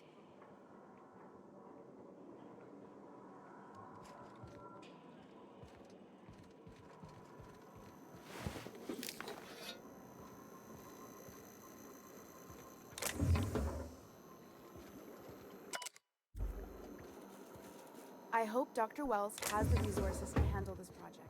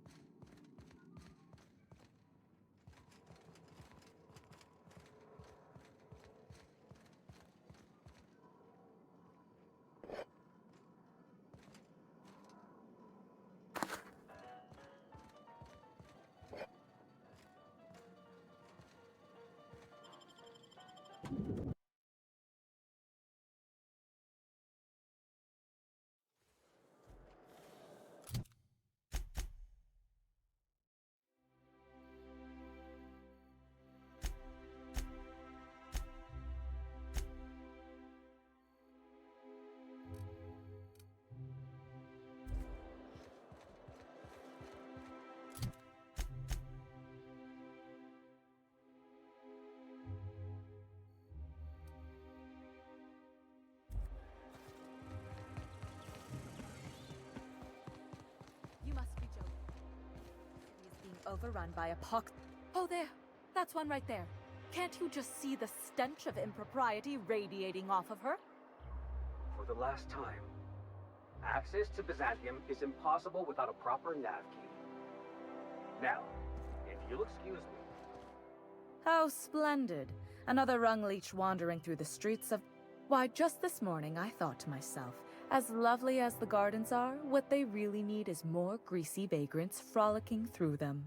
And here you are, frolicking.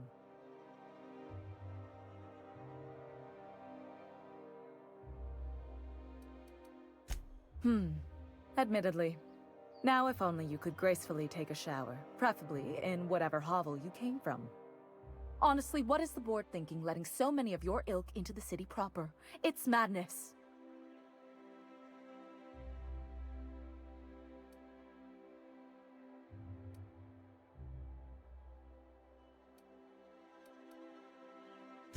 I earned my place here, just like everyone else. My grandfather was the CIO at Tile, you see. I just told you. My grandfather made millions of bits as CIO, and I earned them from him. Of course it is. Wealth is the most visible, objective measure of success. And success isn't given to you, it's earned. My grandfather taught me that. If you have wealth, you're successful, and if you're successful, you must have earned it. Honestly, it's a simple concept. You're welcome. Now, do we have any further... What's wrong? It erodes the very pillars of our society. Merit, decorum, personal hygiene. This city is meant for us, the system's finest. We earned its luxuries. But now we are overrun with the unworthy and the ungrateful, and this early retirement nonsense is making it even worse.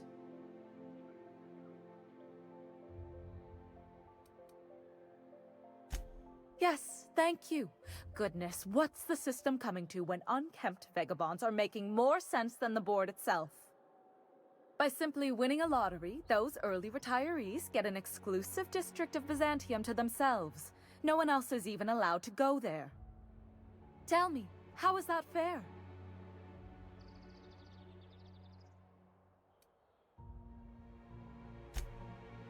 Oh, by the law. I mean the principle of it, not the mechanics. It's not right. I deserve to see any district I please. Why, if it weren't guarded, You know, you look like you've been shot at before. What say I hire you to investigate this travesty, and you get paid to do so? She's got a point. We're probably gonna get shot at anyway. Might as well make a few bits. Yes. Listen to your... What is that person's job exactly? Are they your secretary? Personal masseuse? Or do you just keep them around as a mobile armrest? Well, it doesn't matter. What's important is that you think this is a fabulous arrangement, and you'd be thrilled to lend me your services. Aren't you?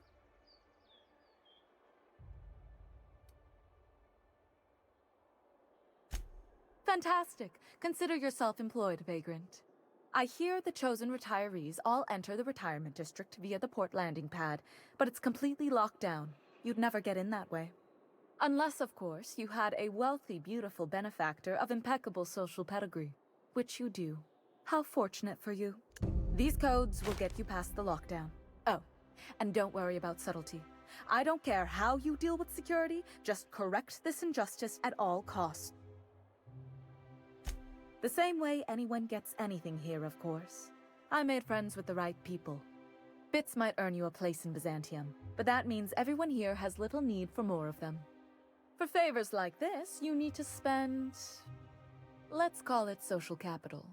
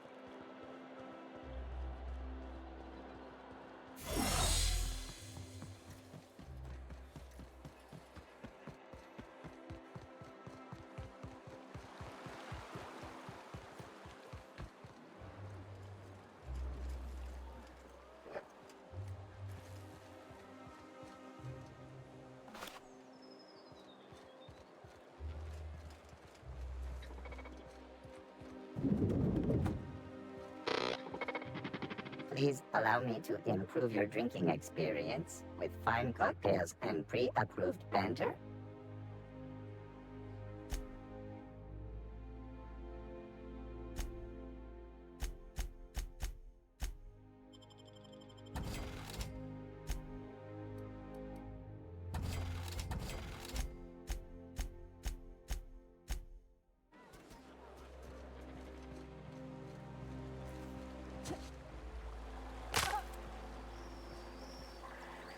What's gone into Bachmeyer? Now that he's posted at the HHC, he's too good for the rest of us grunts. Maybe we lose some of his gear in the sewers. That'll take him down a peg.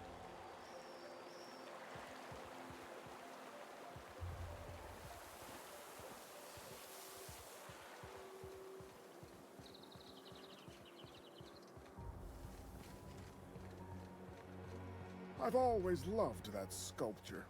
It's an orrery, and you say that every time. It's strange, though. You, with the hips. Over here. Let me take a closer look. Don't speak.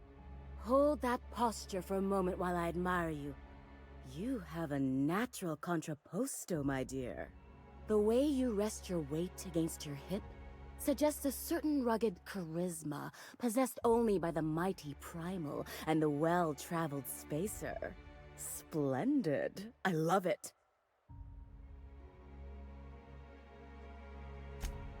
Your walk, your posture, the cut of your clothes. You carry yourself with the bearing of a noble, but you dress like a barbarian.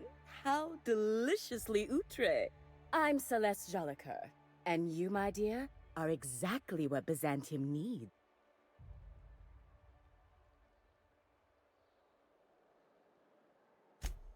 Darling, you and that brutish swagger of yours have been on my mind the moment you stepped into my studio. I'm working on a new line of clothing that will shock this city to its core, and I'd like your help. What do you say, my dear? Care to make history with me? Marvelous! You and I are gonna wake this city up like a cold splash of wine to the face. Also, I expect you to model for me.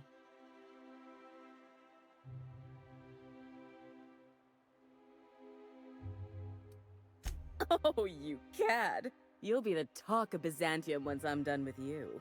I'll need you to model for me the following: the apparel of an iconoclast, the armor of a marauder, and a full ensemble of spacer gear, helmet included. And when I say spacer gear, I mean an outfit worn by real spacers. None of that garbage spacer's choice pedals. Fabulous! I can't wait to see what you dredge up.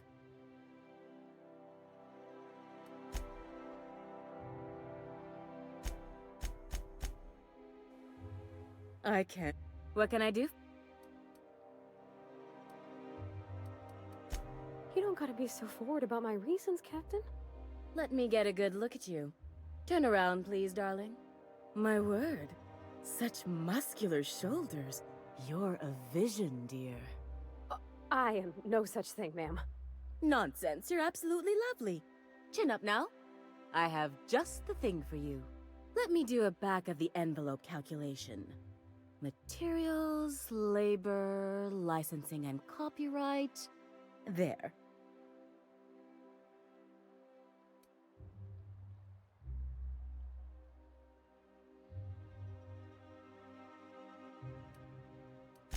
Darling, do I look like an amateur? I read her measurements by eye. And don't you ask, because they're no one's business but her own. Love? That's the ultimate luxury, darling. Love. Oh, gracious me. I don't get why that's funny, ma'am. Oh, my cherub. Who woos for love anymore? That's so... precious. All right, Captain. Here is the absolute best I can do for you. There are some things I simply cannot skimp on, darling. Such a lovely young lady deserves the best. Now stand back. Back! I'll enter the settings and get these machines spinning. You'll be broke to bespoke in merely an hour. And there we are, my darling girl. I wish you a splendiferous evening. And if you don't mind my asking, have you any interest in modeling? What? Oh, no, ma'am. All them eyes staring at me? I couldn't. No way, no how. I get scared just thinking on it. If I were an enterprising spacer in need of a wardrobe, I'd probably head to the Groundbreaker.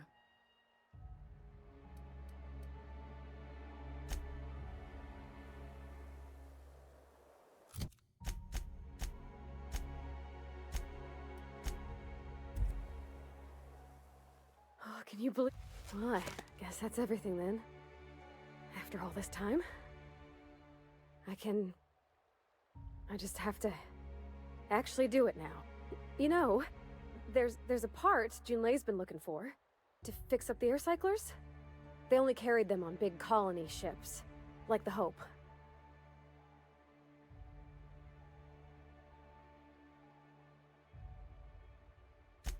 I know. For a while, it felt like everything I did was a little bit of help. And it meant I didn't have to ask her to be mine. Not yet. Not for real. Next time we dock with Groundbreaker, I'm doing it. I'll send June a message and ask her over. Oh, this is real scary, Captain.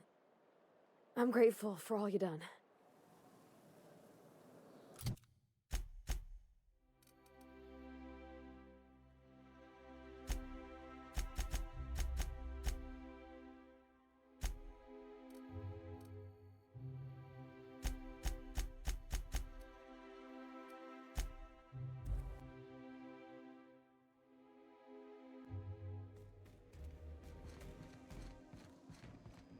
Thinking of tinkering at the workbench? I used to love watching Alex work. Now I like watching you.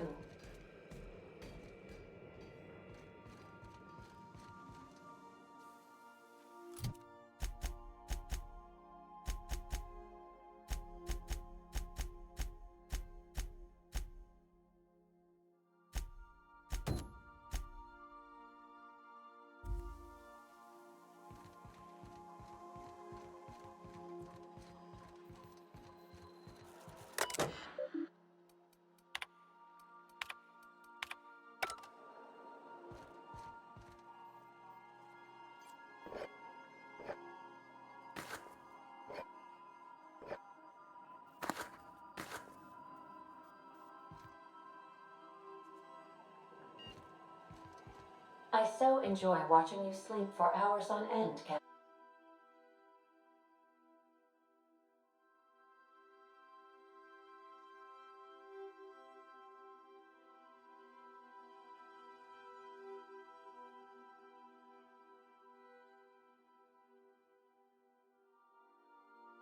Captain, it's quite entertaining the way you drool and whimper.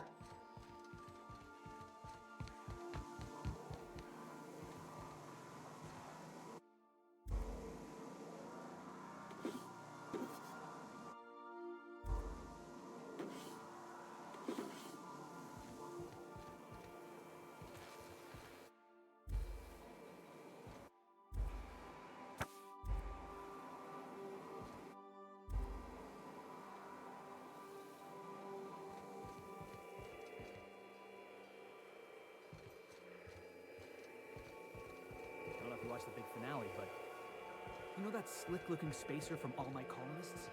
They got her playing the Queen of the Marauders. Do you think maybe I could borrow that sometime?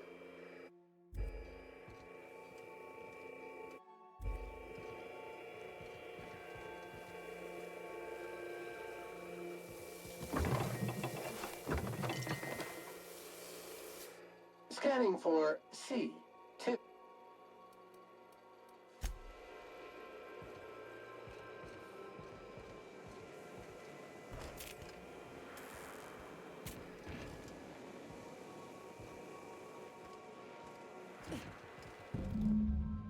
I swear, next time we put into Groundbreaker, I'm gonna do it.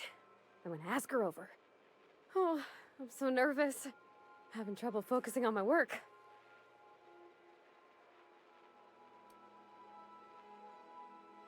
Oh, you mean Sam? He's just the sweetest, ain't he? A real charmer, my dad'd say. Nah, but I've been thinking on one. Gotta get to know him better, I think. Maybe ask him what he prefers. It ain't nice to give folks a nickname without him giving you the okay first, you know? Of course, that don't stop Felix.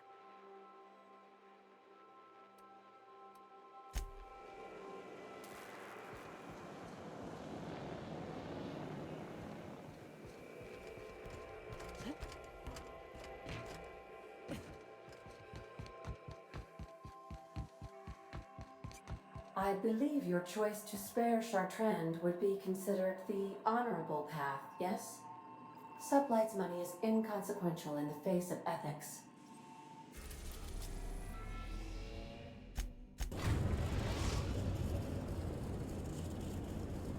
The Groundbreaker has approved our request for docking, Captain.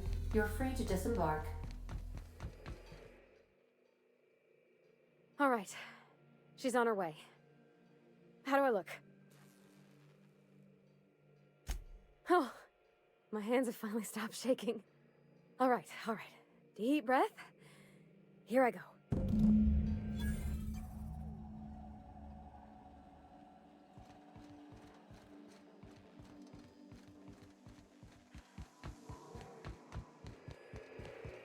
Anyhow, so I told him, Dad, I'm a big girl now. I don't need your help. I can do it on my lonesome. What did he say to that? Have at it then. And he handed me his favorite wrench, the one he used for the canner. He's probably half as tall as I was. He didn't scold you for talking back to him? Nah, he was never like that. I always thought it was funny when I get indignant about something. Then he'd watch me do whatever it was, make sure I didn't get hurt, but he'd never interfere. I learned a lot that way. I wish I could have met him. Anyone who helped shape you must have been a special person. I'm having the best time. You've got a capable crew. That speaks well of your leadership.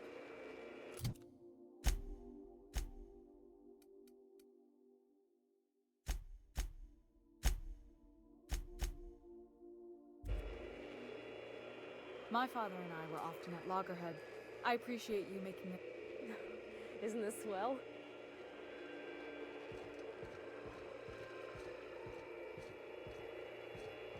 What about your mama?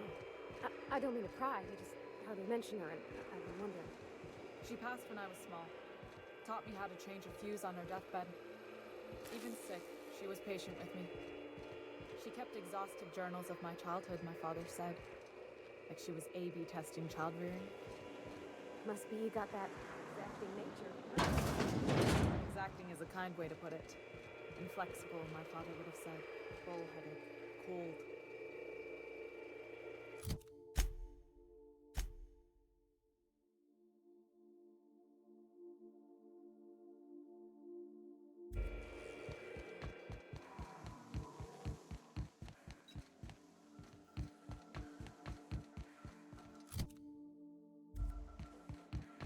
Stay safe out there.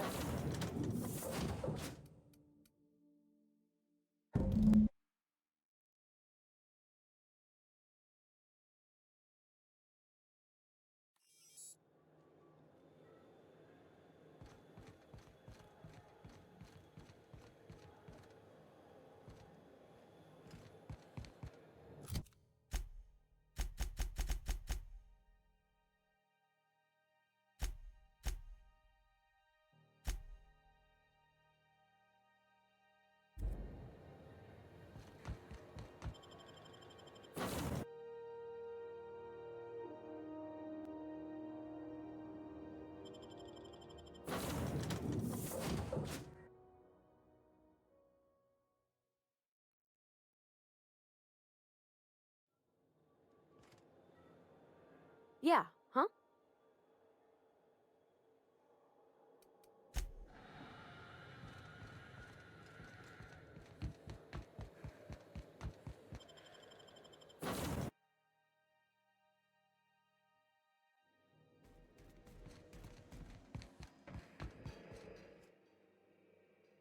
Okay, Captain, she's gone.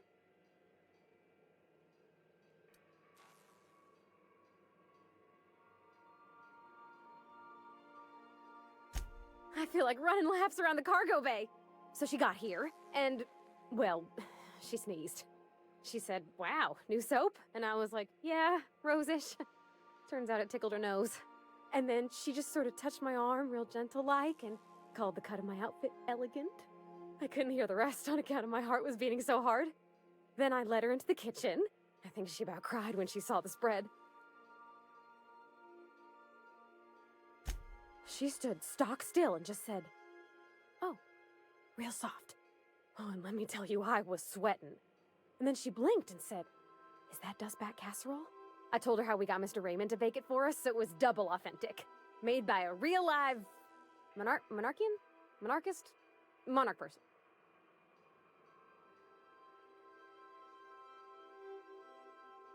Well, we talked a bunch over dinner about the things we learned just through messages, stuff we repaired, how I taught her to salvage and she taught me to build. When I brung out the sweetheart cakes, June, she got a little teary, said she had a thing she needed to say. But I stopped her because I wanted to say it first. I never felt so bold, Captain. I told her about how she made me feel. Bold like I acted, strong, smarter and kinder than I am on my lonesome. I listed all the things I liked about her. And then she pulled out a paper and read a speech. She talked about the things she admired about me, like my cleverness and my humor, and how it made her want to be more open. Anyhow, when she wrapped up, I asked her to be my girlfriend. And Captain, she said yes! And then she sneezed again, on account of the flowery soap. We talked about it some. I told her I wasn't sure how it'd work, how I've had a bad time of it in the past. She said we'll take it as it comes. Fix things together. Share meals, talk. Maybe she could rub my shoulders when they're sore. I said I might like that.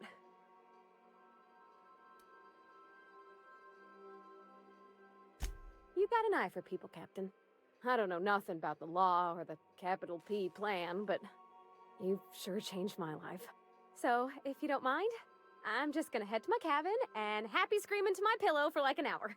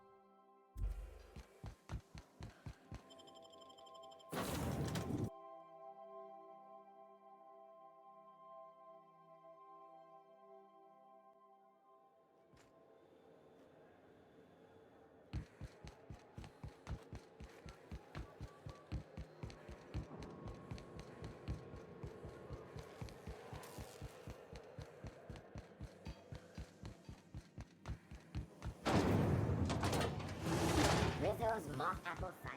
A hard cider for a hard.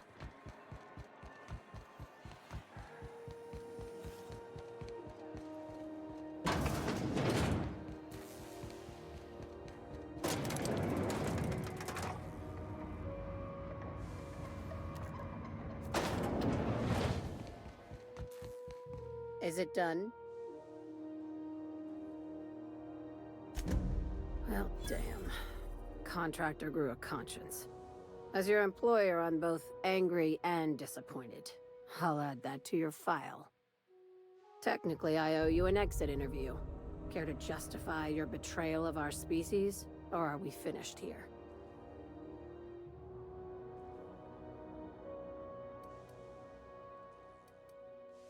You're awfully quick to trust someone who offed her colleagues and called it a good start. Out of my office. We're done. This is why I always ask for half my payment up front. You think maybe she's got an itchy trigger finger? I don't want to find out. I said, get out.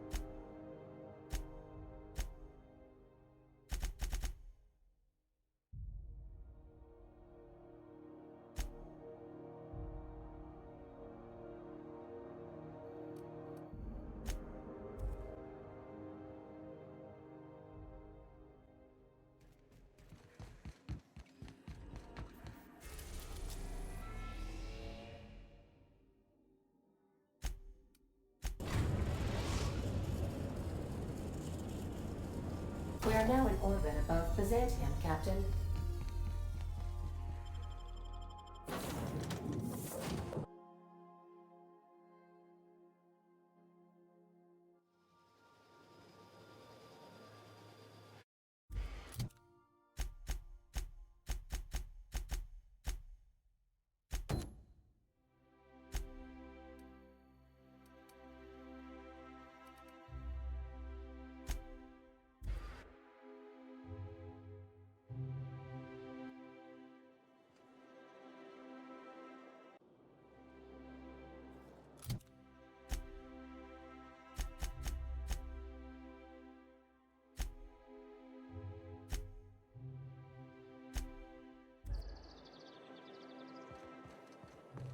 I only wish chicken and potatoes.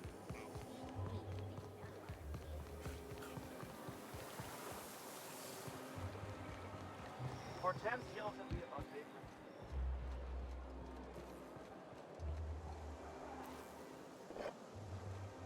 I think I figured out what you need. Besides a smoke and some privacy? Our crew's like a machine. All the parts got to work together or we'll shake ourselves to pieces. I've never been good with metaphors, Parvati. We need each other to work right. You needed team, and I need someone who'll be truthful with me, even when it hurts. There's my parents' place. Smell that? Industrial-grade cleaning solvent and desperation.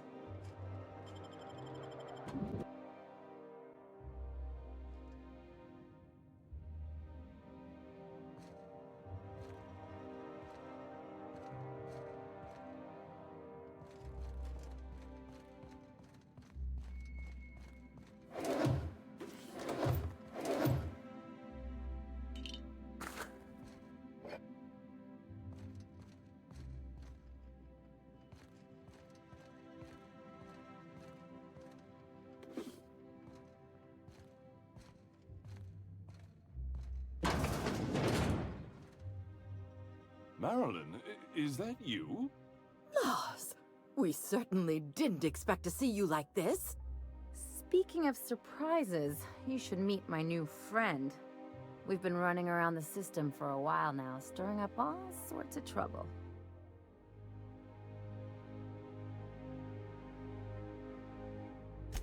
I don't know what to say. She's usually not like this. Come on, you're supposed to help me make an impression. Anyway, you're probably wondering where I've been all this time. Not exactly. The last few years have been a bloody haze. You wouldn't believe the messes we've gotten ourselves into. Yep, we're a pair of disgraceful lowlifes. Marilyn, this really isn't the best time. Perhaps you should go.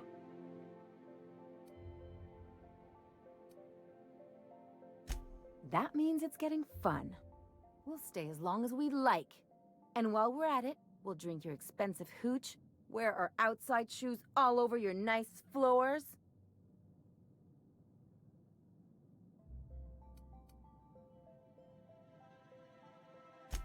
Just a second.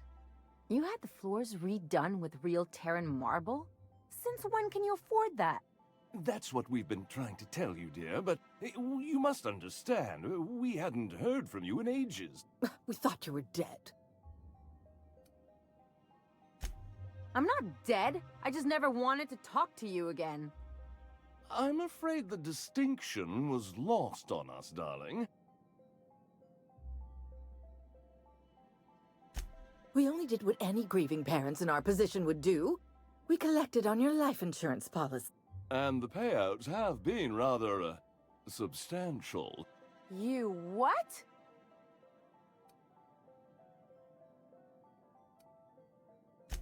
What vulgar company you keep, Marilyn. Well, now that I'm here, I guess you'll just have to report back that I'm very much alive and kicking. It's not that simple. For one thing, we'd have to cut back on so many necessities. The neighbors would be sure to notice.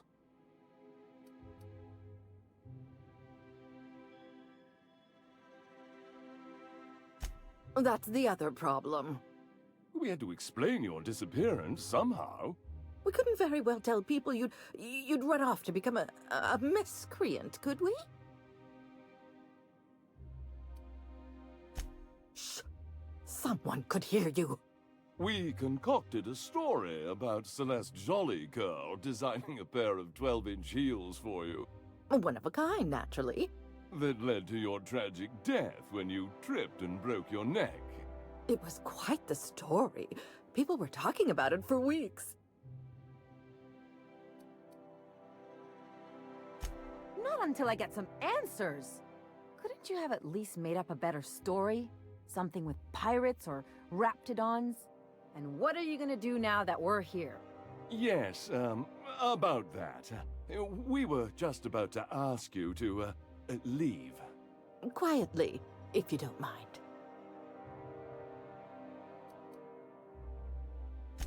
She hasn't changed a bit, I see. That's it? You just want us to disappear now? Marilyn, please. Don't cause a scene. Let's just get out of here, Captain. Fine. I'm gone. Forever this time.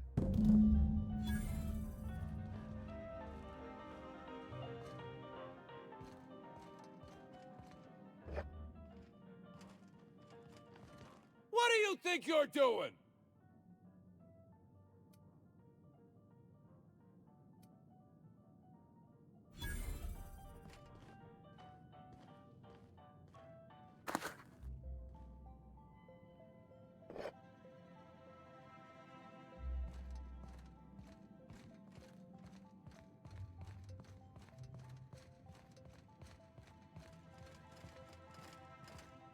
Let's talk outside.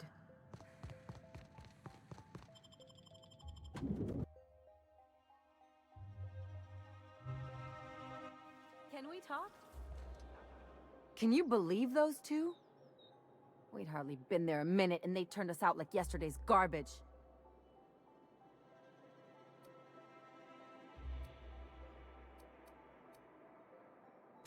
I thought they'd be scandalized. They'd both be sitting there watching one of their vapid aetherwave dramas, and then we'd walk in. Mother would drop her mock apple cider, and the glass would shatter all over their overpriced marble. Father would tear off his glasses and blink open-mouthed. I'd have a great one-liner in the tube. I was thinking either, the leather's fake but the scars are real, or, oops, did I just track awesome onto your rug?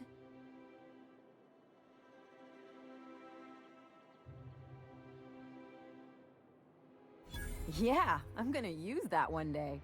Now, getting back to my story. Father would throw his hands up, because this would be just like me, to come back and make a big... Then Mother would do the old, "You had us worried sick." Her eyes would be red, and she'd have her fist in front of her mouth to stifle a sob. I'm not hurt. I'm outraged. Affronted, even. I just didn't want to get booted out of the house I grew up in like that. It's embarrassing, you know? And I've got a reputation to maintain.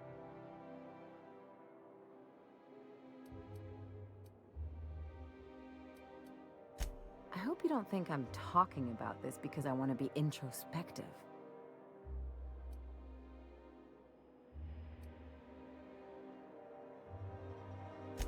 But I want to talk about me now.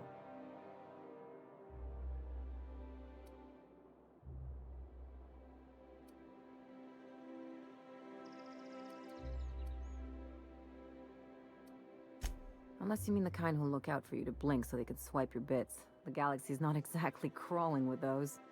Anyway, I don't want to sift through this lousy experience for meaningful life lessons. I'm mad, and I want to do something about it. Something like... Wait a second. What if I could get that money?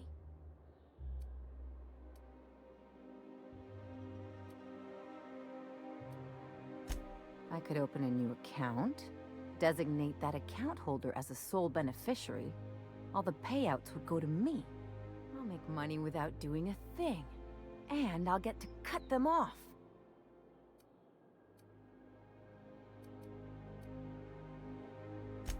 My policy is with the Greater Halcyon Insurance Group. They have an office in Byzantium. Maybe you could use some of your people skills to help me set up a dummy beneficiary account. If that doesn't work, I'm sure we can find one of their terminals and do it ourselves.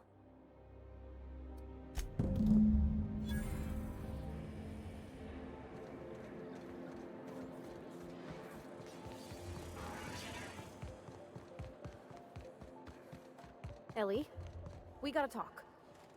My second least favorite set of 4 words. Here we go.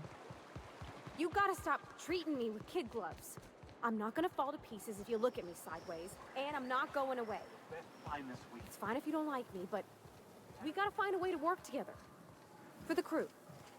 Never heard you sound this forceful. It's kind of refreshing.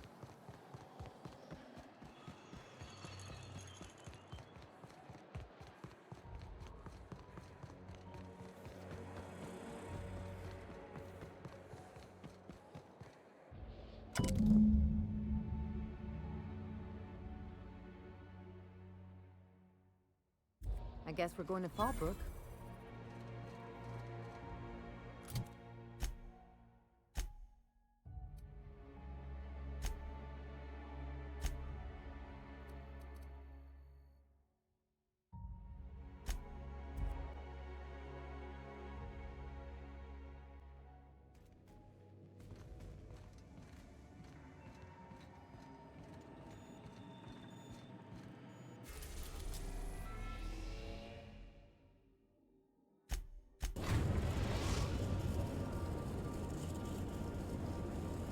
We're now in orbit. We're now in orbit above Fallbrook, Captain.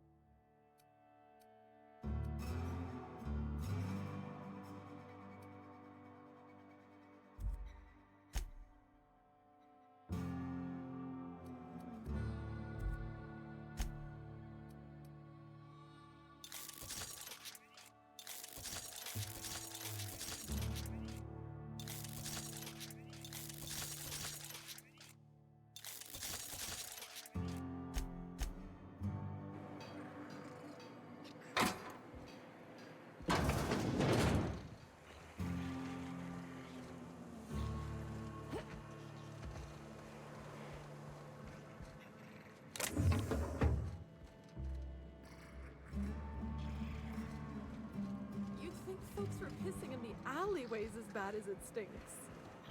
Oh, they are. So that puddle is... That wasn't bad.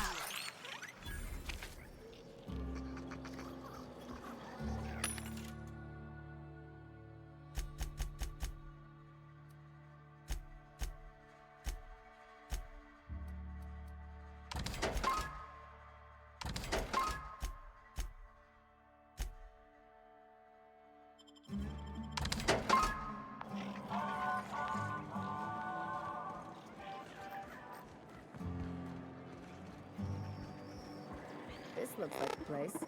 You ready to get my money or what? Well, well. Aren't you the very picture of good health and sound decision-making? However, we can't make good decisions all the time. Consider whoopsie-daisy coverage. Please note that to make a claim under this policy, you must describe your error in detail before a panel of relatives over the age of 65. And also note that doing so nullifies the privacy and dignity clause.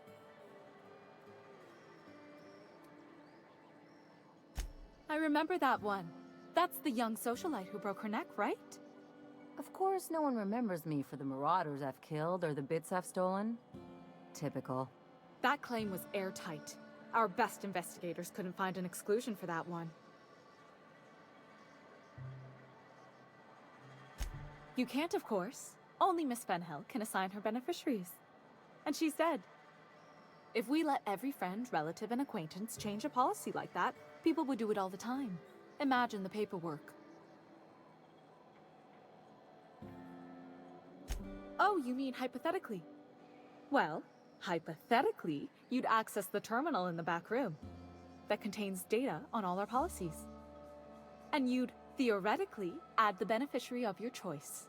But you wouldn't actually do that, of course. That would be fraud.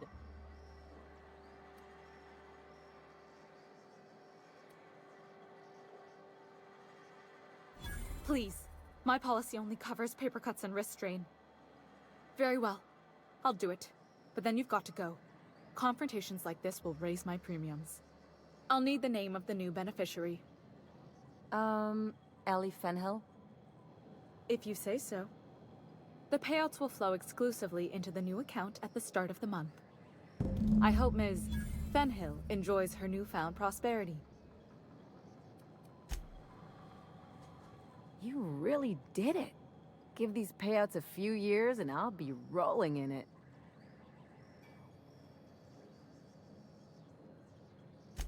Hey, you did the real work. All I had to do was not be dead. I'm just glad my folks aren't gonna live off that awful story they made up. Maybe now they'll have to go back to real jobs.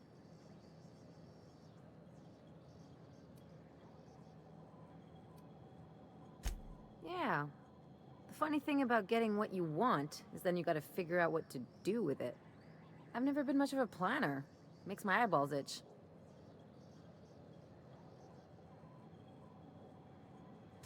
If only you could have been my chief surgeon back in the day. Anyway, enough of that. You did a job for me, so here's your fee.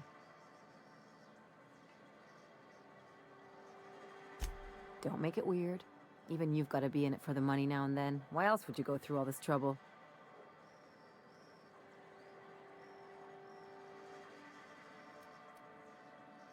Uh-huh. Well, you keep the money anyhow. One of us has to look out for your interests.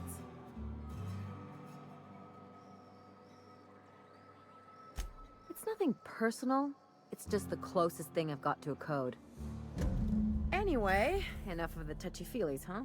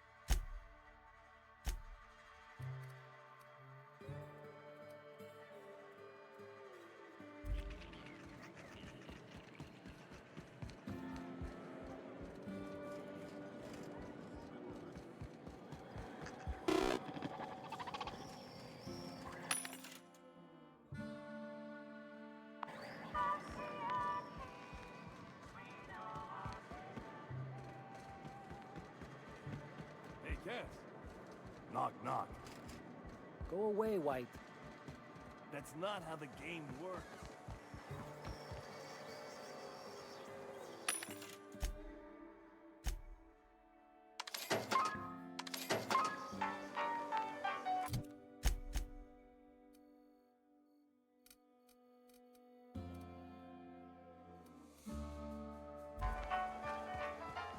it to the architect, I will punch your lamps out. Oh,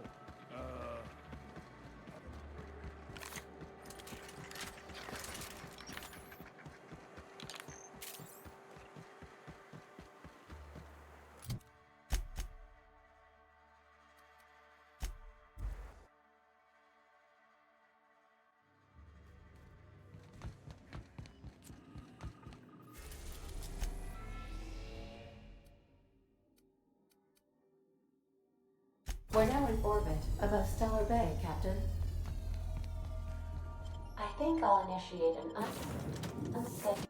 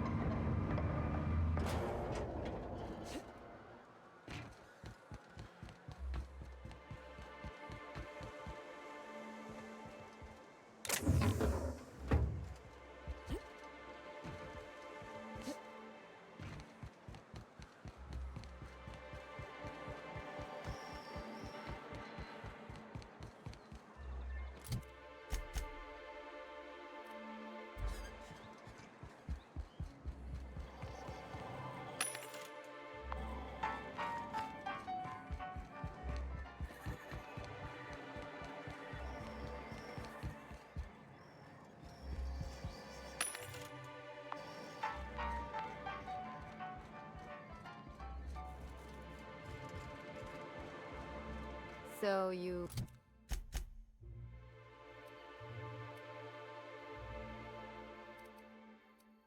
really want to be real, huh? Sure do. All right. From now on, you're getting raw, unfiltered Ellie. Hope you got some rubber gloves.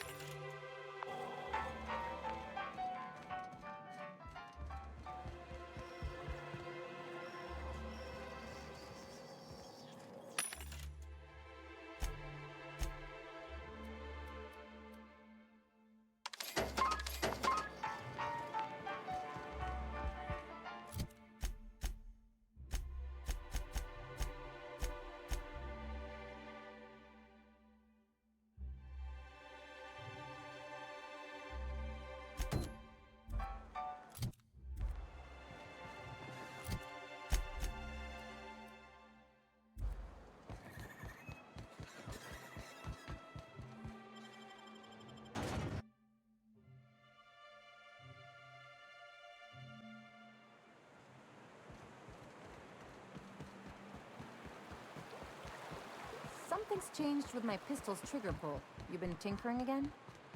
Maybe just a little. Is that all right with you? It's a lot smoother. Here we go!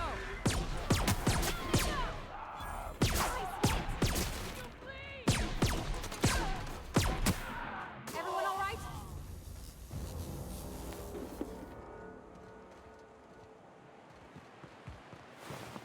But we were talking about something.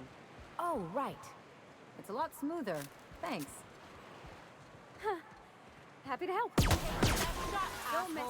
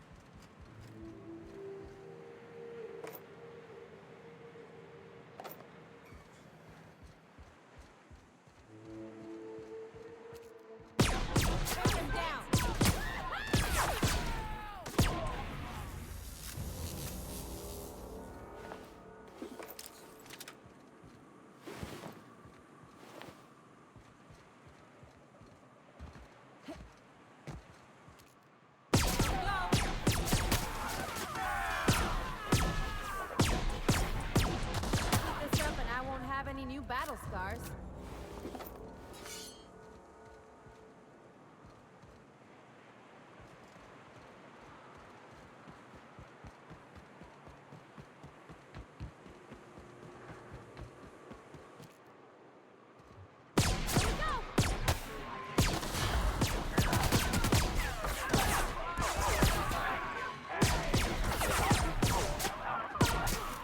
That's the last of them.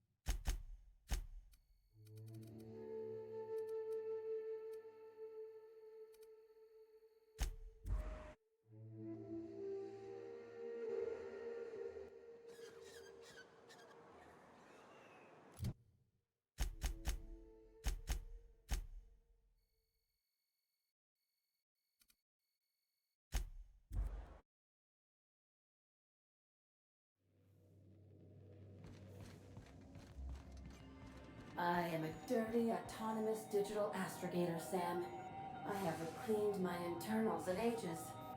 Can you hardly process the sheer quantity of dust buildup in there? Tell me you've seen worse. Ah, we'll continue this later.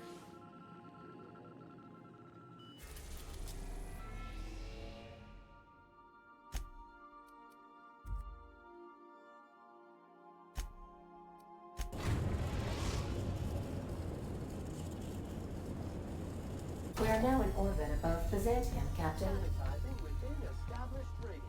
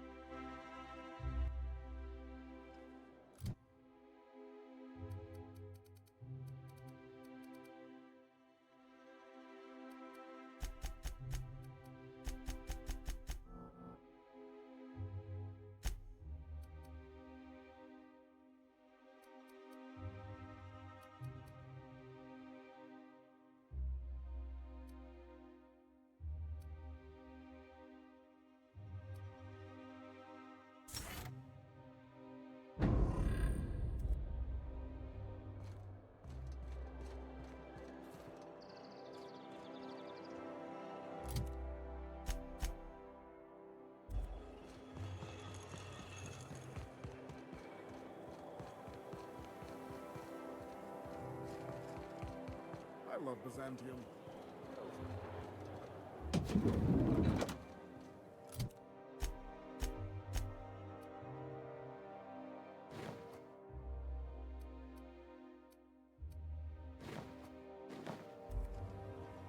I can't wait to see those outfits.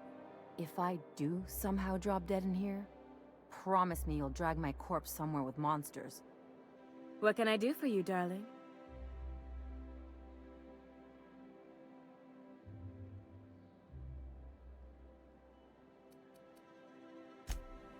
I can't wait to... What can I do?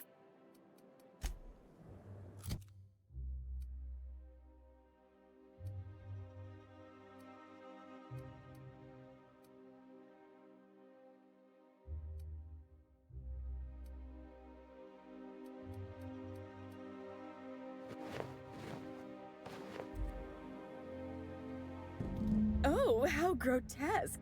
I always suspected the dramas did no justice to real marauders. Their armor is so much more hideous in person.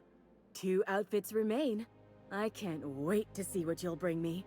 Something shocking, I hope.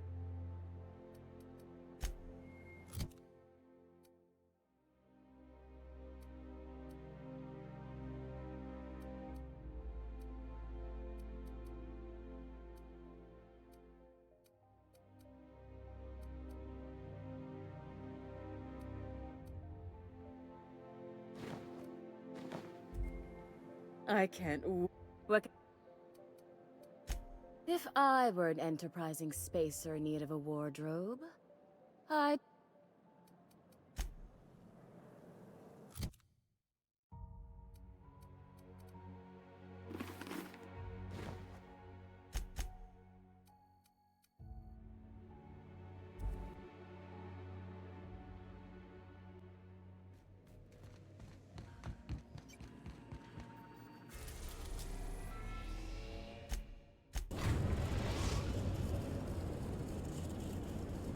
The groundbreaker has approved our request for docking, Captain.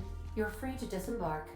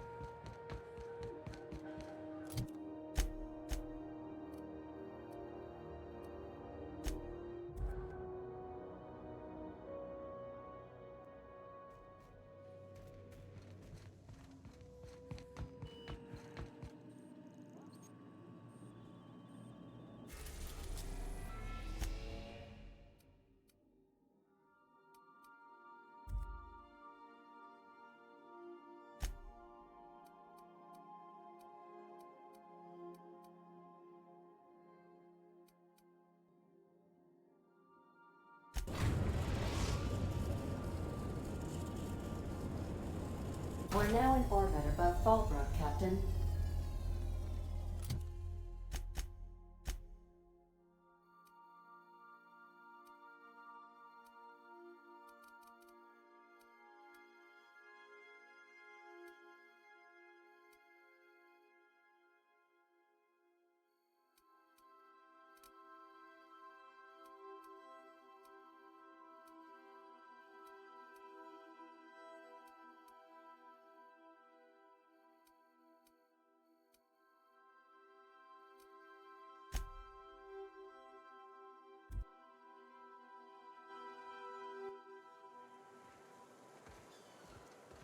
Hey, Ellie.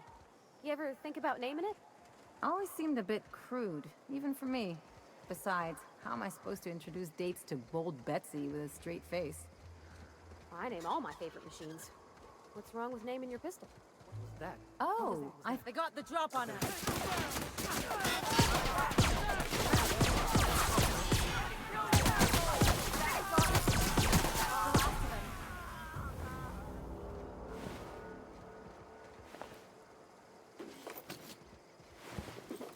Like I was saying... Oh, I thought you meant...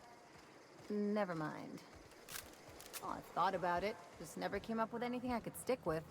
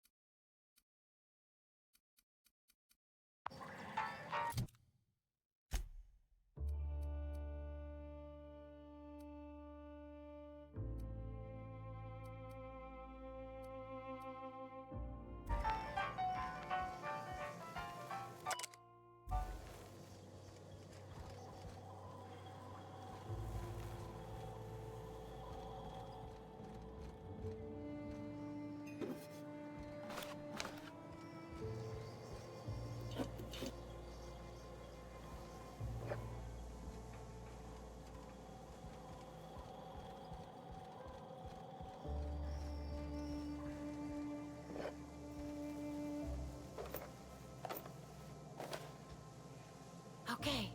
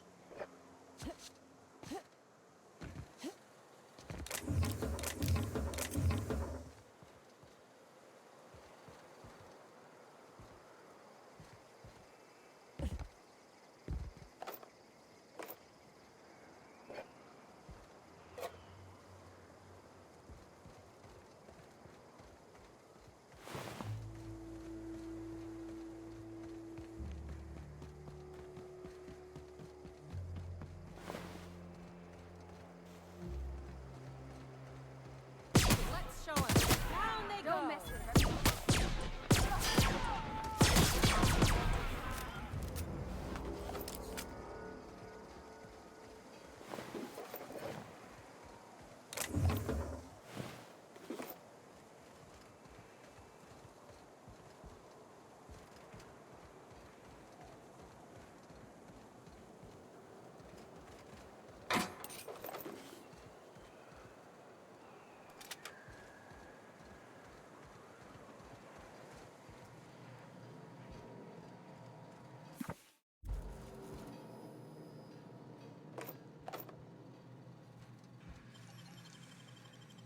Great work.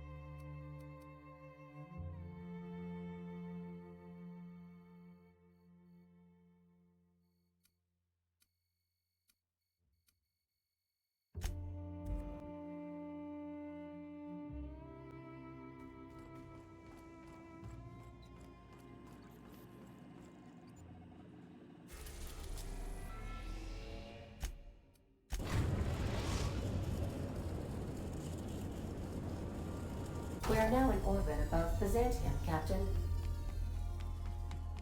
Do return in 1 p.m.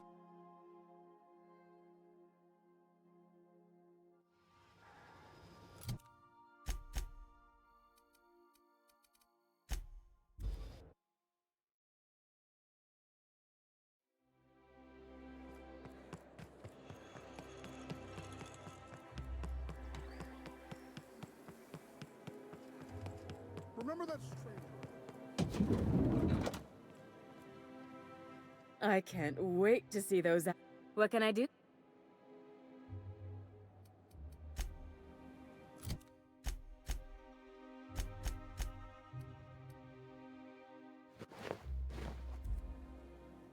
I can't. What?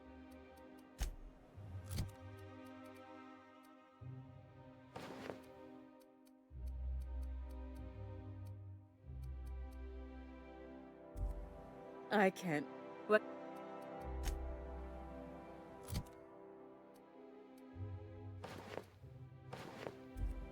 I can't. What can I do?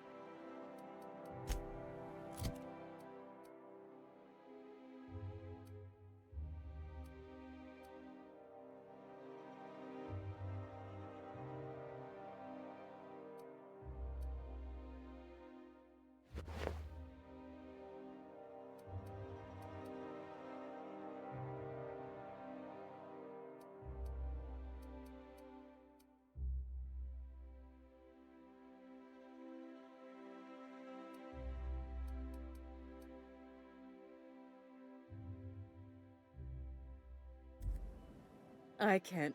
What?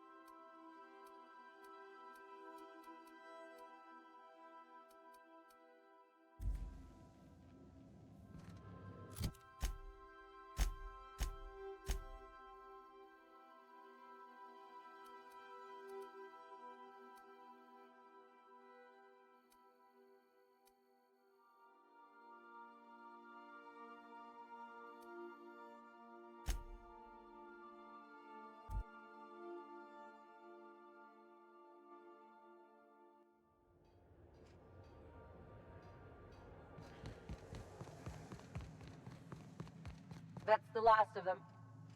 Finally. Is it just me, or are we getting more and more retirees lately? Not just you. Felt like a damn factory worker these last few months. Oh well. Nothing a few drinks won't cure. Come on.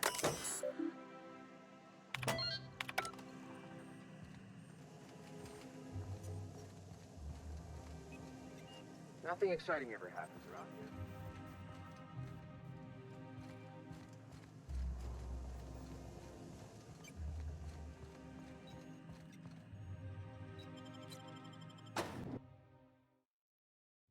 Welcome to the Halcyon Holdings Corporation Early Retirement Center. You, the lucky few, have been selected to spend the rest of your days living the high life in your own private district in Byzantium. When you arrive, you'll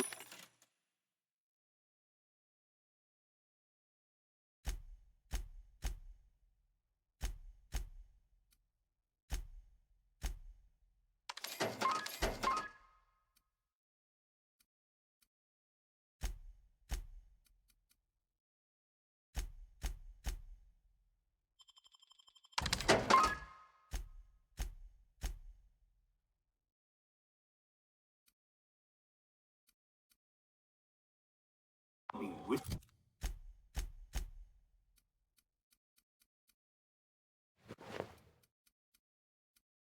away.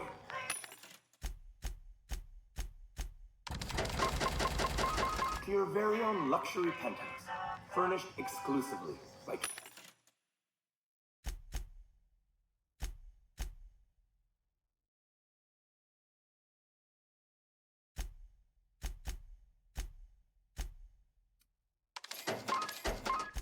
24/7 Furniture's Deluxe Falscowood Collection. Some assembly required. 24/7 Furniture is not responsible for any injury, psychological damage, or divorce litigations that occur during the assembly process. After you get settled in, you'll have the chance to explore your new home. Why not go for a bite at one of our many restaurants, like CNP's Blazing Borscht Barbecue or Rizzo's All-You-Can-Crunch Cereal Buffet. Or maybe you'd like to head to the bar and enjoy an ice-cold Zero-G Brew by Spacer's Choice. Zero-G Brew, an ale that's good for what ails you, although in the early retirement district, nothing will. All this and more will be complimentary for the entirety of your stay, courtesy of the Halcyon Holdings Corporation. You won't have to spend a bit. So relax, grab a refreshment from one of our vending machines, and enjoy our specially constructed welcome center. While you're here, be sure to check out the displays for some fun facts about the early retirement program and selection process. Then, once you're ready, enter the elevator at the end of the hall. Leave your troubles behind. Today is the first day of the rest of your life. Today is the first day of your early retirement. Congratulations. Welcome. Halcyon Holdings Corporation's early retirement. You, the lucky few, have been selected to spend the rest of your days living the highlights in your own private district in Byzantium. When you arrive, you'll be whisked away to your very own luxury penthouse, furnished exclusively by 24/7 Furniture's Deluxe Falscowood Collection. Some assembly required. 24/7 Furniture is not responsible for any injury, psychological damage, or divorce litigations that occur during the assembly process. After you get settled in, you'll have the chance to explore your new home. Why not go for a bite at one of our many restaurants, like CNP's Blazing Borscht Barbecue or Rizzo's All-You-Can-Crunch Cereal Buffet? Or maybe you'd like to head to the bar and enjoy an ice-cold Zero-G Brew by Spacer's Choice. Zero-G Brew, an ale that's good for what ails you, although in the early retirement district, nothing will. All this and more will be complimentary for the entirety of your stay, courtesy of the Halcyon Holdings Corporation. You won't have to spend a bit. So relax, grab a refreshment from one of our vending machines, and enjoy our specially constructed welcome center. While you're here, be sure to check out the displays for some fun facts about the early retirement program and selection process. Then, once you're ready, enter the elevator at the end of the hall and leave your troubles behind. Today is the first day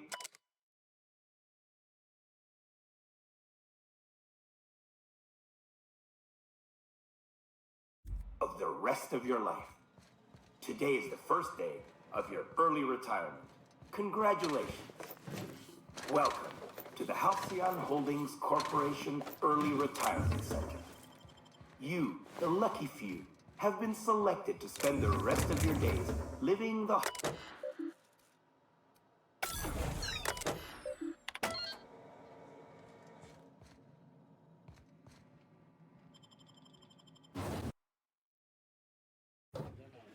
Unexpected noise. Identify threat level sweeping the area.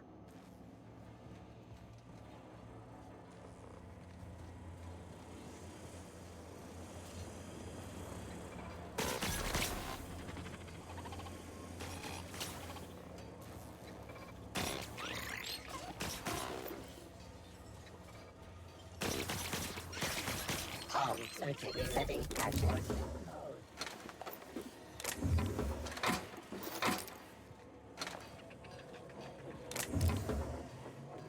Unexpected.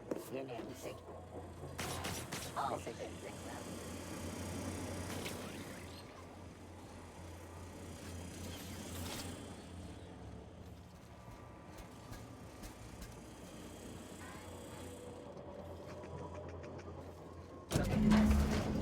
Threat level.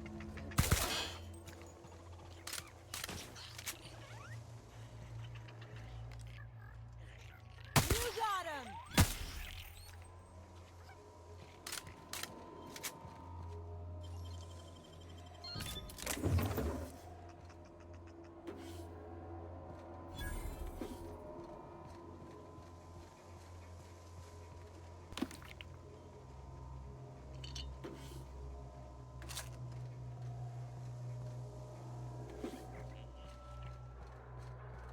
Sanitation and cleanup required returning to patrol mode.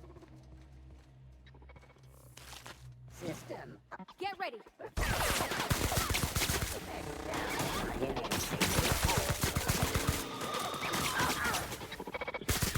Everyone all right? Now switching No! to garbage disposal mode.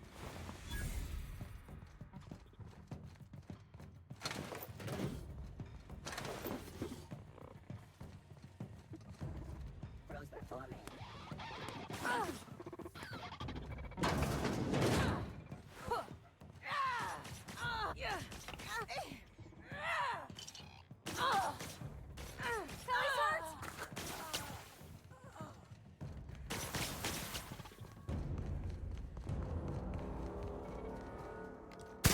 Didn't even get our hands dirty. Make him regret it.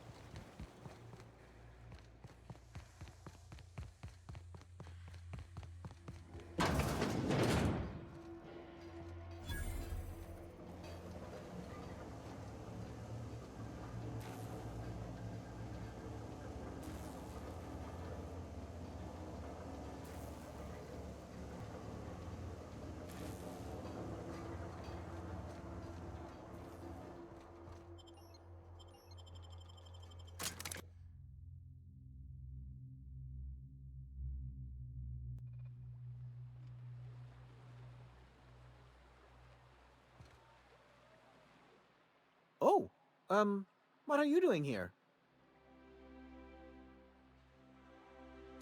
Nothing. Nothing. Why? Does it look like I'm up to something? Laws, I knew it! You got me. I'm caught, aren't I?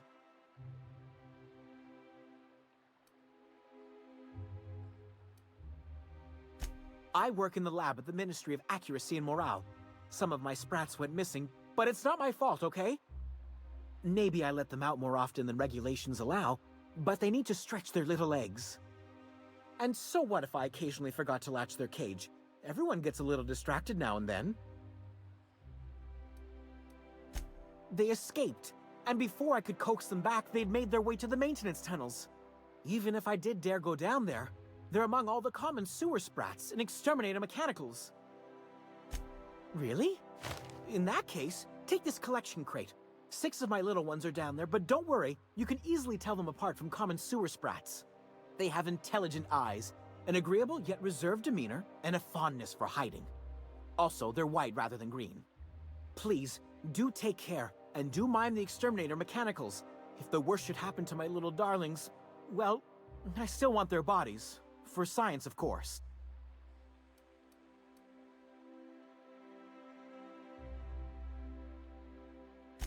I still am. After all, I'm a person of very little influence and only middling prospects. No one does favors for free. But I must say, I'm far too distressed to think critically about your suspiciously kind offer.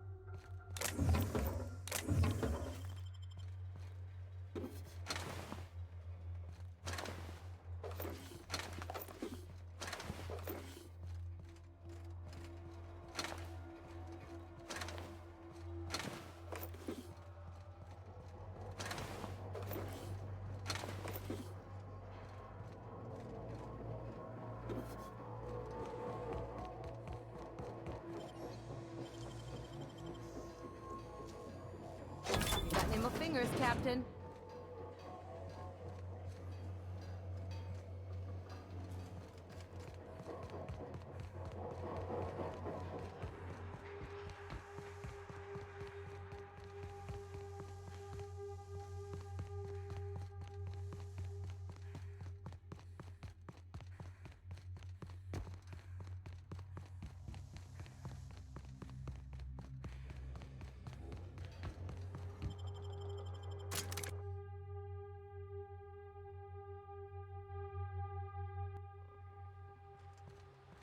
Any luck finding my sprats? Truly? Why, this is marvelous! Oh, dear, it looks like some of my darlings have suffered violent misfortune. Nevertheless, it's good to have them back. Thank you for your help. I'm afraid I can't spare much, but I hope you'll accept this. Now, I've got to get back to the lab before my supervisor logs my absence.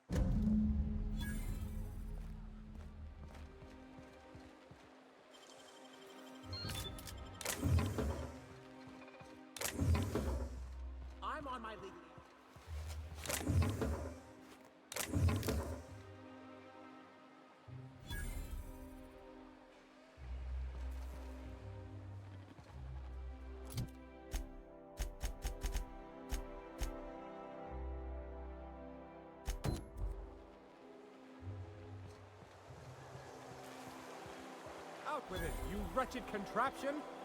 Does nothing in this city work anymore?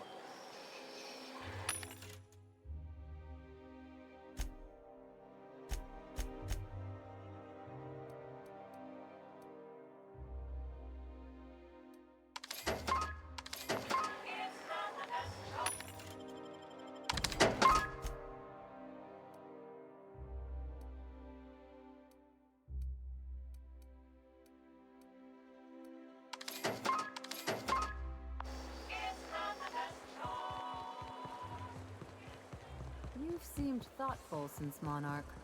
I've been wondering if we did the right thing is all. It's not easy. I gotta tell you, most of these things aren't. Oh, there. I just wish there was a way to...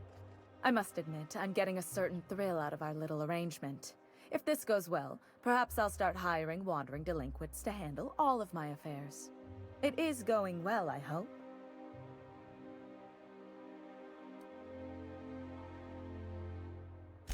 What?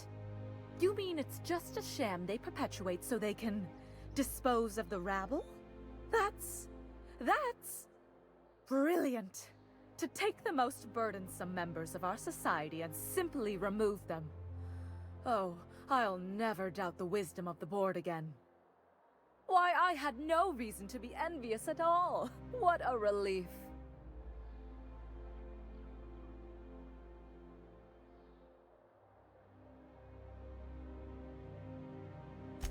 And how else would I react? A vagrant such as yourself couldn't possibly appreciate the emotional burden this news has lifted from my shoulders. But regardless of your ignorance, I promised you a fee for your services, so a fee you shall have.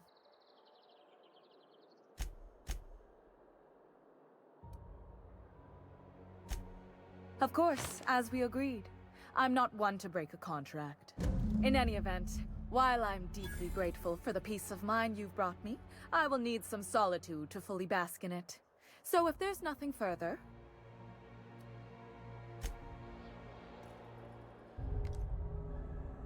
Put that thing away.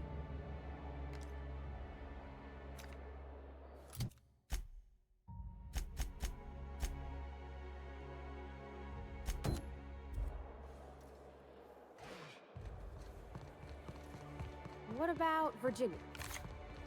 For my gun? You just come up with that out of the blue? I might have been thinking about it for a while. It's okay if you don't like it. I'll sue Actually, it's perfect.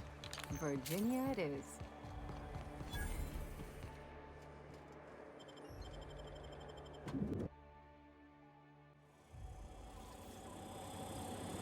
For all auditions, please use the elevator on the left.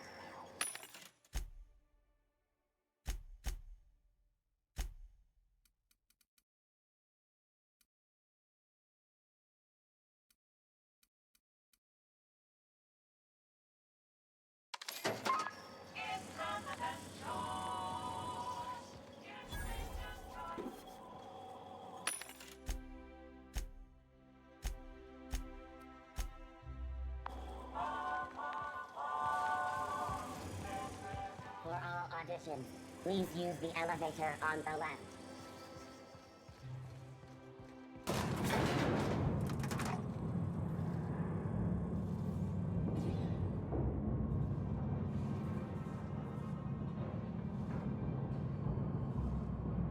My cousin's in pictures.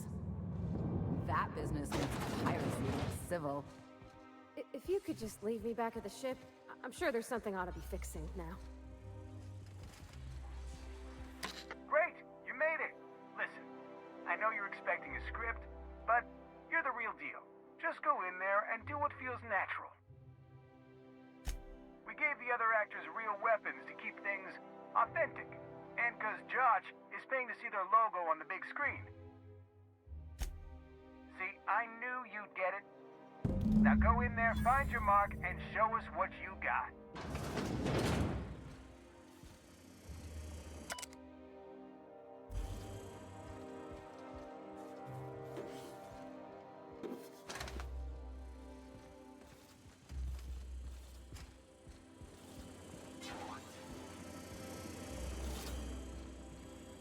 What are you doing? Go Well, well. Here to stop us at last, Captain Steele? You're too late. All of this settlement CNP Hungry Time food pills, same nutritional value, but now with added filler, are ours. With their patented stomach stuffing effects and baseline vitamin content, we will be nigh unstoppable.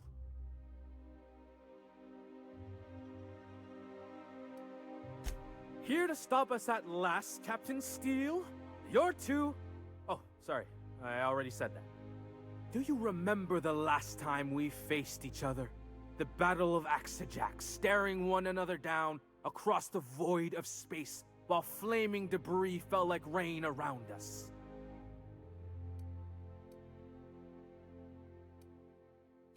I see you haven't changed a bit. I had you surrounded and outgunned, but you overcame my superior numbers with tactical thinking and a Hammersmith limited edition grenade launcher.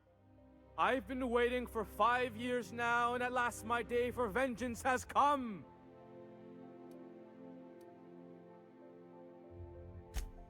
Yes, even you are powerless this time, Steel. I have this whole port wired with sub-micro energon transistors. Once we're away, I'll activate the gamma particulate field, and the quantaponic chain reaction will turn this whole place into vaporized plasma.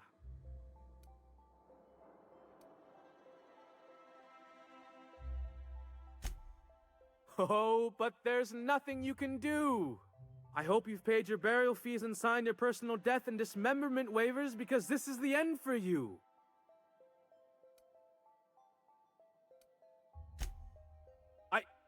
Line. Never mind, I think that's scene. To the break room, everyone. I need my Moab fizzy tea. Cut! That was interesting, kid. Real novel take. Let's take 5.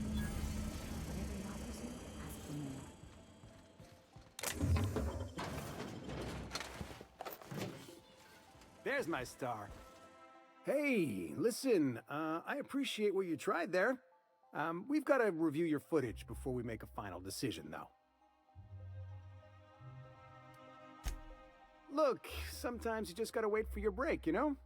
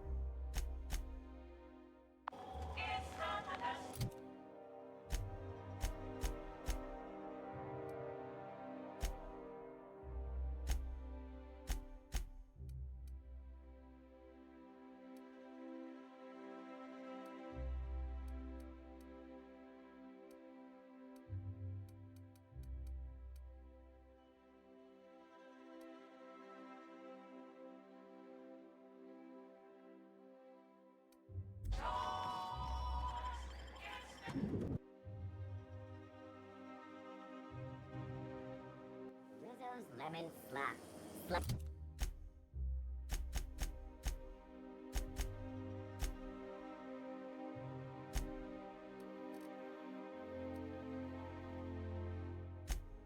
You're...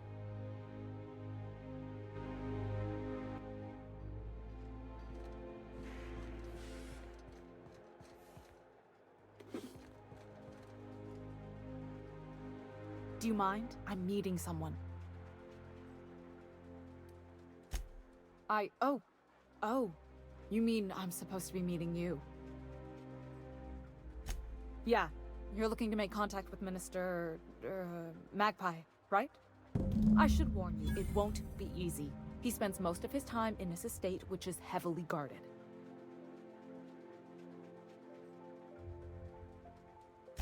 Afraid not. He almost never leaves his home, and his guards never leave him. Can't say I blame him. It's scary out of doors. I mean, can you even count how many times we've been shot at? What work specialists, huh? Our mutual friend is really branching out. Whoa, I'm not one of your B&E specialists. I just provide intelligence. Some of the guards hang around Billingsley's House of Inebriation between shifts. That place is still open? I used to study there during medical school. Maybe you could do some reconnaissance there. You know, swipe a key while nobody's looking.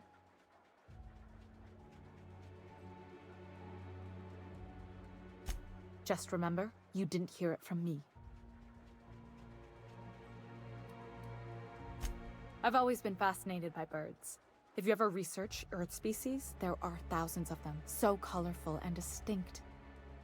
Here we got 11 flavors of terror rays and not much else.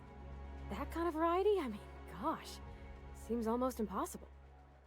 The other thing about birds, though, is their environmental indicators. Exactly. I started thinking about everything we see around Halcyon, and all the things we don't see. For starters, you rarely come across anyone living in Byzantium who wasn't born here, even though we get ships in all the time. Trust me, anyone with a lick of sense gets out of here as soon as possible. But most people don't. In fact, most people stay exactly where they start. Doesn't that seem strange to you? And then there's the way nothing gets fixed. There used to be a suggestion box around here. People would drop ideas in. Nothing ever came of them, of course. Sure, that part is. That's why they install shredders in those boxes, after all. But one day the shredder broke. No one came to fix it. And since it wasn't working, we didn't have anywhere to file our complaints. So you can imagine how messy things got. I bet your repair folks couldn't find parts. Back in Edgewater, I'd have to take something apart just to put another thing back together. Might have been the paperwork. Here, you have to append forms to your forms, and law help you if there's a single dash out of place. At first, management put up an out-of-order sign, but that just seemed to worry people, like they were advertising something wasn't working. They eventually took the whole suggestion box sign down so that people didn't have any expectations about it. But they never fixed it, never replaced it. Doesn't that seem odd to you? The whole episode made me wonder, if they can't fix something as simple as a suggestion box, what else aren't they fixing? After a while, I got connected with our mutual friend and started using my position here to feed him information when I could. That's it, really.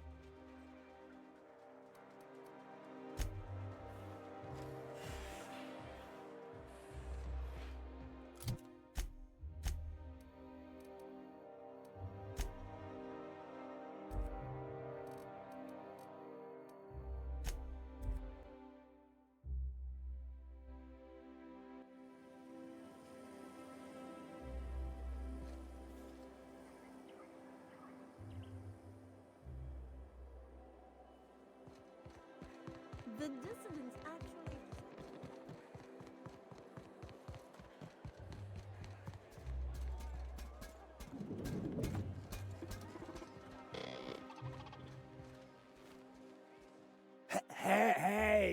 Hey! Stand back! You. I'm part of Minister Clark's personal detail, and that means you gotta keep 5 feet back at all times.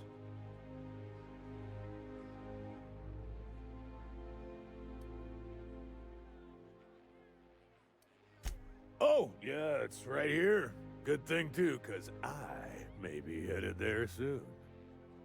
The others took me out to celebrate on account of me just getting hired and all. He's basically the most important person in the colony, which makes me the most important guard in the colony. Yeah. That means I got a key the minister's estate, my own personal UDL-issued shotgun.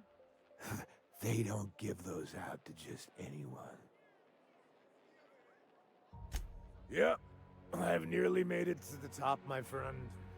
I'm just 2 promotions away from on-the-job bathroom breaks. That's a great idea! I'll have a Spectrum vodka. Captain, I can smell him from clear over here. I reckon he's had a fair number already. Sure have, because today's my big day. He's got powerful good ears, too. And a powerful thirst. You have a Spectrum vodka for a new pal?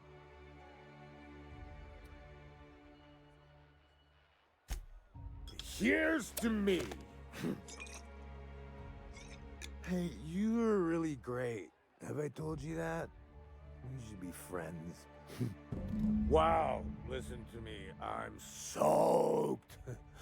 I should probably slow down before I'm face down on the tile somewhere. Who am I kidding? I could have another. You got another? It's not every day you get your dream job, right?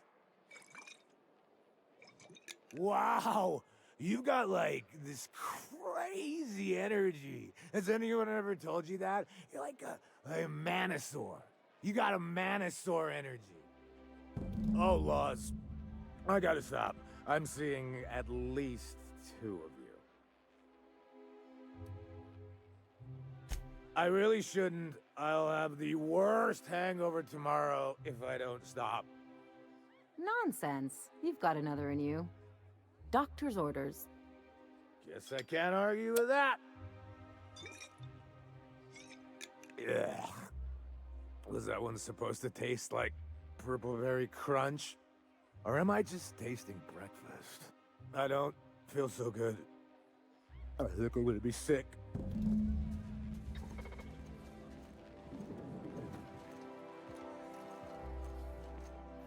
I just need to sit down.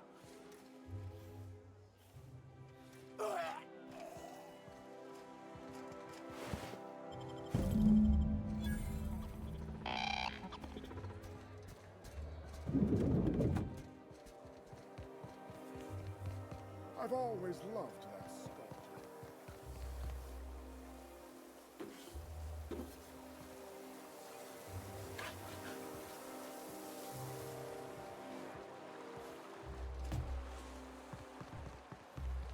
Is my field still draining? So, you and Junlei holding hands yet? When we can. We don't get to see each other much, on account of how rare it is we dock at Groundbreaker. You seem real happy. I'm glad for you. That's awful sweet, Ellie. Thank you. This property is off limits. Solicitors, loiterers, and uninvited visitors will be fined to the fullest extent of company policy. This ultimatum brought to you by Universal Defense Logistics.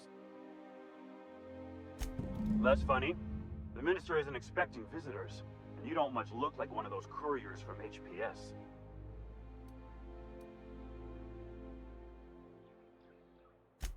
Sure you are. And what is it you're delivering today?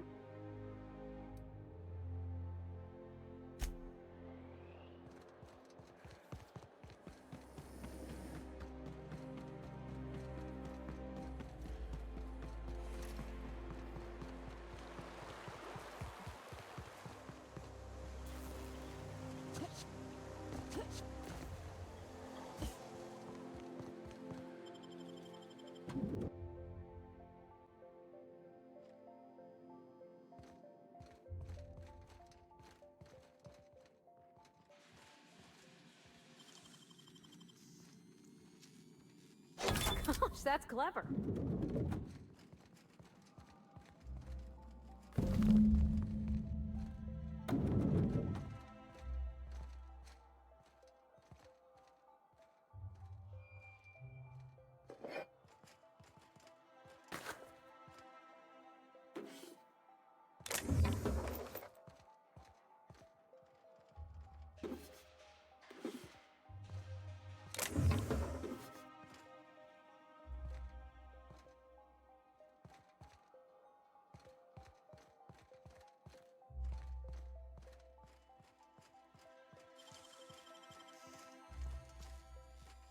I wish I could do that.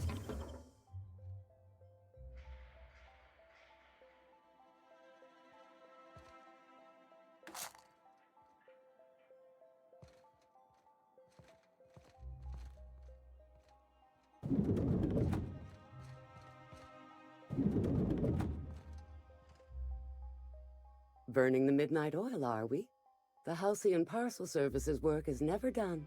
Welcome to Halcyon Parcel Service. Deliveries guaranteed within standard margins of accuracy. Halcyon Parcel Service is the most dependable parcel delivery service in the colony.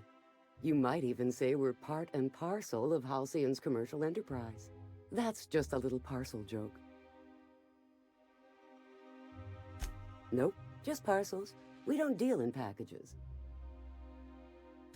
It's very technical. Halcyon Parcel Service strictly adheres to the standards and definitions of packaging as outlined by the Executive Ministry of Accuracy and Morale. We can ship all the parcels you want.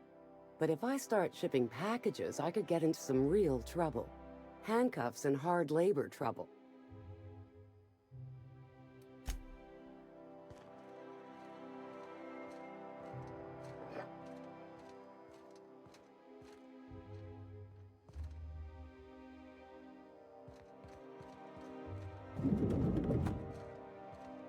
I'm afraid I can't help you at the moment. Have a prosperous day.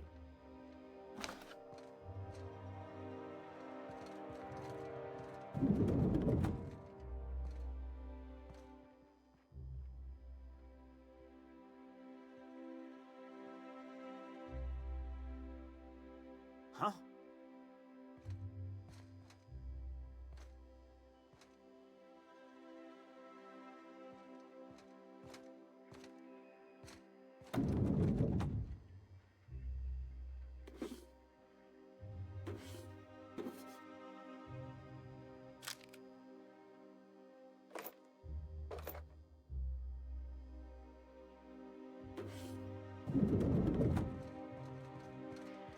You must think you're I better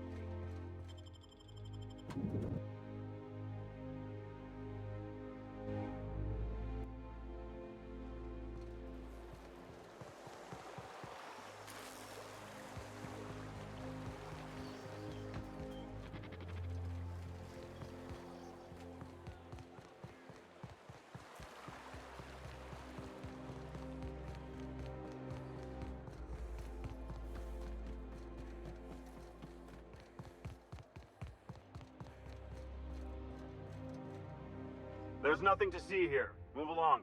Chasing us off already? This feels familiar. Ma'am, please don't cause a scene. I want you to know I'm holding back for your sake. Do you have any actual business here, or... Yeah? Let's see it. Looks like your papers are in order. All right, go on through.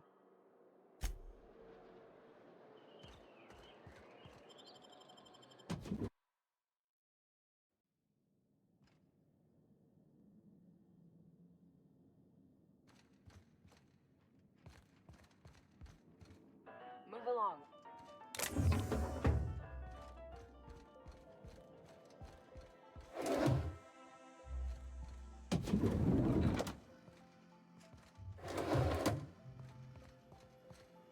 A UDL security attendant is always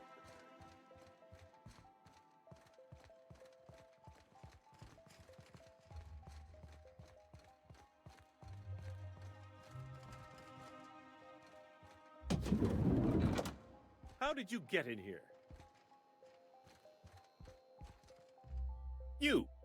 You're not one of my guards. What are you doing here? Oh, my law. Captain! Captain! That's the minister! Mr. Clark! Oh, wow! So, this is one of the guys who runs the colony, huh? Small room for a big shot. If this is about another aetherwave clip or radio spot, you may kindly fuck off, as the parlance goes. I'm not doing any more.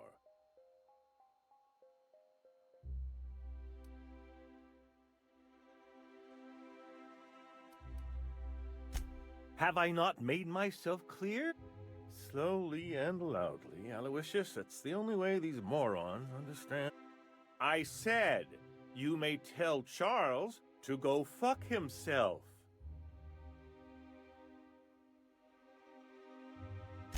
Then you're not part of Rockwell's PR team.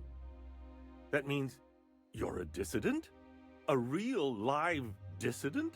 But what are you doing here? And how did you get in?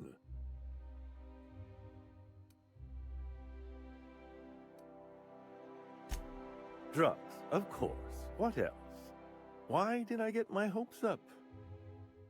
Back to idiot speak. I don't have any drugs. You should try a vending machine or a purveyor of curative goods. I don't know if our chemicals are here, but this guy is definitely not. Will that be all, then?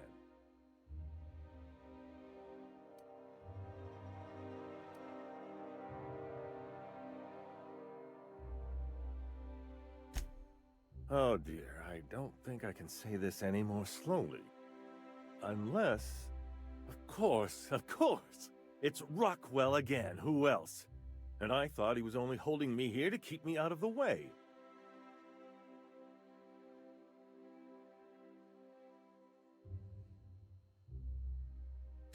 Chairman Rockwell. He's kept me under house arrest for years. I've long suspected him of transacting business in my name. But this proves it. You've been all alone in this house? Would you like me to make you tea? Please, this is important. Whatever it is that brought you here, Rockwell's the one behind it.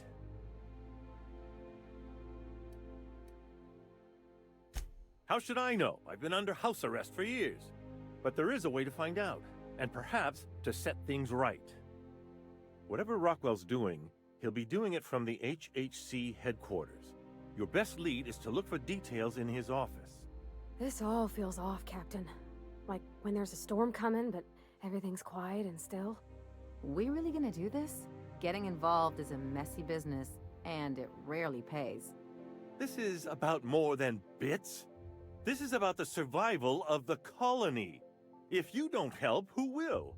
Why, this is starting to sound like an issue of Dissident Hunter.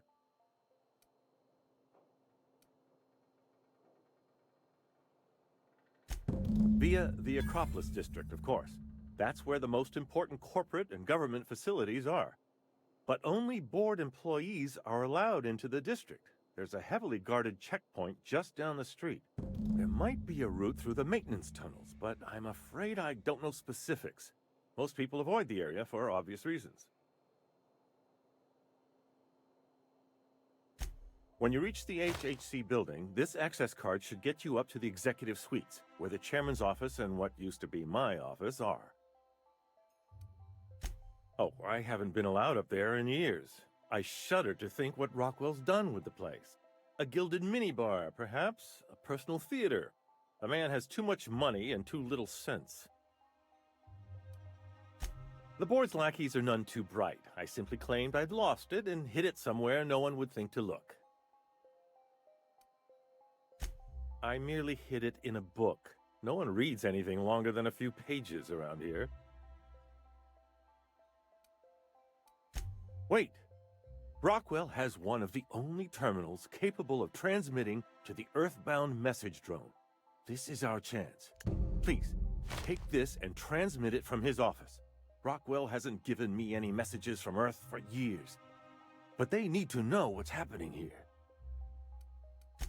What isn't on it is the real question. I've gathered meeting minutes, internal messages, sustainability reports, and more, all exposing the corruption and mismanagement plaguing Halcyon. Once the rest of the Earth Directorate sees it, they'll have to send help. You're awful trusting for a guy who's been locked in his own house for years. The Earth Directorate is our best hope. Even Rockwell's resources are no match. And it is hardly in their interest to let Halcyon crash. Depending on the nature of their response, months at least, perhaps years. Organizing and sending personnel all the way out here is no mean feat.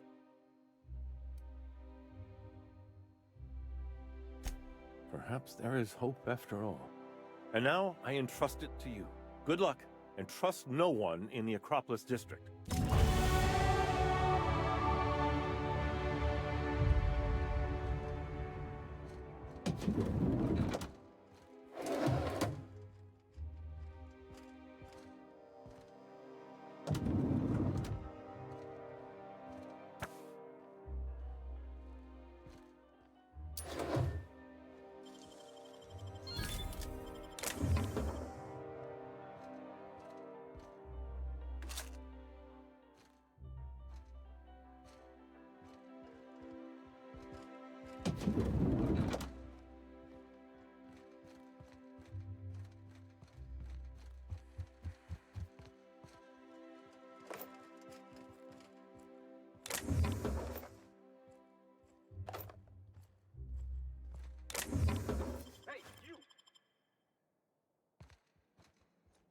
Hey, soldier!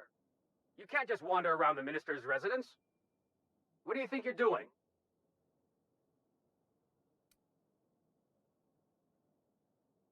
Already? His magazines usually take weeks to arrive.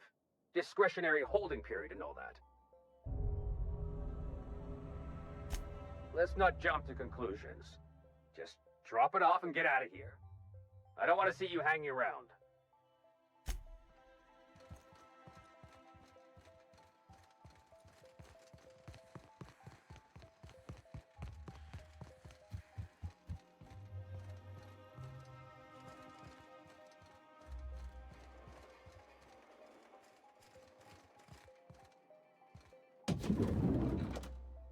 A UDL security attendant is always prepared.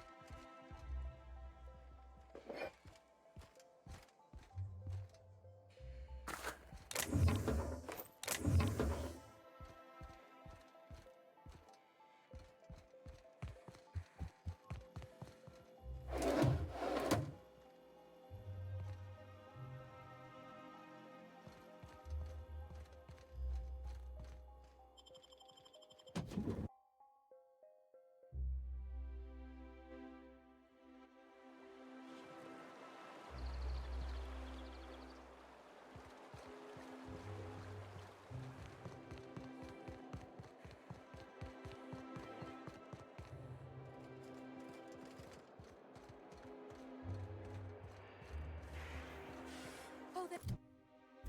That's one right there. Can't you just see the stench of impropriety radiating off of her?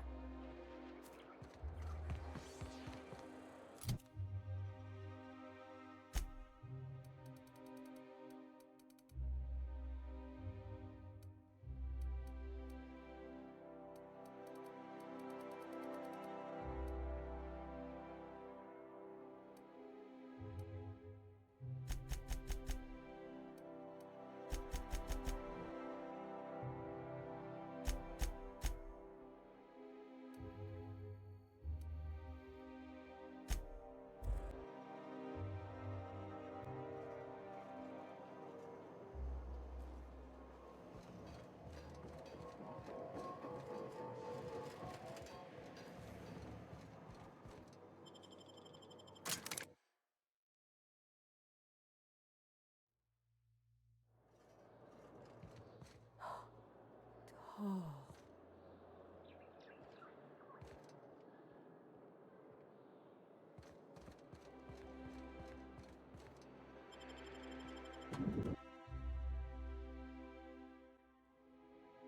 Captain, I stand out here like a big, greasy thumb. Welcome to the official headquarters of the Halcyon Holdings Corporation Board. Today's greeting is brought to you by Auntie Cleo, a subsidiary of Colway Pharmaceuticals.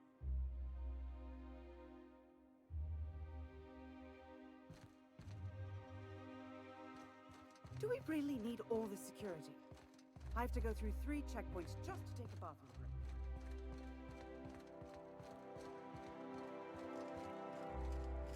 break. Rumor has it someone's pulling double. So what if all those MSI suits needed on Monarch this whole time? I could do it. Easy.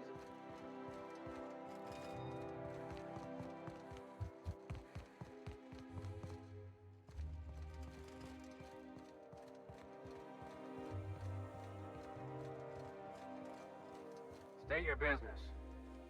Please step away. This entry is for high-priority HHC business only.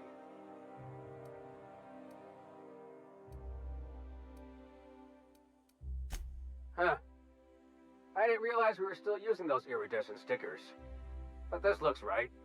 I'll just need you to register your weapons with a revised request to carry 32B form. Each weapon will need a separate form. It's procedure. Now, let's see.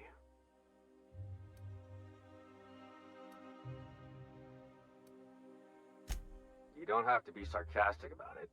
Look, you don't have time to wait on new forms, and I can't afford the citations for impeding HAC business. So I'm going to save us both some trouble and waive your forms. Just know there are a bunch of guards upstairs, and they're all high on dervish mist and low on patience. So try anything funny, and they'll paint the walls with your guts.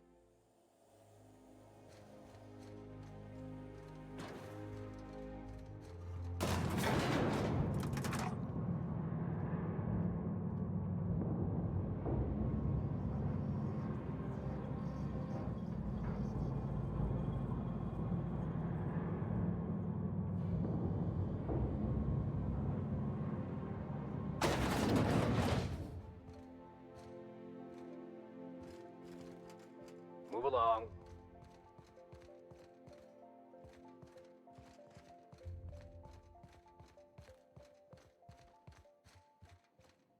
Apologies for the wait. I was arranging my stationery. Personal assistant to Adjutant Akande and Chairman Rockwell. The art of arranging stationery.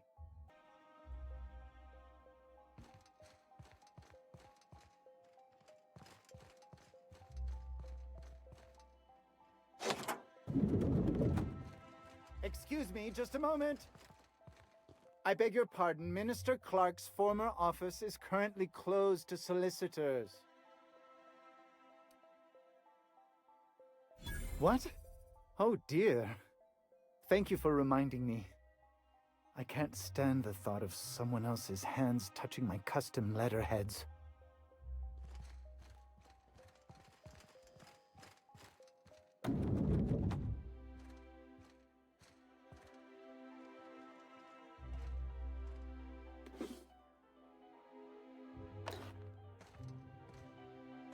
One person gets all this space. Just to sign papers all day?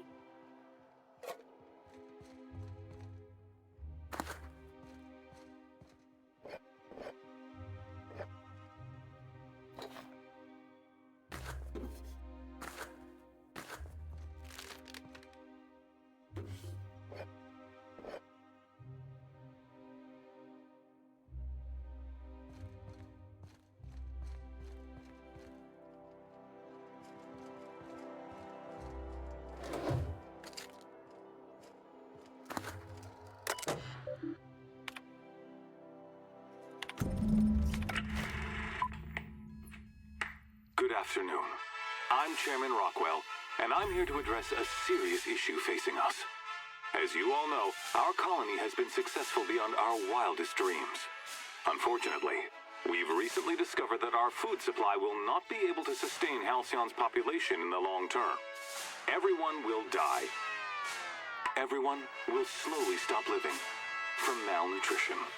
But we're doing it together, and that's what matters. I fucking swear, if someone doesn't give me something to read that will placate the masses soon, all of you will find yourselves violently unemployed.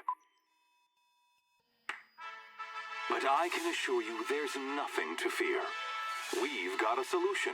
It's called the Lifetime Employment Program.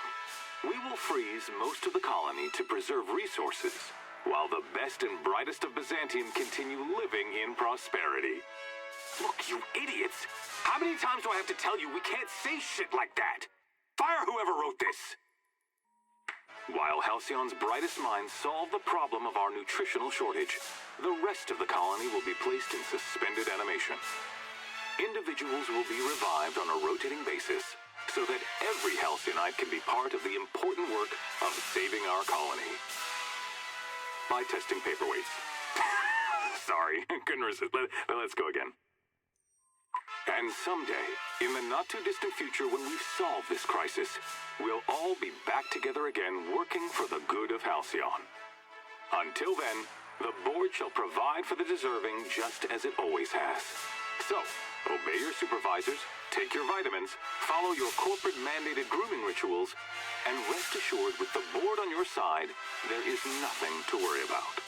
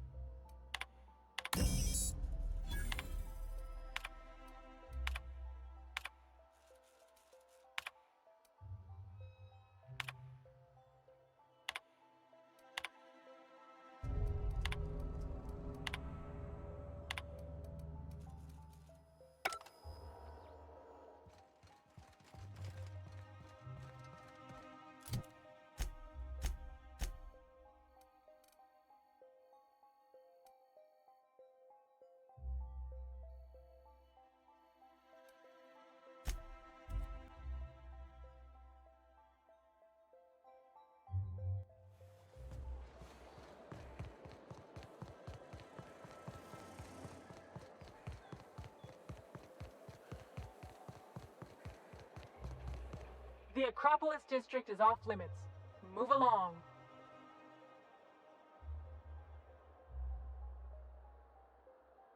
You could have asked me, you know. What in the law's name are you on about?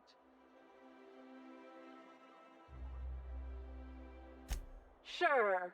Let me just take that off your hands. Did I say restricted area? Slip of the tongue. What I meant was, welcome to the Acropolis district.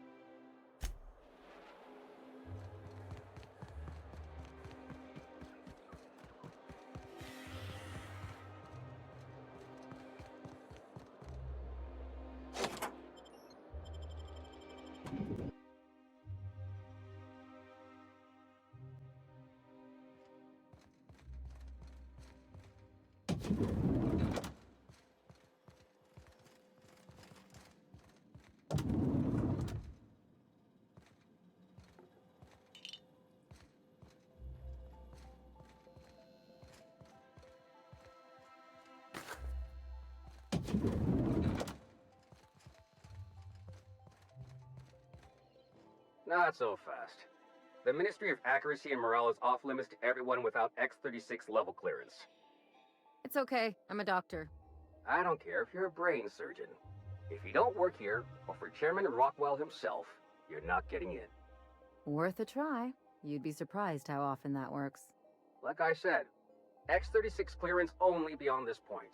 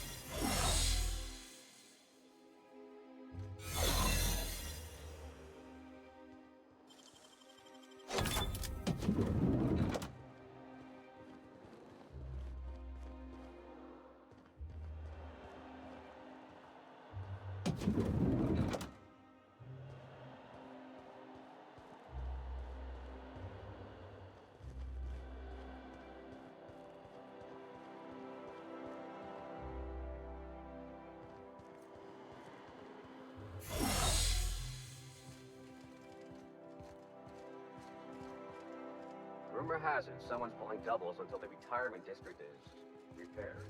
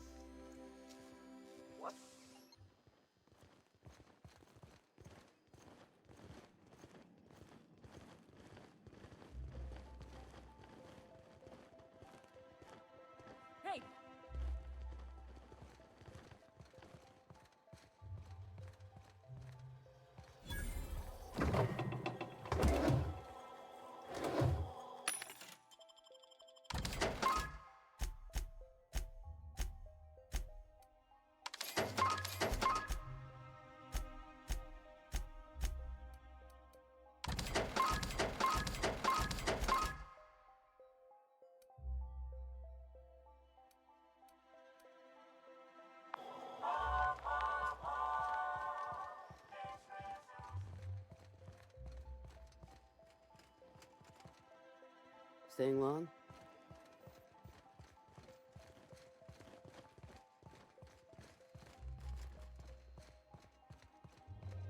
Like I said, I don't know how you got that, but I still don't know you, and I don't have any new clearances on the list.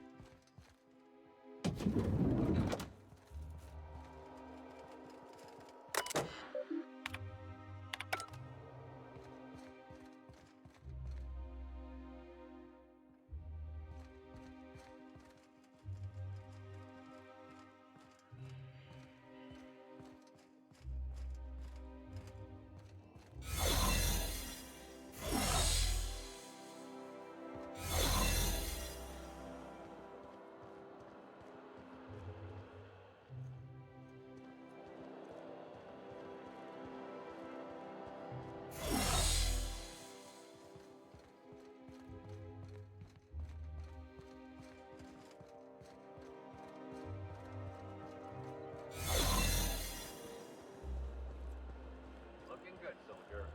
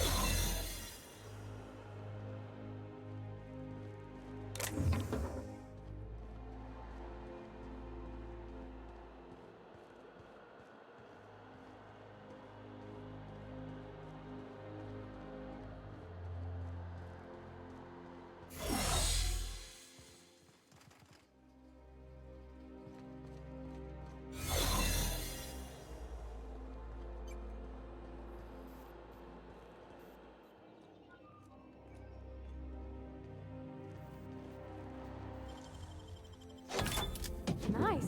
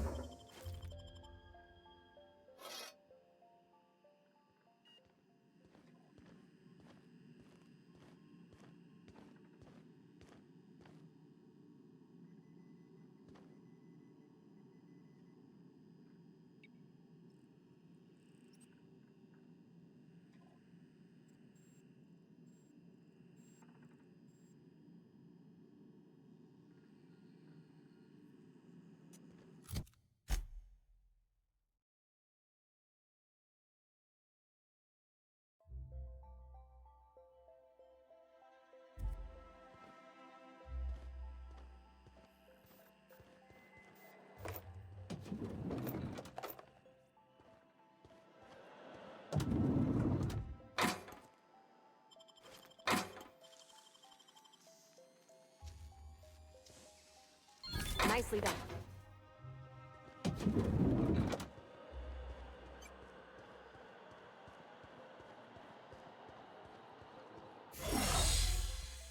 I think I'm gonna start taking my lunches out in the city. That woman from downstairs is still in the cafeteria. That scientist? The one...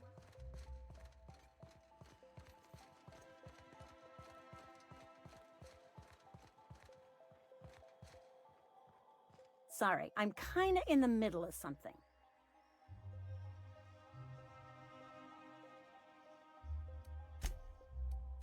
I knew it! He's eating your lunch too, isn't he? That greedy little cysty pig. This is great. I finally have someone else to complain to. Do these people got nothing else to occupy their time? Complaining is a competitive sport in Byzantium. You'll get your turn. Right now, we're talking about Theodore.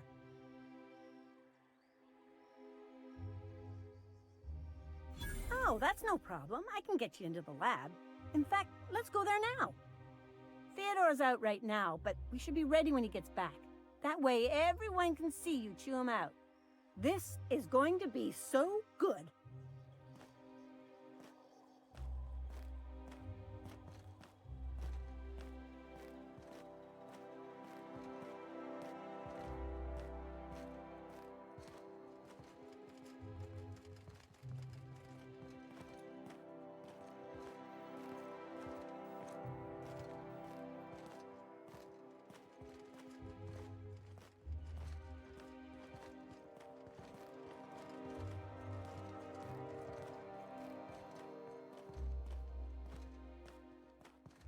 Hold, I need a favor.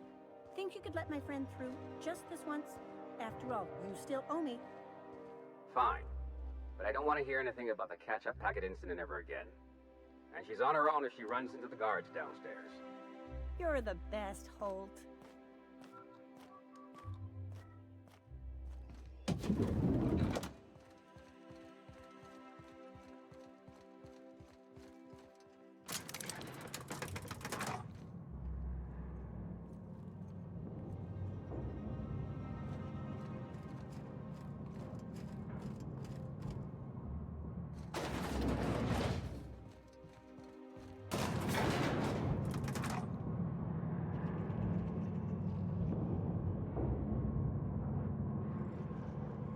Something on your...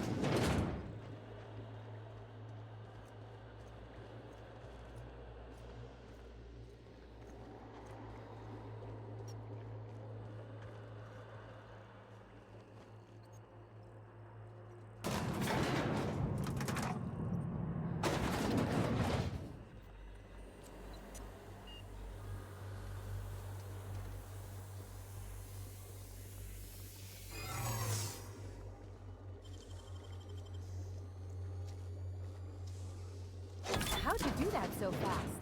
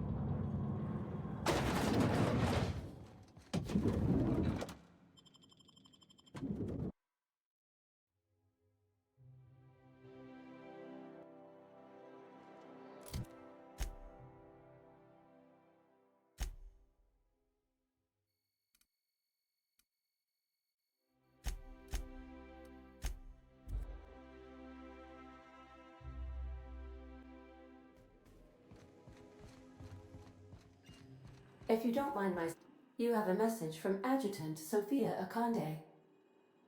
No one ever looks quite the same in person as they do in my reports. And my reports of you have been exceptionally thorough. You've had quite a career.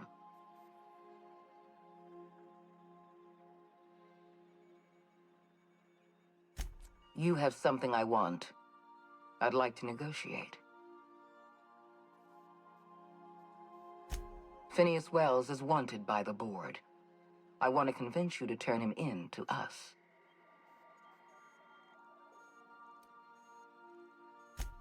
Wells is a dangerous madman. His plan is going to endanger everyone in Halcyon. He's an obsessive psychopath. And he's using you. You're in contact with Wells. I want you to send us a tracing signal from his communication terminal.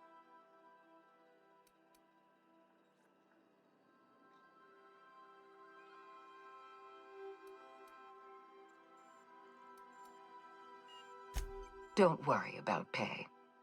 The board always rewards good work. Wells was our mistake. We failed to apprehend him for years. I'm asking you to help me correct that mistake. I'm sending you my access code. Contact me from Wells's terminal. When you're done, come speak to me in my office. Adjutant Akande's call has been terminated. Will there be anything else, Captain?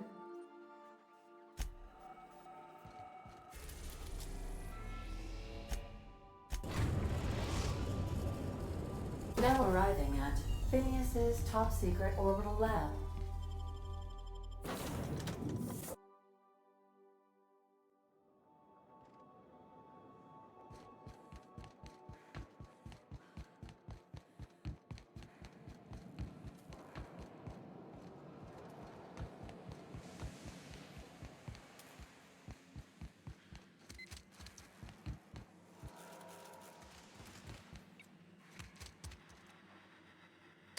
I've kept myself busy in your absence, optimized my formula.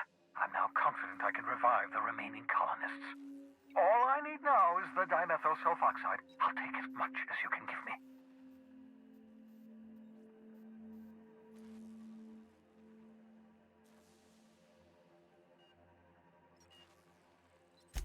What? Oh, yes, well, that's obvious. Anyone with 2 working labs can see this colony's slouching toward oblivion. Why do you think we've been doing all this? I revived you to help me save Halcyon from annihilation.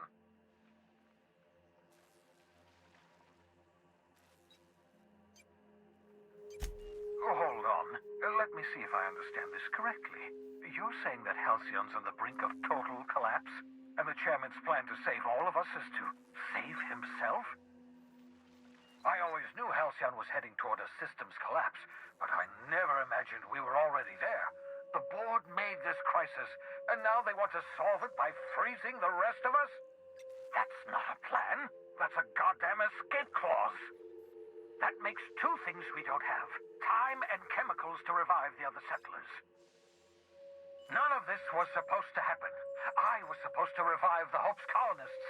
We were supposed to have enough time to solve the problem before we all starved. Human test subjects. Oh, that's grotesque. That's unthinkable. That's exactly what I'd expect out of the board.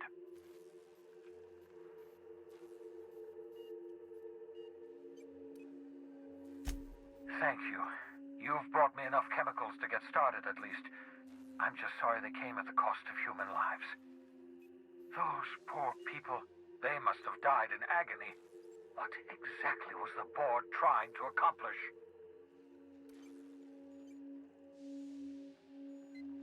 You say the board's trying to freeze their subjects over and over again without inflicting permanent damage? Well, they're nowhere close to solving that problem. I'll tell you this much. The board scientists are hopelessly lost. After years of fruitless experimentation, they've made exactly 0 progress. We're out of time. We're out of chemicals. We may very well be out of options. If the board has their way, we're all going to be spending the rest of our lives frozen in stasis. Do you realize what this means for the Hope? For your fellow colonists? The board's going to kill them all. Toss them out into space, just to make room in their hibernation chambers.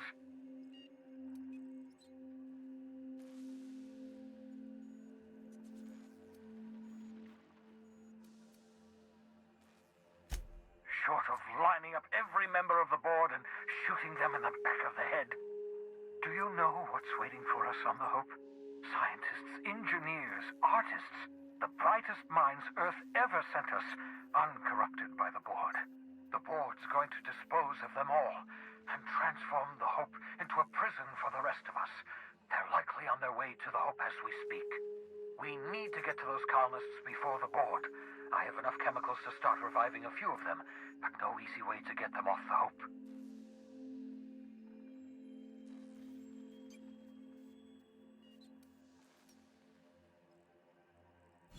Merciful gibbering law, you're a genius! We bring the Hope to us. Skip the entire ship across the distance of colony space, right next to my lab.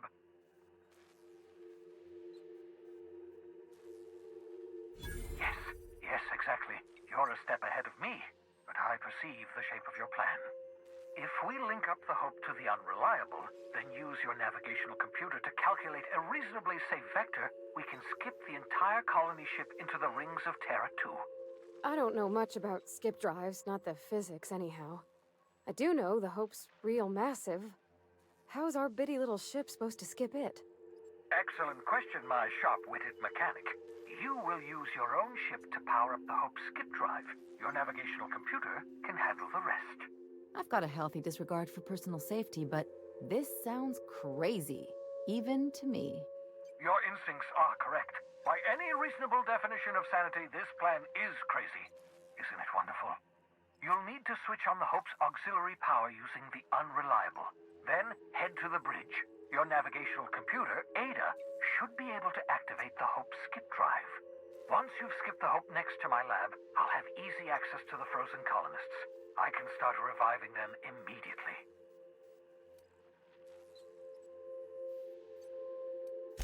Of course, mull it over, pace about. Tell me when you're ready.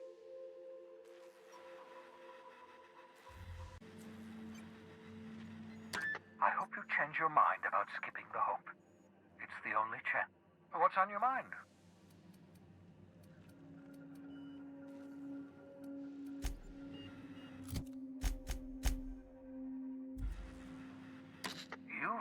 What's on your... You absolutely should.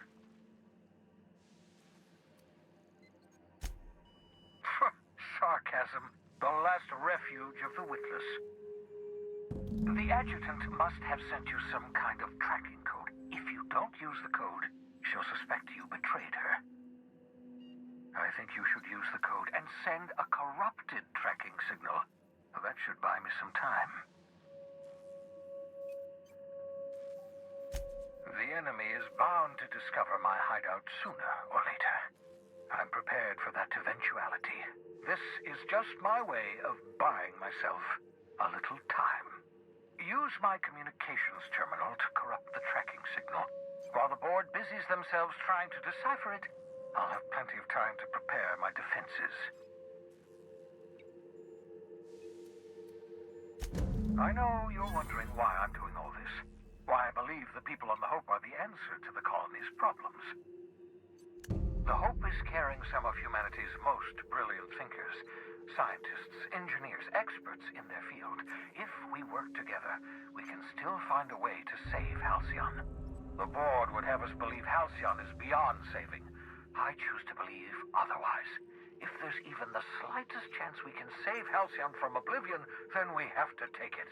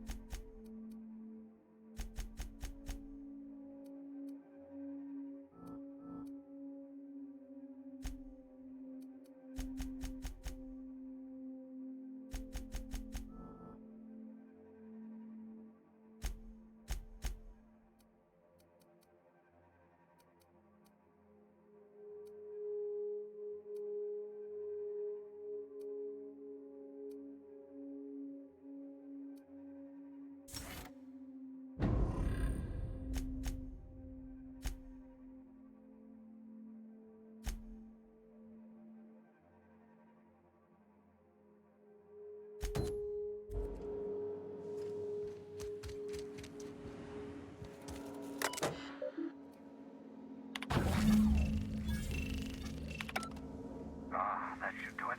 You've bought me more than enough time.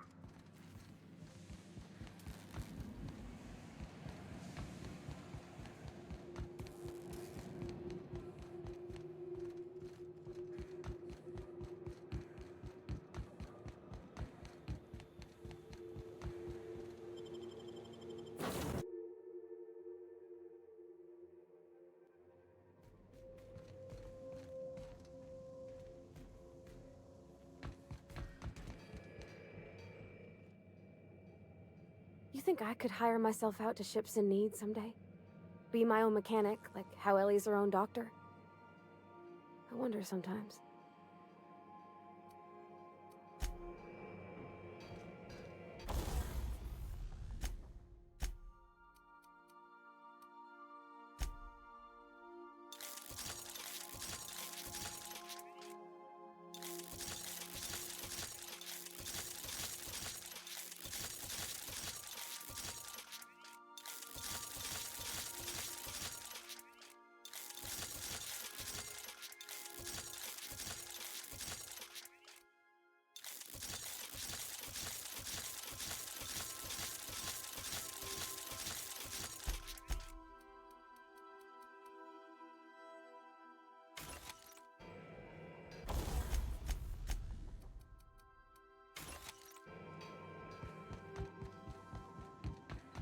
Captain, you have a message from Adjutant Sophia Akande.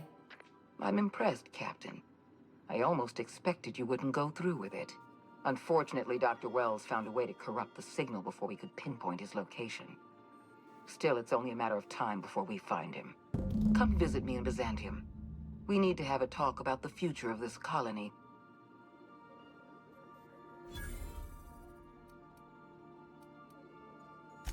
Meet me in my office. I've authorized your ship at my personal landing pad. Adjutant Akande has ended her call. Rather rudely, if I might say, considering she didn't sign off. Will there be anything else, Captain?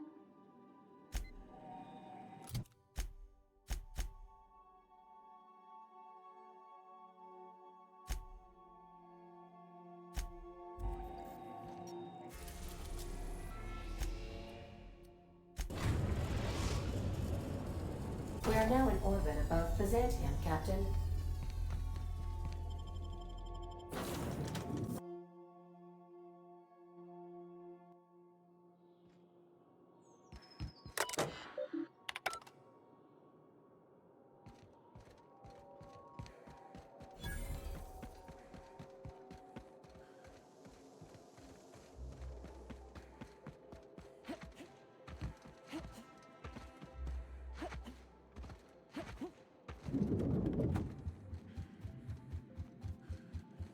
Not so fast.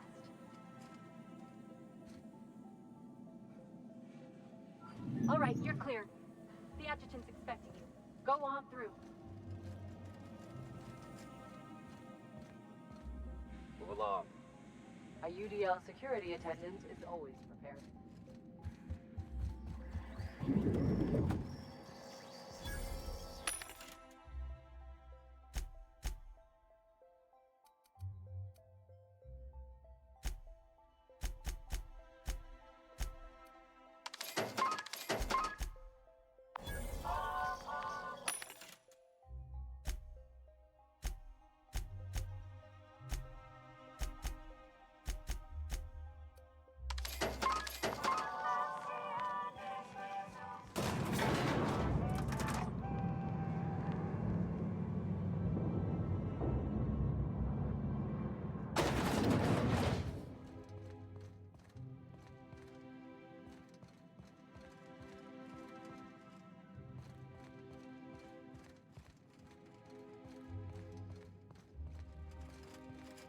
Move along.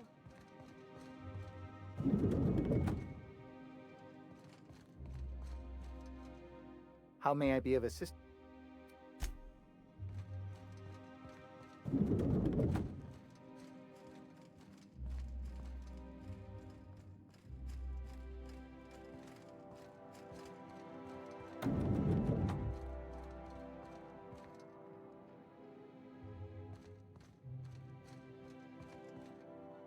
I admit part of me expected you to stand by your old friend. For better or worse, Wells was responsible for putting you back on your feet. That said, he's also a wanted criminal. For information regarding his whereabouts, you are entitled to collect a reward from Percival.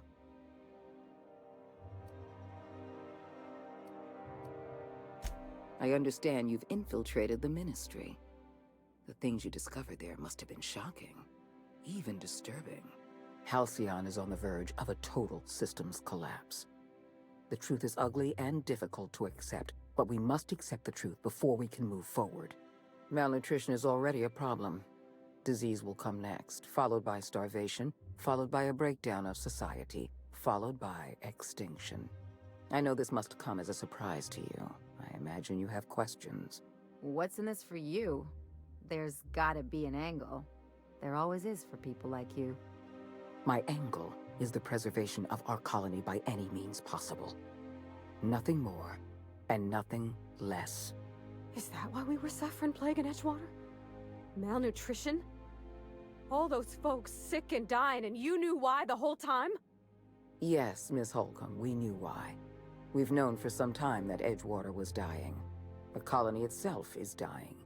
The suffering you experienced in Edgewater, the disease, the starvation, will soon spread across Halcyon unless we act. I won't pretend the truth isn't damning. Yes, the colony is on the verge of collapse. But there is a way to... We need to talk about Emerald Vale. You handed Edgewater over to a band of dissidents. I can't have this. Adelaide McDevitt and her people have no place in the Halcyon that is to come. Edgewater needs to go. I want you to wipe the town out. No survivors.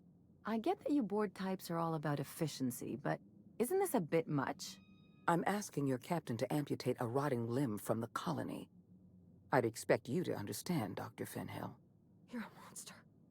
Someone has to be. Now is not the time for half measures, Captain. I need a decision from you. You replaced a loyal, if hard-headed, town leader with a revolutionary. Adelaide's people have turned Edgewater into a hub of dissidents. These people are dangerous. They're going to become more dangerous after the collapse. We need to put them down. Now.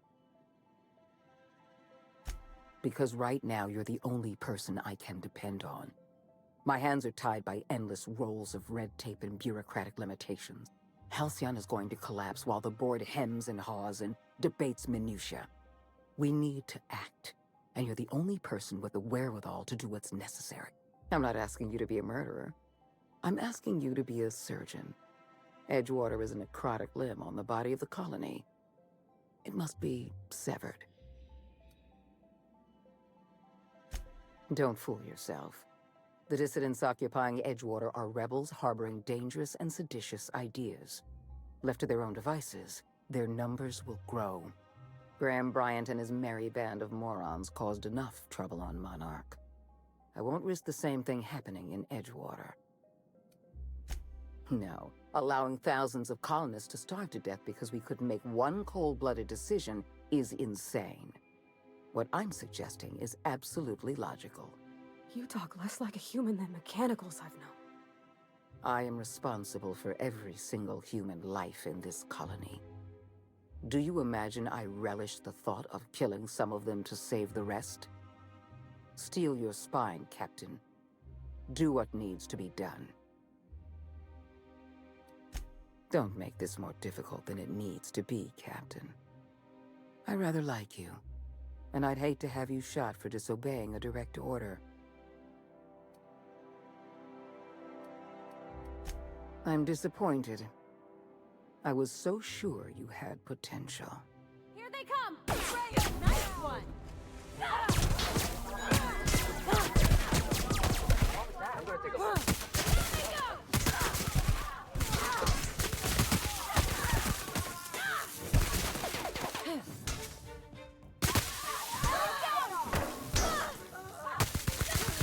That's the last of them!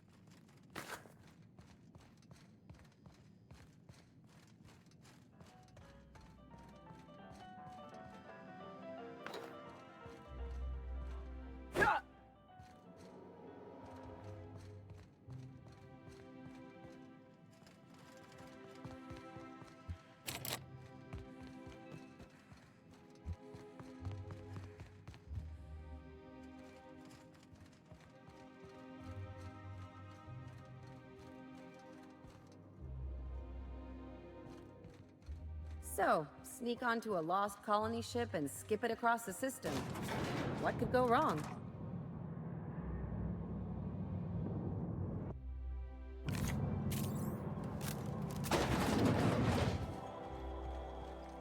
Their mistake. That's gotta hurt.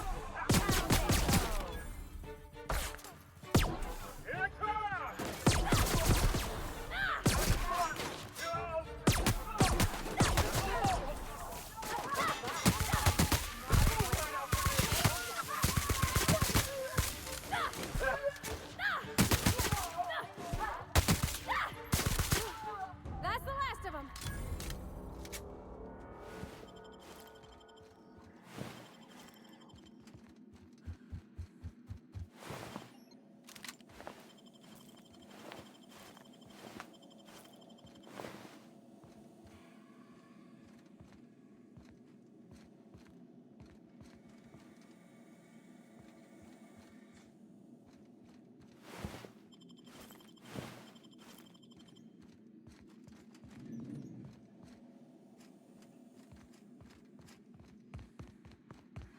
What? They got the drop on us. Don't mess with it.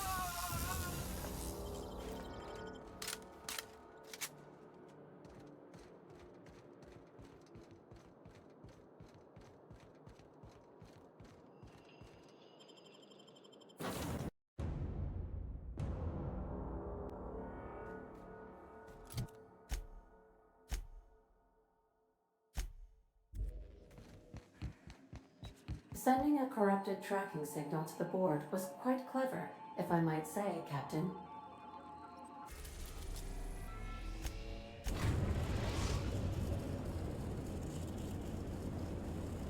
We have arrived at the Hope. I need you to reroute power from our ship to the Hope's auxiliary generator. You'll have to connect me to the Hope's comm system so I can convince her central computer to enable the skip drive. If your calculations are even slightly off, you could crash the entire colony ship into Terra 2, or the Sun. The Hope is the Groundbreaker's prettier, sleeker sister. She wandered off and got lost for 70 years, but just recently was found. Also, there are hundreds of thousands of frozen organic life forms hibernating in her hold. Forgetfulness can be an early warning sign of asphyxiation due to loss of pressurization. Are you breathing comfortably, Captain? I need you to reroute power from our ship to the Hope's auxiliary generator. You'll have to connect me to the Hope's comms. You killed the adjutant? We are outlaws in the truest sense of the word now.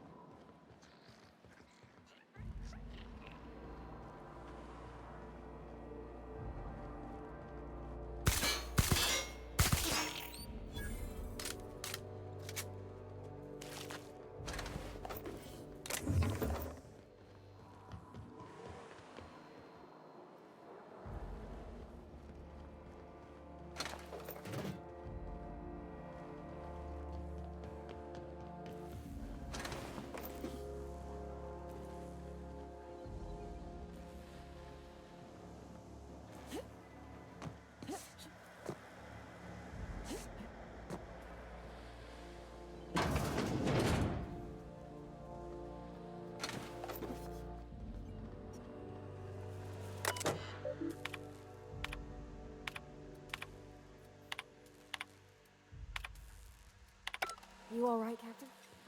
I mean, seeing this place again?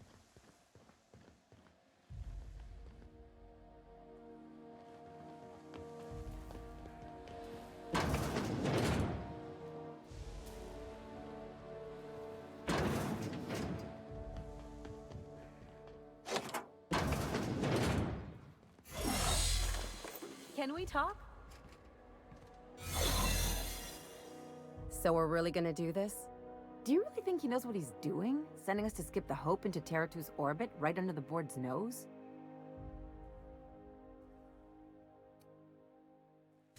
There's a sobering thought. Makes me want to drink. I think this whole plan's insane. But it'll make a good story, you know, if we survive. Speaking of, I get that Phineas thinks he's saving the colony, but what about you? Why risk your neck on this crazy scheme? I'll do anything for a good story, and nothing shines on a pirate's resume like a successful suicide mission. But I asked you first.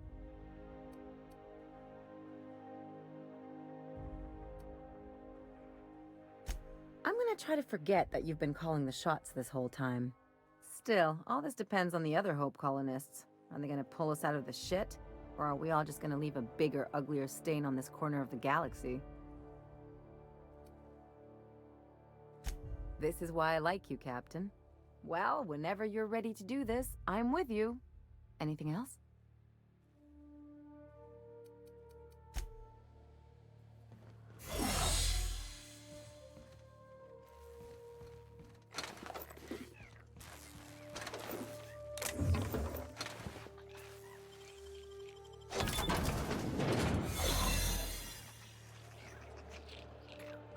Should we? Here they come!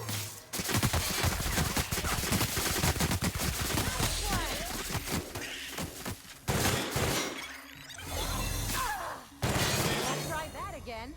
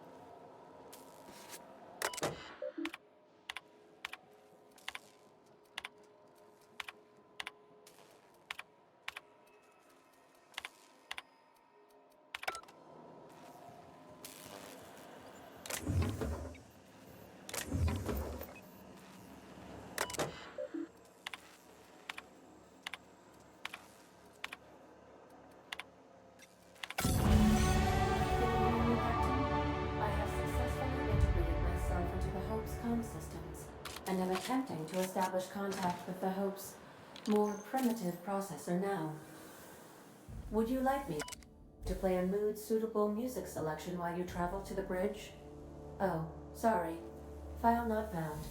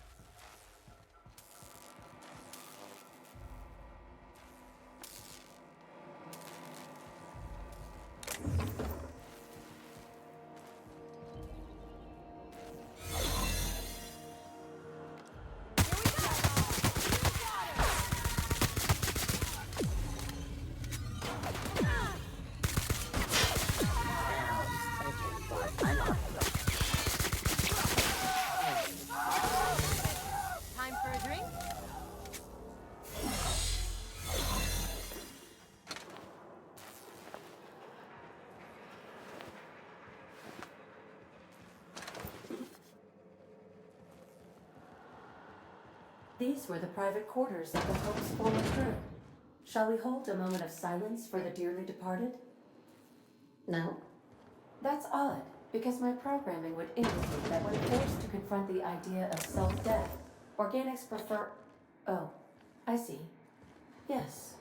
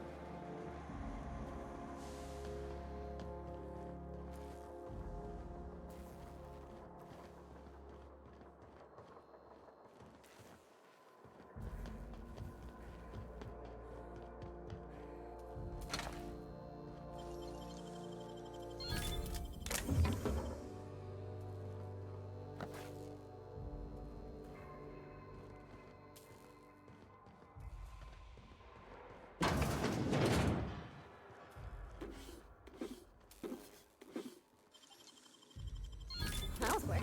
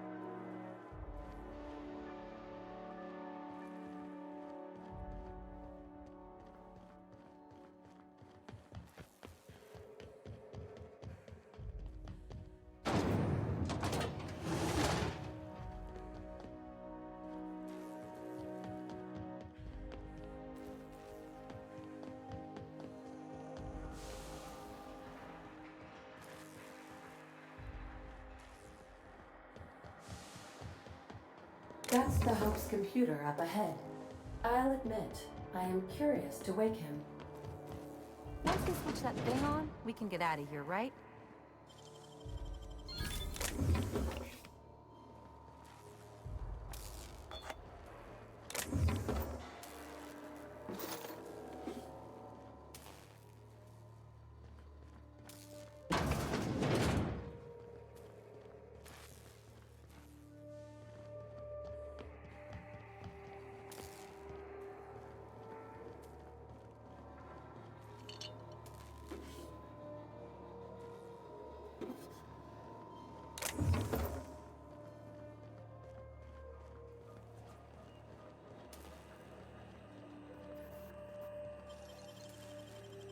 It ain't stealing if no one sees.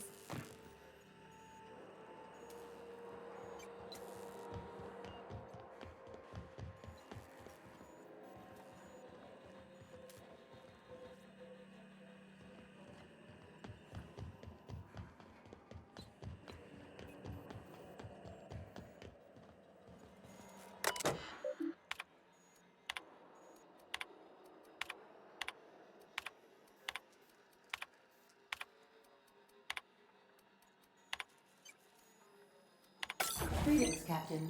I am speaking to you through the Hope's computer system. It's a rather cramped feeling, but it'll do.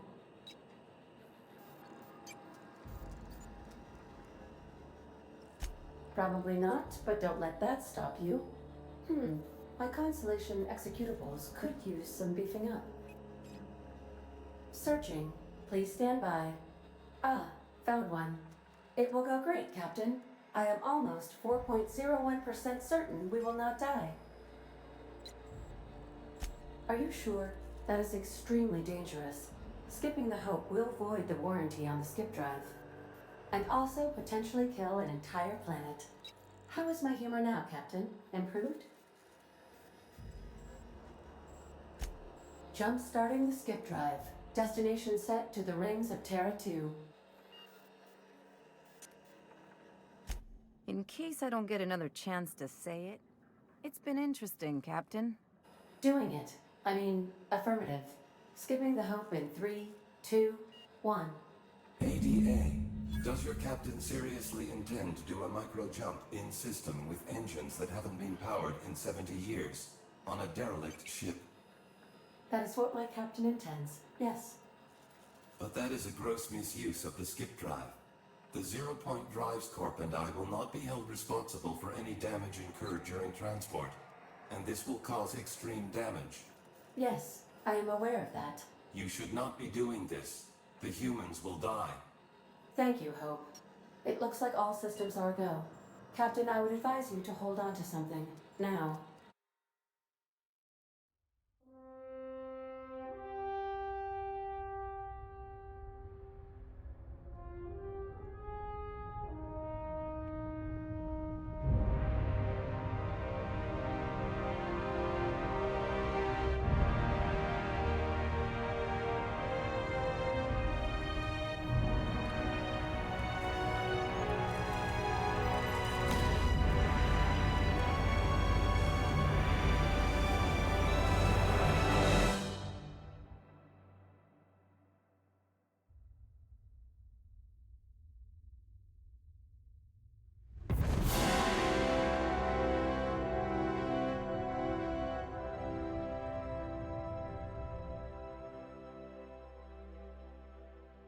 Oh, good. We are still alive and have successfully skipped into Terra 2's orbit. I reported as much to Phineas Wells, but he has not responded. Perhaps you should check in on him. Did we move? I hardly felt a thing. Was that an attempt at humor, Doctor? Certain levels of drollness are difficult for me to discern.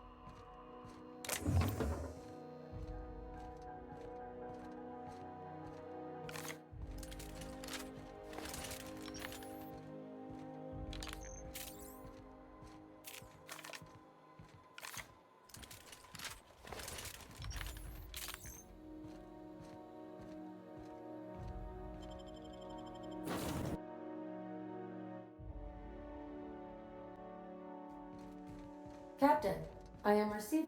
Captain, I shall now play the transmission I received from Dr. Wells. Thank the Lord you warned me. I was able to get some defenses up, but they might not be enough. The board has sent some serious firepower to pry me out of here. They're trying to get in here, and I'm not sure I can stop them. If they capture me, if we can't communicate again, there's something very important you need to remember. The board, all their lackeys, they're all a bunch of swine. Do you hear me? They're fucking corporate swine. You fucking pigs! I'll take you all out with me! I'll never... How can I be of assistance? May luck be with you. Of course, as I am sure you are aware, luck does not exist. But it seems to comfort humans to believe they possess good quantities of it.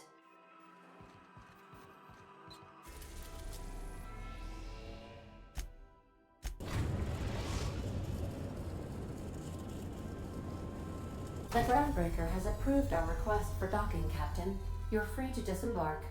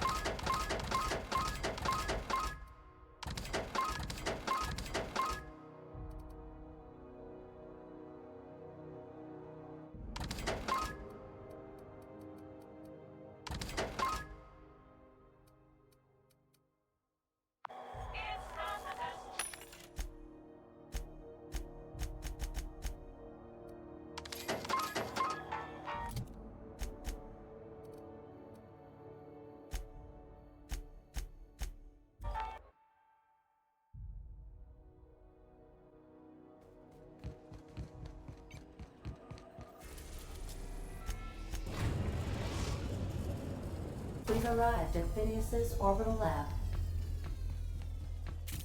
Stay safe out there.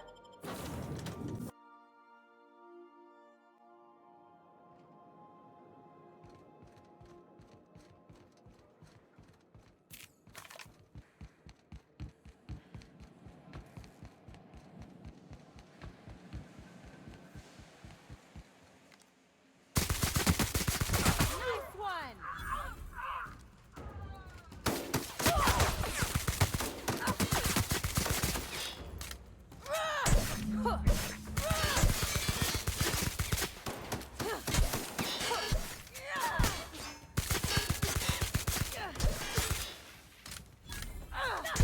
the last of him.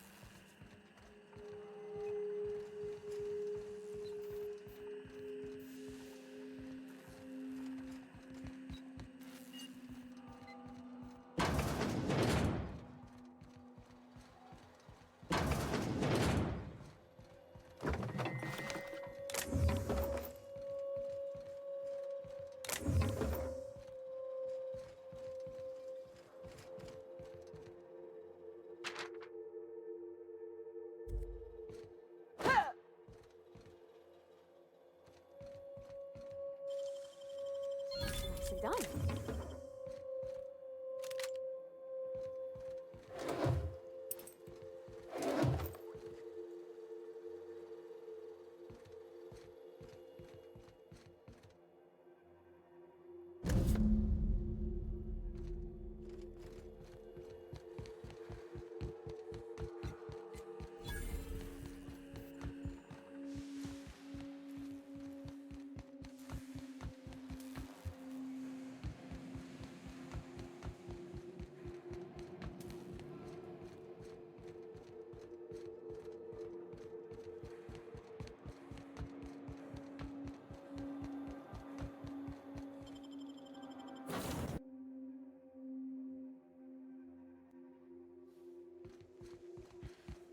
Sam.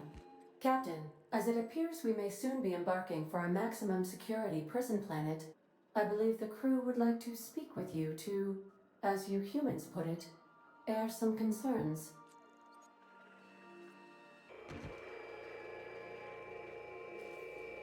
Those board goons kidnapped Mr. Phineas and hauled him away to Tartarus. How are we gonna get him out? To extract the scientist, you will need to infiltrate the labyrinth. But that course of action is likely to be quite dangerous, Captain.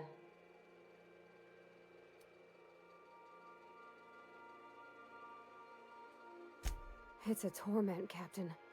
Think on the deepest, darkest pit you can imagine and wrap it up in a storm so nasty it'll peel the skin right off your bones. That's Tartarus. But since no one ever makes it out, this is all just speculation. The armed surveillance protocols on a maximum security prison planet are highly sophisticated.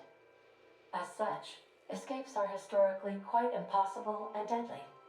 I am programmed to warn you whenever you exhibit inclinations toward risky behavior. Breaking into Tartarus will not be easy. Let's just do it. Kick down some doors, grab Doc Wells, and cut a path out. We don't need a plan. We got guns. If you really mean to do this, you should see to your final affairs and close out any unfinished business. Once you sneak into Tartarus, you may be there a while. Or permanently.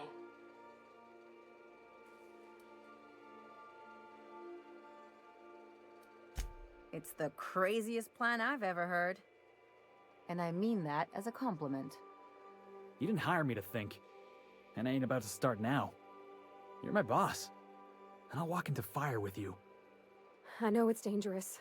And I won't lie and say I'm not scared out of my wits. But I couldn't live with myself if we didn't do something. Let Sam get the grime out. It's what our units do best. The entire plan is a terrible idea, but I admire your bravado, Captain, which leads me to illogically believe, against the odds, that you will be successful. If we don't make it, at least it'll be a great story. Got my trusty tossball stick, got my ass-kicking boots. I'm ready, boss. You can count on us, Captain. We're crew. For real crew. That means we got each other's backs. Command not recognized. Waiting on your command, Captain.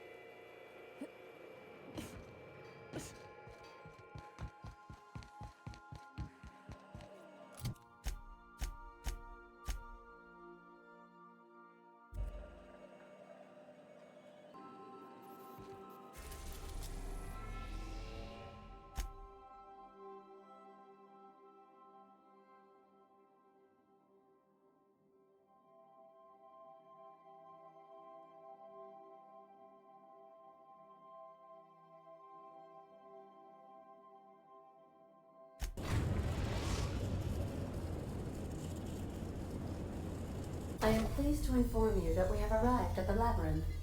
Please be advised that the punishment for trespassing is execution. Please be advised that electrical storms on the surface of Tartarus make departure impossible at this time. Resident count is as follows: 3,071. Resident deaths, including but not limited to executions, are as follows: 1,684. Resident escapes are as follows: 0. The interior can be chilly. Take a scarf with you, Captain. I would also ask that you leave your captain's ID with me, in the event that you do not return.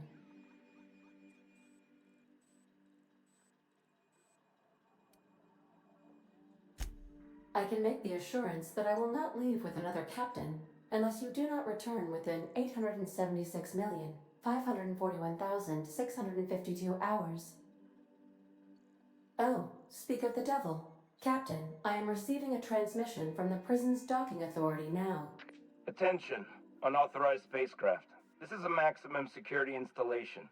Your presence here is an explicit violation of UDL corporate policy. You are hereby confined to your docking platform until a ticket detailing your crimes has been filed and notarized, at which point your vessel will be seized and you will be executed.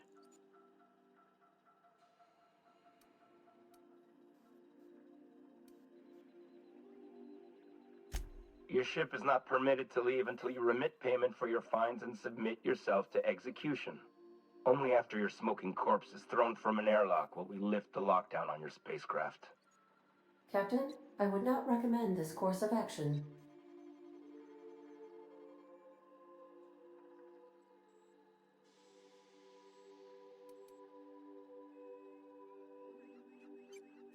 We're on lockdown. We have standing orders to shoot intruders on sight. Tartarus Docking Authority signing up. Hang on. Looks like you're gonna have company at the execution. Another ship just pulled into your dock. Wait, is that from the Groundbreaker? What the? Pay no mind to that. Just have a pleasant day. Transmission terminated. How can I be of assistance?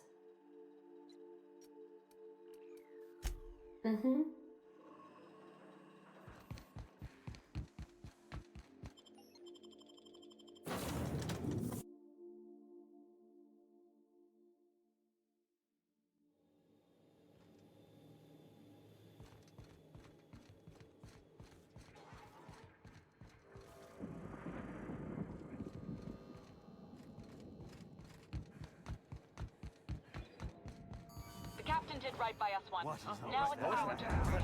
The board will never own Groundbreaker. Not while I breathe. What was that? Push on, Ardat!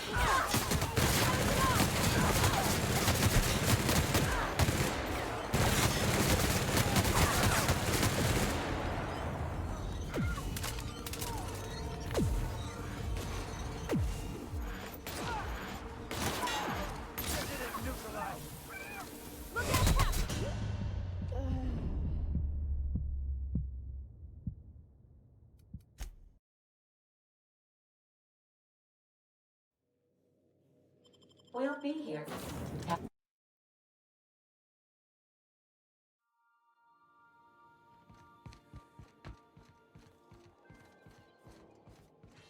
The captain did right by us once. Now it's our turn. The board will never own Groundbreaker. Not while I reign. Push on, Margat!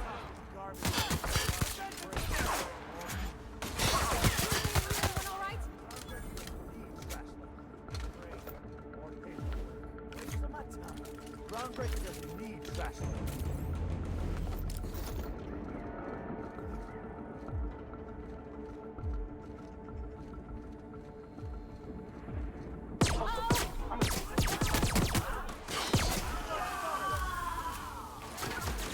Don't mess with us!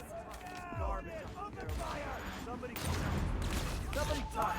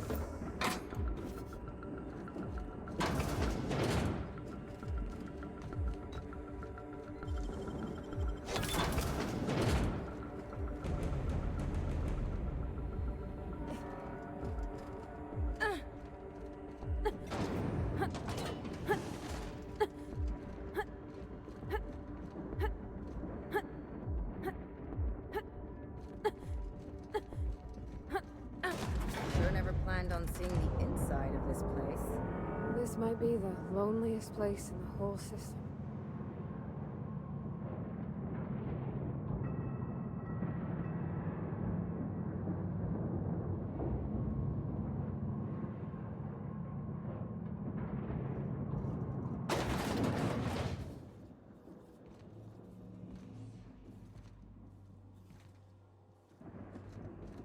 Let's look around. There's gotta be a few ways through here.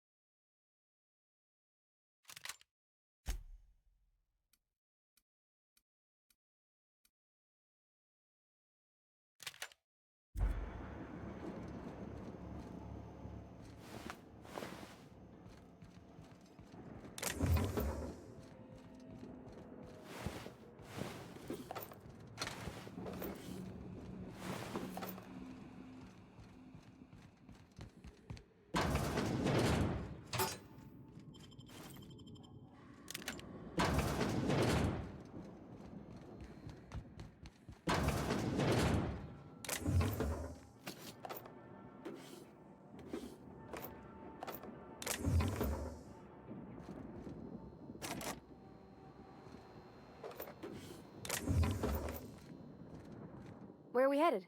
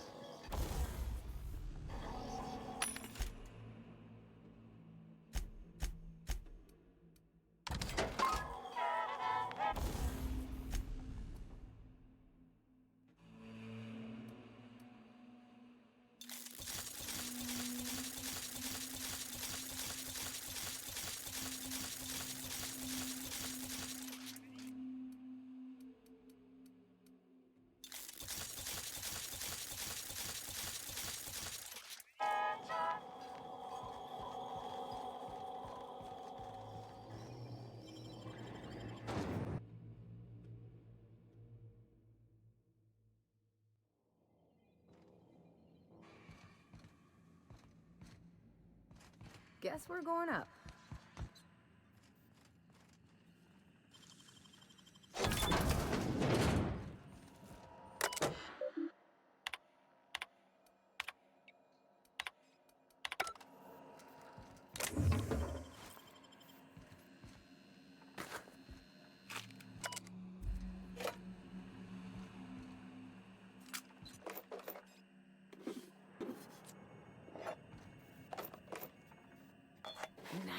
easy.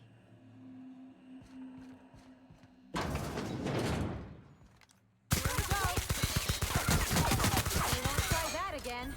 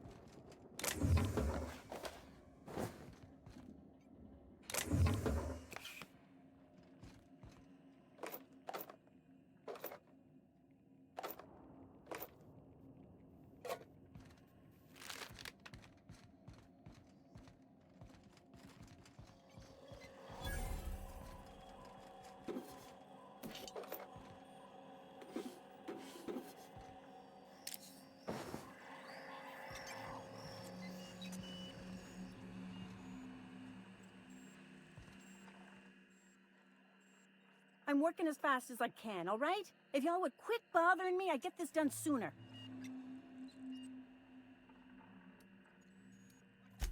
Is that a joke? Y'all call me out to fix the FPS and now you're asking me who I am? Whatever. I need to fix this before I get in trouble, so stop bothering me. Forced pacification system. If the prisoners riot, we gas them. It went a little haywire after the last deployment, so here I am. Anyway, I need to finish this, so get out of here, will you?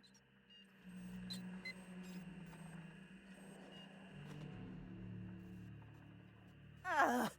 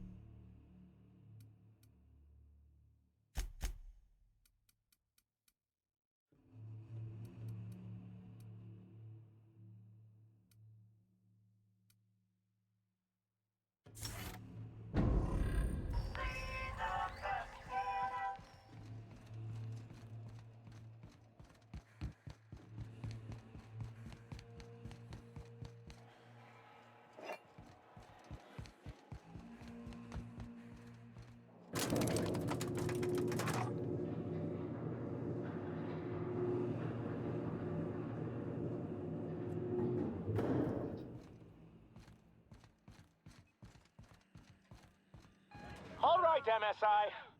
I'm not one for rousing speeches, but the captain needs our help. So, get in there and fight! Here they come! Down they go!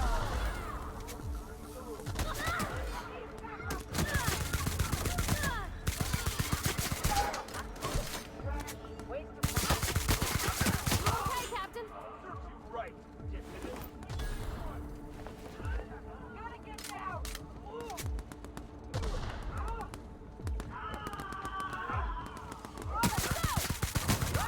Nice work!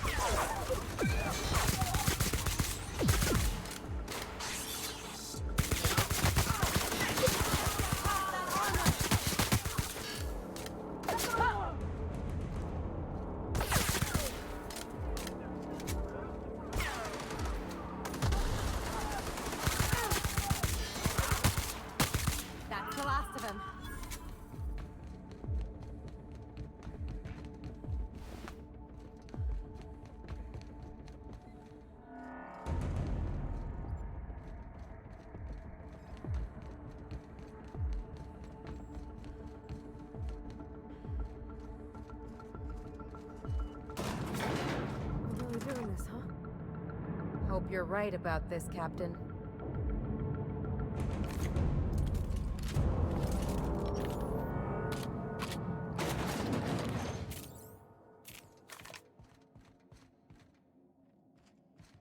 After all you've done, all the work you've destroyed, all the money you've cost me, your misguided crusade has doomed Halcyon.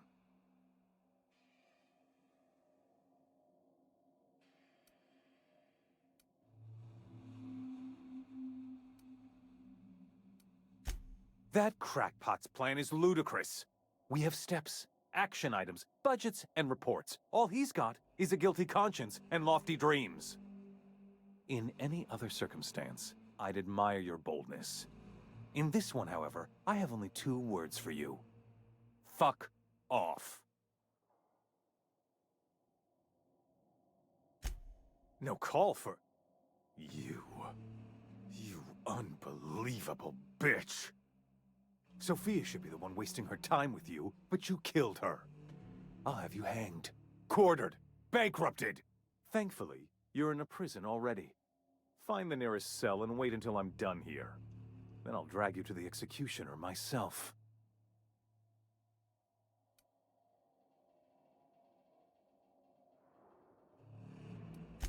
Is that what you think you're doing? This path of wanton societal disruption? You call that being a savior? I call it sabotage. You know what saboteurs get, Captain? Summary executions. In the next room is the finest automechanical purveyor of death ever made. Try not to scratch the paint with your skull. It was fucking expensive.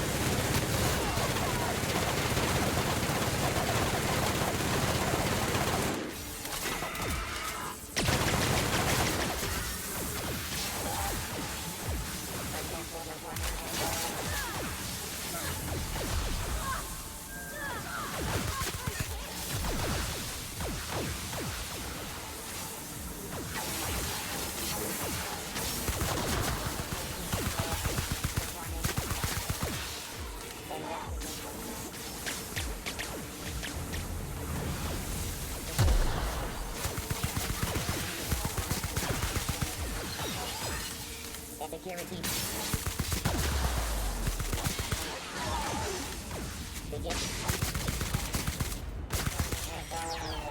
Performing.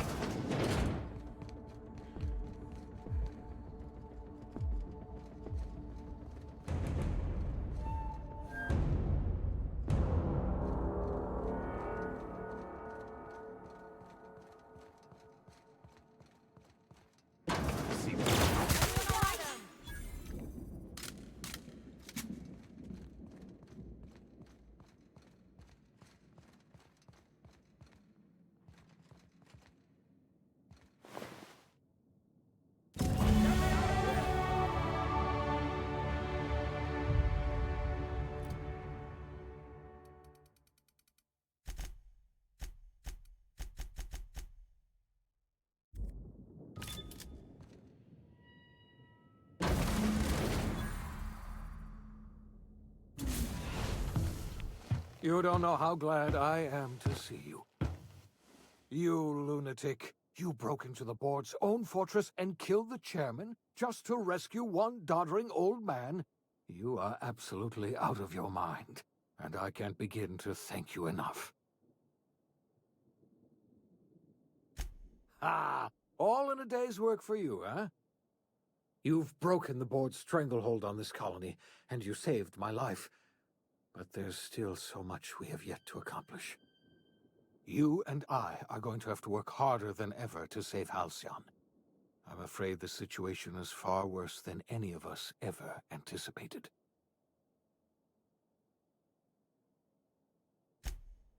Earth has gone dark. We haven't received a single message in 3 years. There's been no communication, no signals, nothing. 2 years ago, the Earth's Directorate's frigate disappeared on their way back to Earth. We don't know what they discovered when they arrived, or if they arrived at all. They haven't exactly been hands-on around here anyway. So there's one less rubber stamp to worry about. Earth is humanity's home planet, Miss Fenhill. The psychological effects of losing our original home will be devastating. You mean we're all alone out here? Really alone? I'm afraid so, Miss Holcomb. Halcyon is the only home we have left. Returning to Earth is no longer an option. Yes, we do. You've done a marvelous thing. You've succeeded where anyone else would have failed, including me. We must begin the revival process immediately, starting with the Hope's brightest minds, and then we're going to fix this damn colony, one problem at a time. We're going to need a leader, and I can't imagine a better person for the job than you. What do you say, old friend? Will you help us?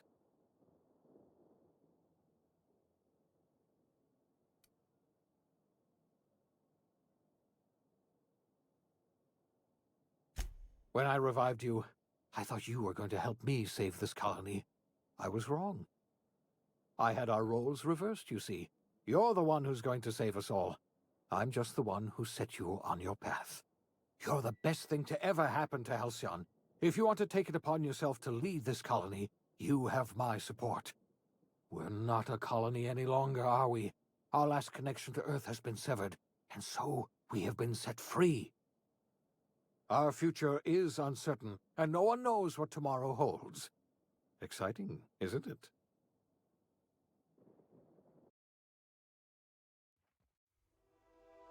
The OSI teaches that everything in the universe happens according to the grand plan. But the stranger that arrived in Halcyon was an unplanned variable. From the moment he landed in Emerald Vale, his actions altered the course of history. The events on Tartarus brought about the end of the board's authority. But the board's mistakes would haunt the colony for decades to come. The damage they left behind would require the work of a generation to repair. Dr. Phineas Wells began reviving a handful of the Hope's colonists. Engineers, scientists, technicians, and intellectuals. They were among the brightest minds the Earth had ever sent out into the stars. The Hope scientists and engineers woke up in a colony descending headlong into total collapse. With no way to return to Earth, they had no choice but to band together and devote themselves to the cause of saving Halcyon. The people of Halcyon were nothing if not hardy. In the absence of the board's authority, many of the colony's settlements banded together with a single purpose in mind: survival. Life was especially hard in the years to come. Some towns dissolved by attrition and starvation, but most of them found a way to carry on. In the years to come, Halcyon was forced to reckon with its newfound freedom. The board was gone, and for better or worse, the colony was responsible for its own destiny. Sanjar's civil liberties and worker-centric policies were slow to catch on with the other corporations. But as Halcyon began its long, arduous journey toward recovery, many of Terra 2's smaller townships started adopting MSI's alternative corporate structure, and eventually became entirely self-sufficient. In the coming years, many of these townships managed to eke by, where otherwise they might have starved. Consumed by paranoia, Lilia Hagen took Sublight Salvage in a controversial direction, openly accusing board officials of an extraterrestrial conspiracy. One day, an accident at the Groundbreaker's docking bay silenced her forever. Time would tell if her replacement could keep the Sublight family together. Adelaide McDevitt replaced Reed Thompson as the leader of Edgewater. She and her followers transformed Edgewater in their image. Anyone loyal to Reed was pressured into leaving town, and those who stayed behind adapted to her way of life. Adelaide transformed the old cannery into a new garden. The nearby Edgewater Cemetery provided a convenient source of fertilizer. Under the leadership of Junlei Tennyson, the Groundbreaker held firm against corporate influence. The ship's mechanical stability gave Junlei the time to educate a promising generation of engineers schooled in her family's traditions. The future of the Groundbreaker looks promising. The rediscovery of the Hope and the abandonment of the lifetime employment program forced Byzantium to come to terms with some uncomfortable realities about the state of Halcyon. While Byzantines were reluctant to surrender the luxuries they'd grown accustomed to, the board's diminished authority gave them little choice in the matter. Nearly everyone had to learn to make do with less. Some even had to get jobs. It was a dark time indeed. Your influence shifted Ellie's perspective. She finally admitted, albeit grudgingly, that she just might need other people. Sometimes. With a steady income from the life insurance payouts, she was finally able to afford a ship of her own. She hired a small crew and flew supply missions to communities on the fringe. Some of them were even legal. Life in Halcyon was sobering for Felix Millstone. The grand revolution he dreamed of never came. There was no great awakening for the colony, no celebrations in the streets. There was only the hard, desperate work of trying to repair a broken colony. Felix never had a head for numbers, but if there was labor to be done, he was there to help. Eventually, Felix realized that the work of a revolution was done with two hands. Once the matter with the Hope colonists was resolved, Junlei bashfully asked Parvati if she'd like to join her permanently on the Groundbreaker, and Parvati enthusiastically, if somewhat awkwardly, agreed. The stories of her adventures spread across the colony, and Parvati soon found herself the center of attention. Having served as the engineer of a renowned spacecraft, tramp freighters and wildcat miners sought her out by name. And in no time, she was a fixture in the Groundbreaker's mechanical ecosystem. She and Junlei were never far apart. As hard as she tried to drink them away, Nyoka's memories eventually overcame her. Traveling with the crew served as a constant reminder of the family she'd lost, and so she eventually returned to Monarch to get back to what she found most comfortable: the deep end of a bottle and the far end of a trail. Few have seen her since, but travelers often swear they hear her and her machine gun in the night, screaming swears and spitting bullets. The SAM unit that accompanied you spread awareness of the product line's superior sanitation and maintenance capabilities across what was left of the colony. This led to a boost in SAM unit sales. Did you know that SAM units are the longest-lasting, toughest-acting cleaning solution in Halcyon? Minister Clark was released from house arrest, and his contact with you gave him a sense of renewed purpose and vigor. Once it became clear that no help would be coming from Earth, he threw his considerable efforts and talents into helping Halcyon manage the crisis before it. As for Dr. Phineas Wells, he spent his remaining years in his orbital lab. He eventually came to terms with his own past and was able to forgive the mistakes of his younger self by devoting his remaining years to serving the colony.